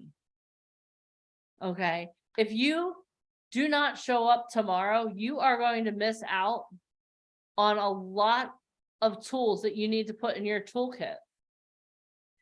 Tomorrow, I mean, come on. Let me give you a preview of tomorrow. Okay. So tomorrow we're going to start off by talking about more of our amazing talent that are doing tremendous things. I'm going to be bragging on Marcia Clark, who's on set today. I'm going to be sharing those photos. Yes, I am. We're going to be talking about Mike Trash, who's on set today, who's doing amazing things. We're going to be talking about people on here too. Okay, it's not just people who aren't on the call. We're going to be sharing stories with you guys. You're going to hear from people that are on here. Okay, we're going to be talking again. We're going to go over the State of the Union again, and let me tell you guys something. Mike may have acted like he told you everything. He still has some surprises up his sleeves. Just saying. So you want to make sure you're here to hear those. How many of you hate not being in on the surprises? Like, how many of you like to know everything? I mean, I'm like the nosiest person in the world. I'm like, okay, tell me more. And then I'm like, wait, why didn't you tell me? You heard how I reacted when I found out I had talent on set that did. So I'm like, excuse me. Oh, you tell me these things, right? So if you thought what he talked about today was great, oh my God, you have so much more. Okay. We're going to hear from one of the cast members of The Sopranos. Okay. And you're not coming here as a fan. I mean, and trust me, I love The Sopranos. I'm still real mad about that last episode. I'm not going to lie. If I could talk to people, I would. Okay. But you're not coming here as a fan. You're coming here because you're going to learn from someone who works with Martin Scorsese. You're going to learn from someone who works with Josh Brolin. You're going to learn from someone who literally was on tour with James Gandolfini and got the chance to audition for that role. He didn't get that role handed to him on a silver platter. You heard Evelyn talk about that today. Her mom didn't give her anything. She had to earn it and work harder. You're going to hear from him. We're going to talk about the process that every successful actor takes so that they can be successful. Success leaves clues. Type that in the comments. Success leaves clues. If you want to be successful, you have to study people who are successful.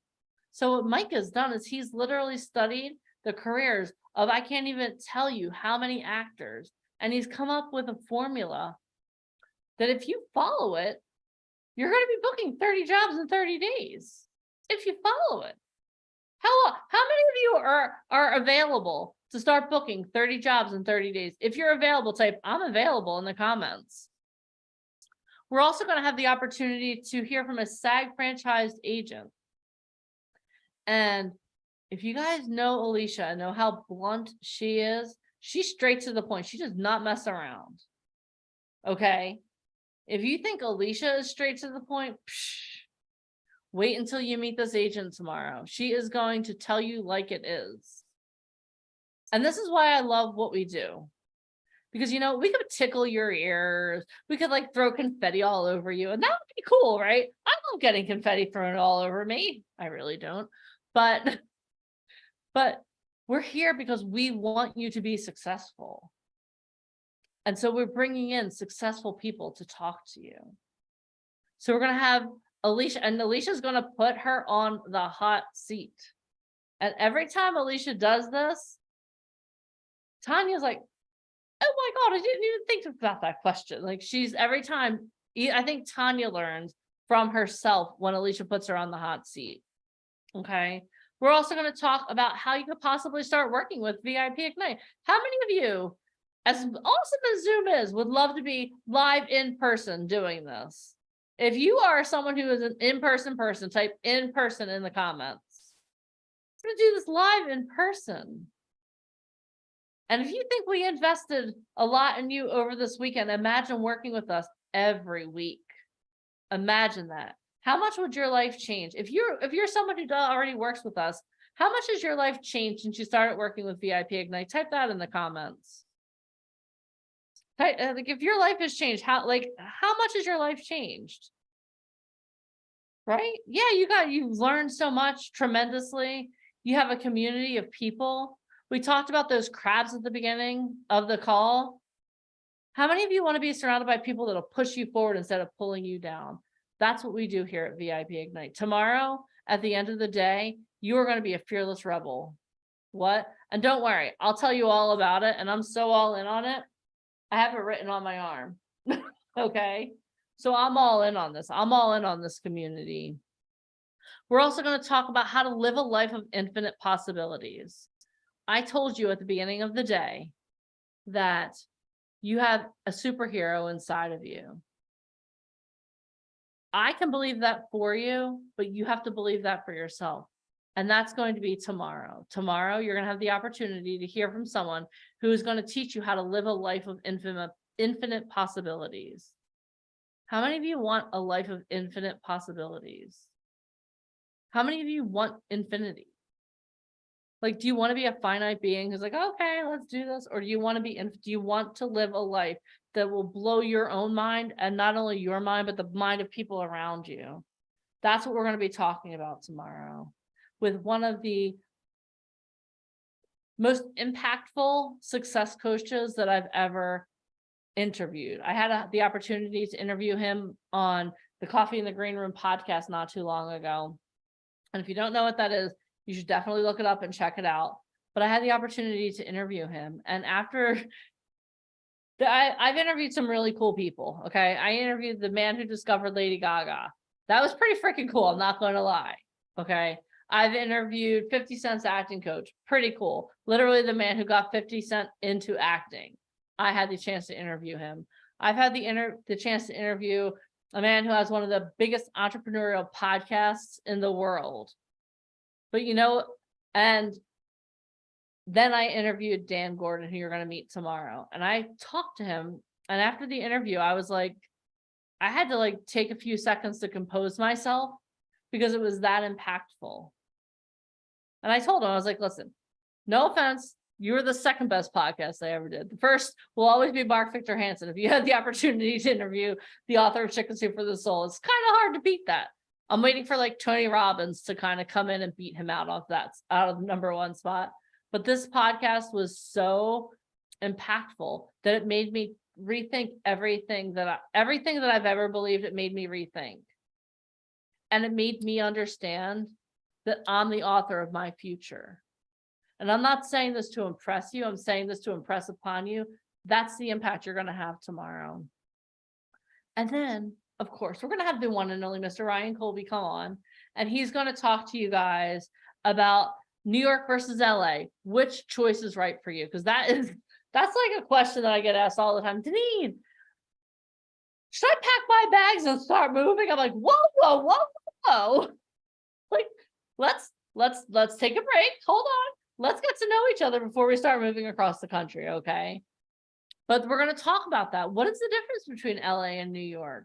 Why would you want to move to LA or New York? And let me tell you something. Alicia and I joke about this all the time. We love LA because you know what? I've never had a bad hair day in LA. That the weather is pristine. But you know what? Maybe that's not where I belong. So we're going to let Ryan Colby lay that out for you. Ryan, Alicia, and I are going to have that conversation tomorrow. So I want you to know that today is step 1 of your journey. Tomorrow is step 2. And I want you to show up for yourselves tomorrow. I want you to show up with the energy because you have unlimited energy. And I want you to show up for yourselves tomorrow. Because you know what? Today, again, we laid the foundation. Tomorrow is transformation day. Tomorrow is where we put everything into action. How many of you would love to start putting everything into action? Start changing your life. Start having things move. It could happen like this, but you have to show up for yourself. All right. So before I let you guys go, I have to give you a challenge. And this is the challenge that I want you to do. We're going to drop the link to the Facebook group. If you're not already a part of the Facebook community, join it. And what I want to see is your superhero pose in the Facebook group. Whatever that is. Hashtag superhero. That's what I want. I want you guys to understand that you are there. You have unlimited possibility inside of you. But the thing is that it takes work to mine that possibility. It's not just going to come out because you want to manifest it, because you're going to dream about it. You have to do something in order for that to come out. Okay? So, Alicia, do you have anything you'd like to add before we end this call? All right. Sorry, I had my 3-year-old at the door. Oh my God, your 3-year-old. Welcome to the unglamorous, glamorous life. For those of you that have kids, you could still produce Broadway from here, work on castings for New York Fashion Week, all from the courtesy of your own home. So I don't want to even hear I don't live in the right location. It is on Zoom. So somebody type, heck yeah, no excuses, no excuses. So my son loves Aunt Deneen and Uncle Mike, and he heard you, Deneen. So he was at my door going, hi, Deneen. Heart melted. He loves Aunt Deneen. Well, we had a special bond. We had a moment on Hollywood Boulevard. Yeah. I think it's pretty cool. Like my kid is 3. He's already been to Vegas multiple times, Hollywood, New York a couple times, Miami. Guys, kids should be one of your motivators for real. Family, I mean, even yourself. I can tell you right now, every single night before my head hits the pillow, like I want everybody here to know that, like, unless you take massive action, tomorrow is going to be exactly the same. That's why we do these 2-day events. Sometimes it's in your head. We have to just reconfigure a little bit. But as much as I love Zoom, Deneen, I still miss living in New York. I miss living in LA. Right now, I'm currently in Florida. But I'll tell you what, it doesn't matter where you are, as long as you have the will, there is a way. That's why you're here. Some people go to Hollywood, as tourists. We go with an exact plan, working on movies. Our new movie is streaming right now on Apple. We've got a new project that we'll talk about tomorrow. I mean, there's so many cool things happening. So you guys are definitely in the right place. How many of you guys feel empowered? I hope you do. I hope you do. That's what this is all about. You can do it. You can. I mean, again, 6 Tony Awards. We have a formula and it works. So yeah. How many of you want that formula? How many of you understand that you can't do this on your own too? How many of you understand that? It takes a village. It literally does take a team of people. Like Alicia and Mike didn't get where they are by doing this on their own. They started out with just the 2 of them. They had to network. They had to make connections. They had. You to should have people. seen us when we first opened, Can for only real. imagine. No success stories. For those of you guys that don't know, we've been featured in Forbes, Entrepreneur, Huffington Post. I mean, behind me, I don't know if you guys can see, but I've been a Fox News music expert. That's my Tony Award back there. Getting to do these tremendous things, you don't do it by being lucky. You do it because you put forth action. And, we always joke around, you get rewarded in public for kicking butt in private. You just have to push through. You know what I mean? The obstacle is the way. If this is something that you want to do so badly, how many of you guys feel the pain? Like, oh, I'm going to curse. Oh shit. Like I can't live another day without pursuing my dreams. This is all I want to do. And I'm tired of the bullshit out there. I want to do it, but I want to do it the right way. And I'm willing to put forth the effort as long as I know I have a plan that works. If that's you, type that's me. Because if the pain becomes so great, that's what it takes to get out of bad marriages, get out of bad relationships, move, change jobs. Sometimes this is going to sound offensive. I think people like to suffer a little bit. I think they like to constantly be around friends and family that constantly complain because it makes you feel like you're normal. Not here. Like Deneen said, sometimes she faces her greatest fears. Hey, Deneen, here's a cell phone number. This is an Academy Award winner. Call her now. Or, hey, I've got the head writer for Saturday Night Live. I already told him you're about to call his cell phone. He'll be waiting for you. Like sometimes and here's the thing, like we've been in so many situations that like, honestly, when we got the radio show with CBS, I cried and I said, I'm not ready for this. And Michael and I sat down. We had Howard Stern's old studio. They brought us in, they gave us a whole entire tour of CBS. And I said to Mike, I'm like, I don't want to do radio. He said, why not? I said, because I'm good in an office. And he said, don't you want to be more? And honestly, growth, as much as I love it, it scares the shit out of me, right? How many of you guys have kids, right? Like the night before, you're like, oh crap. I had a scheduled C-section. Remember, Deneen, I called you, I was crying. I was like, I don't think I could do it. She's like, it's a little bit too late for that now, right? But if this is your dream and this is all you've ever wanted to do your entire life, well, then you owe it to yourself to be here tomorrow. Do you guys understand that? Because I hear it all the time. I had somebody just email me, oh my God, it's so long, 2 full days. So I emailed back, how long have you been trying to do this? 20 years. No shit, I've been doing this for 20 years, right? My profile picture is me and Pacino. Like, I'm sorry. You know what I mean? Like, if you are trying to get into this industry, stop wasting time. Let's put forth action, and we have an exact plan, and we're excited for anybody who wants to do this. But again, kind of like what Ryan said and Brandon, it's you. A lot of times you are the reason for your own failures because you don't even try. It's easier to blame everybody, blame money, society, your location, lack of training. What if you had everything? What if you had everything you needed? How many of you guys are ready to start? That's the question. Or do you still make excuses? And we already heard you don't have to move, right? You don't have to move. It's either you're ready or you're not. There are some people that love to watch Netflix. That's cool. We have the head writer of Netflix. That's part of our company. And that's what we do. No BS. And you'll see that tomorrow when we put a huge agent in the hot seat. I think she loves me and fears me at the same time. But I mean, she has cast members on Grey's Anatomy, Stranger Things, which I started watching, Deneen. I'm on season 2, episode 2, because she kept yelling at me going, how do you not know the people that I manage? I'm like, oh my God, I'm sorry. I'll start watching Grey's Anatomy, Outer Banks, All American. I think it's amazing. Part of your job is to watch Netflix.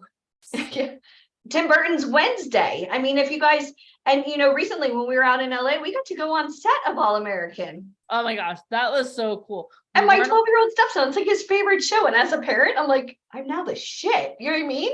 So I think that's really cool when you get to do these amazing things, not just for yourself, but also for your family. And I'm excited. I know there's a lot of really excited people on here and it makes me happy. And you can't do this off websites, guys. I mean, websites are cute, but that's not really being proactive, you know? So for anybody here that's ever struggled or anybody here that's ever cried themselves to sleep going, when is it my day?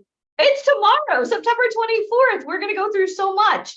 And some of you guys will be given, you know, the secret knock, and it's going to be up to you to step, you know, to step up. So are you guys going to set up base in Atlanta? No. We have been to Atlanta. Actually, true story. So the head stunt coordinator for Fear the Walking Dead and The Walking Dead is part of our company. Also, that's where they film Stranger Things and I mean, Netflix and AMC. There's a whole bunch of shows filming out there, not during the strike, obviously.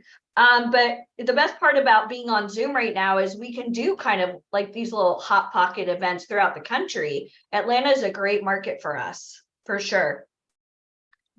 My goal is to achieve getting the attention audition as an extra at Leslie's. They've already filmed Cobra Kai. Yeah, Chris, it's already done. They're just waiting to release it. So if anybody offers castings, not real. It's already done. So, and sometimes we'll go over that tomorrow. Yeah. But I hope you guys are excited.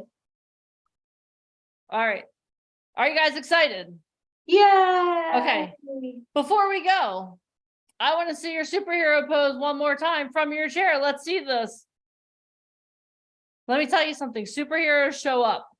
Oh, Leia's like, no, I'm standing. Look at Lewis. Whoa, Lewis. Hold on. Lewis, keep your pose. I can't see you. Oh. I saw something. Charles Berry. Okay. He's too busy laughing at himself now. He's done. Adriana Sanchez. What up, awesome. Girl? Danielle Berry, represent. Hey, girl. All right, guys. So I'm really excited. So go to the group. I want to see your superhero pose. Tag all of us and tag myself, Michael, Alicia, VIP Ignite in your superhero pose. And tomorrow the doors are going to open at 10:45 a.m. Eastern Standard Time. Again, that's 10:45 a.m. Eastern Standard Time. So I'm going to bet who's going to be here first. Who's going to be here when I open the Zoom doors? I can't wait. That's always one of my favorite games. Who's here first? I want to see who stays on last. Yeah. Showing up is easy. It's people that play the whole game. That's hard. Yep. I recommend coffee and lots of water for tomorrow. Are you guys cool with that? I think I might even go get a coffee in the beginning of the day. Do you think I should? Do you think I have enough energy without coffee? I don't play. This is my Super Bowl. Yeah. What, the coffee game? You win. I can't even compete. I bring my own espresso maker when we travel. I don't see that. I make a mean white chocolate mocha. All right. Chris Hill's going to be here start to finish. Who's going to be here start to finish tomorrow? If you're going to be here start to finish, type start to finish in the comments. Or just wave at me. Lewis is like, I'm not typing another thing, Deneen. Stop telling me what to do, Deneen. I'm done. Deneen, stop being so bossy. It's my job to be bossy. All right, guys. Tomorrow's going to be amazing. Today we laid the foundation. Tomorrow is white chocolate mocha. So good. I'm distracted by bright, shiny objects in the form of caffeine. Today we laid the foundation. Tomorrow, we transform. Tomorrow, we are going to show you what you need to do to book 30 jobs in 30 days. Are you ready for that? Are you excited? If you are, be here start to finish tomorrow and do me a favor. For the challenge, Janine, work for it, everybody. Yeah. That's going to make for a beautiful Rising Star Model and Actor Challenge. Yes. Keyword is challenge. Challenge and Rising Star. Yep. All the Zoom stuff is still the same. You Same have the link. link. If you're here, you have the link. Congratulations. If you're watching us on Facebook or YouTube, I don't know what the fluff you're doing. Get your butts here tomorrow. 10:45 a.m. Eastern Standard Time. Superhero pose. I will see you guys tomorrow. Have a great night. I need Bye. more Make guns. sure I you need get great guns like posts. Lewis. Lewis, I need you to train me. We'll have a exercise. Lewis is on. like, Lewis just got back from London. London. Oh, he said he showed me pictures of London. He sent them to me. You, what? I didn't get a text. I know, I've never been to that airport. All right, guys. Have a great night. We'll see you tomorrow, start to finish. We start at 10:45 a.m. Eastern Standard Time. I can't wait to see you guys. Bye. Thank you for being here. Give yourselves Thank a you pat for on the back. coming. Give yourselves a hand. We'll see you Clement, tomorrow. I want your microphone to work tomorrow. Come on, I know, dude. Carlton. Like pull your stuff tomorrow, together. like third time is the charm. I mean, I did 3 times today. Tomorrow, and I want to Charles see, does too. it work now? Let me see. Try it now. I'm really hoping. I feel like I'm in Vegas. I want to go to bed a winner. Testing, testing, Oh my gosh. testing. Can you I hear? can sleep so much better now. It's gonna drive me nuts. Okay, So did I you have a figure great- out what was wrong with it? I had it going through my You were that high tech. DJ equipment and it wasn't picking up my audio for some All right, reason. well, tomorrow you're mine. Okay. Okay, I promise. Tomorrow we're gonna do Model Garage because 3 times and my heart Because bless you know what? I've been there. Technology. I hate technology. I'm always calling Danita or Mike on FaceTime going, I broke it again. So I'm so glad. Okay. I'm very good at fixing stuff, so it was kind of Good. embarrassing that it took me. I couldn't get it fixed. And you're But- in Atlanta? Is that where you Yes, I are? am. Okay, Yes, I am. cool. I'm from New York though, Okay, but I've been here for 4 years. awesome. Yes. Cool. You We guys- like Atlanta. You guys have great food there. Just putting it out. Yeah. Yeah. See you tomorrow. All right. Bye. See you guys tomorrow. Have a great Yeah, night. got his microphone working. I know, I'm Yay. so excited. I've never been so happy to hear a voice in my whole entire life. I hope I didn't disappoint. No, you No, did that's not. good. Okay. All right, guys. Have a great night. Okay. We'll see you tomorrow.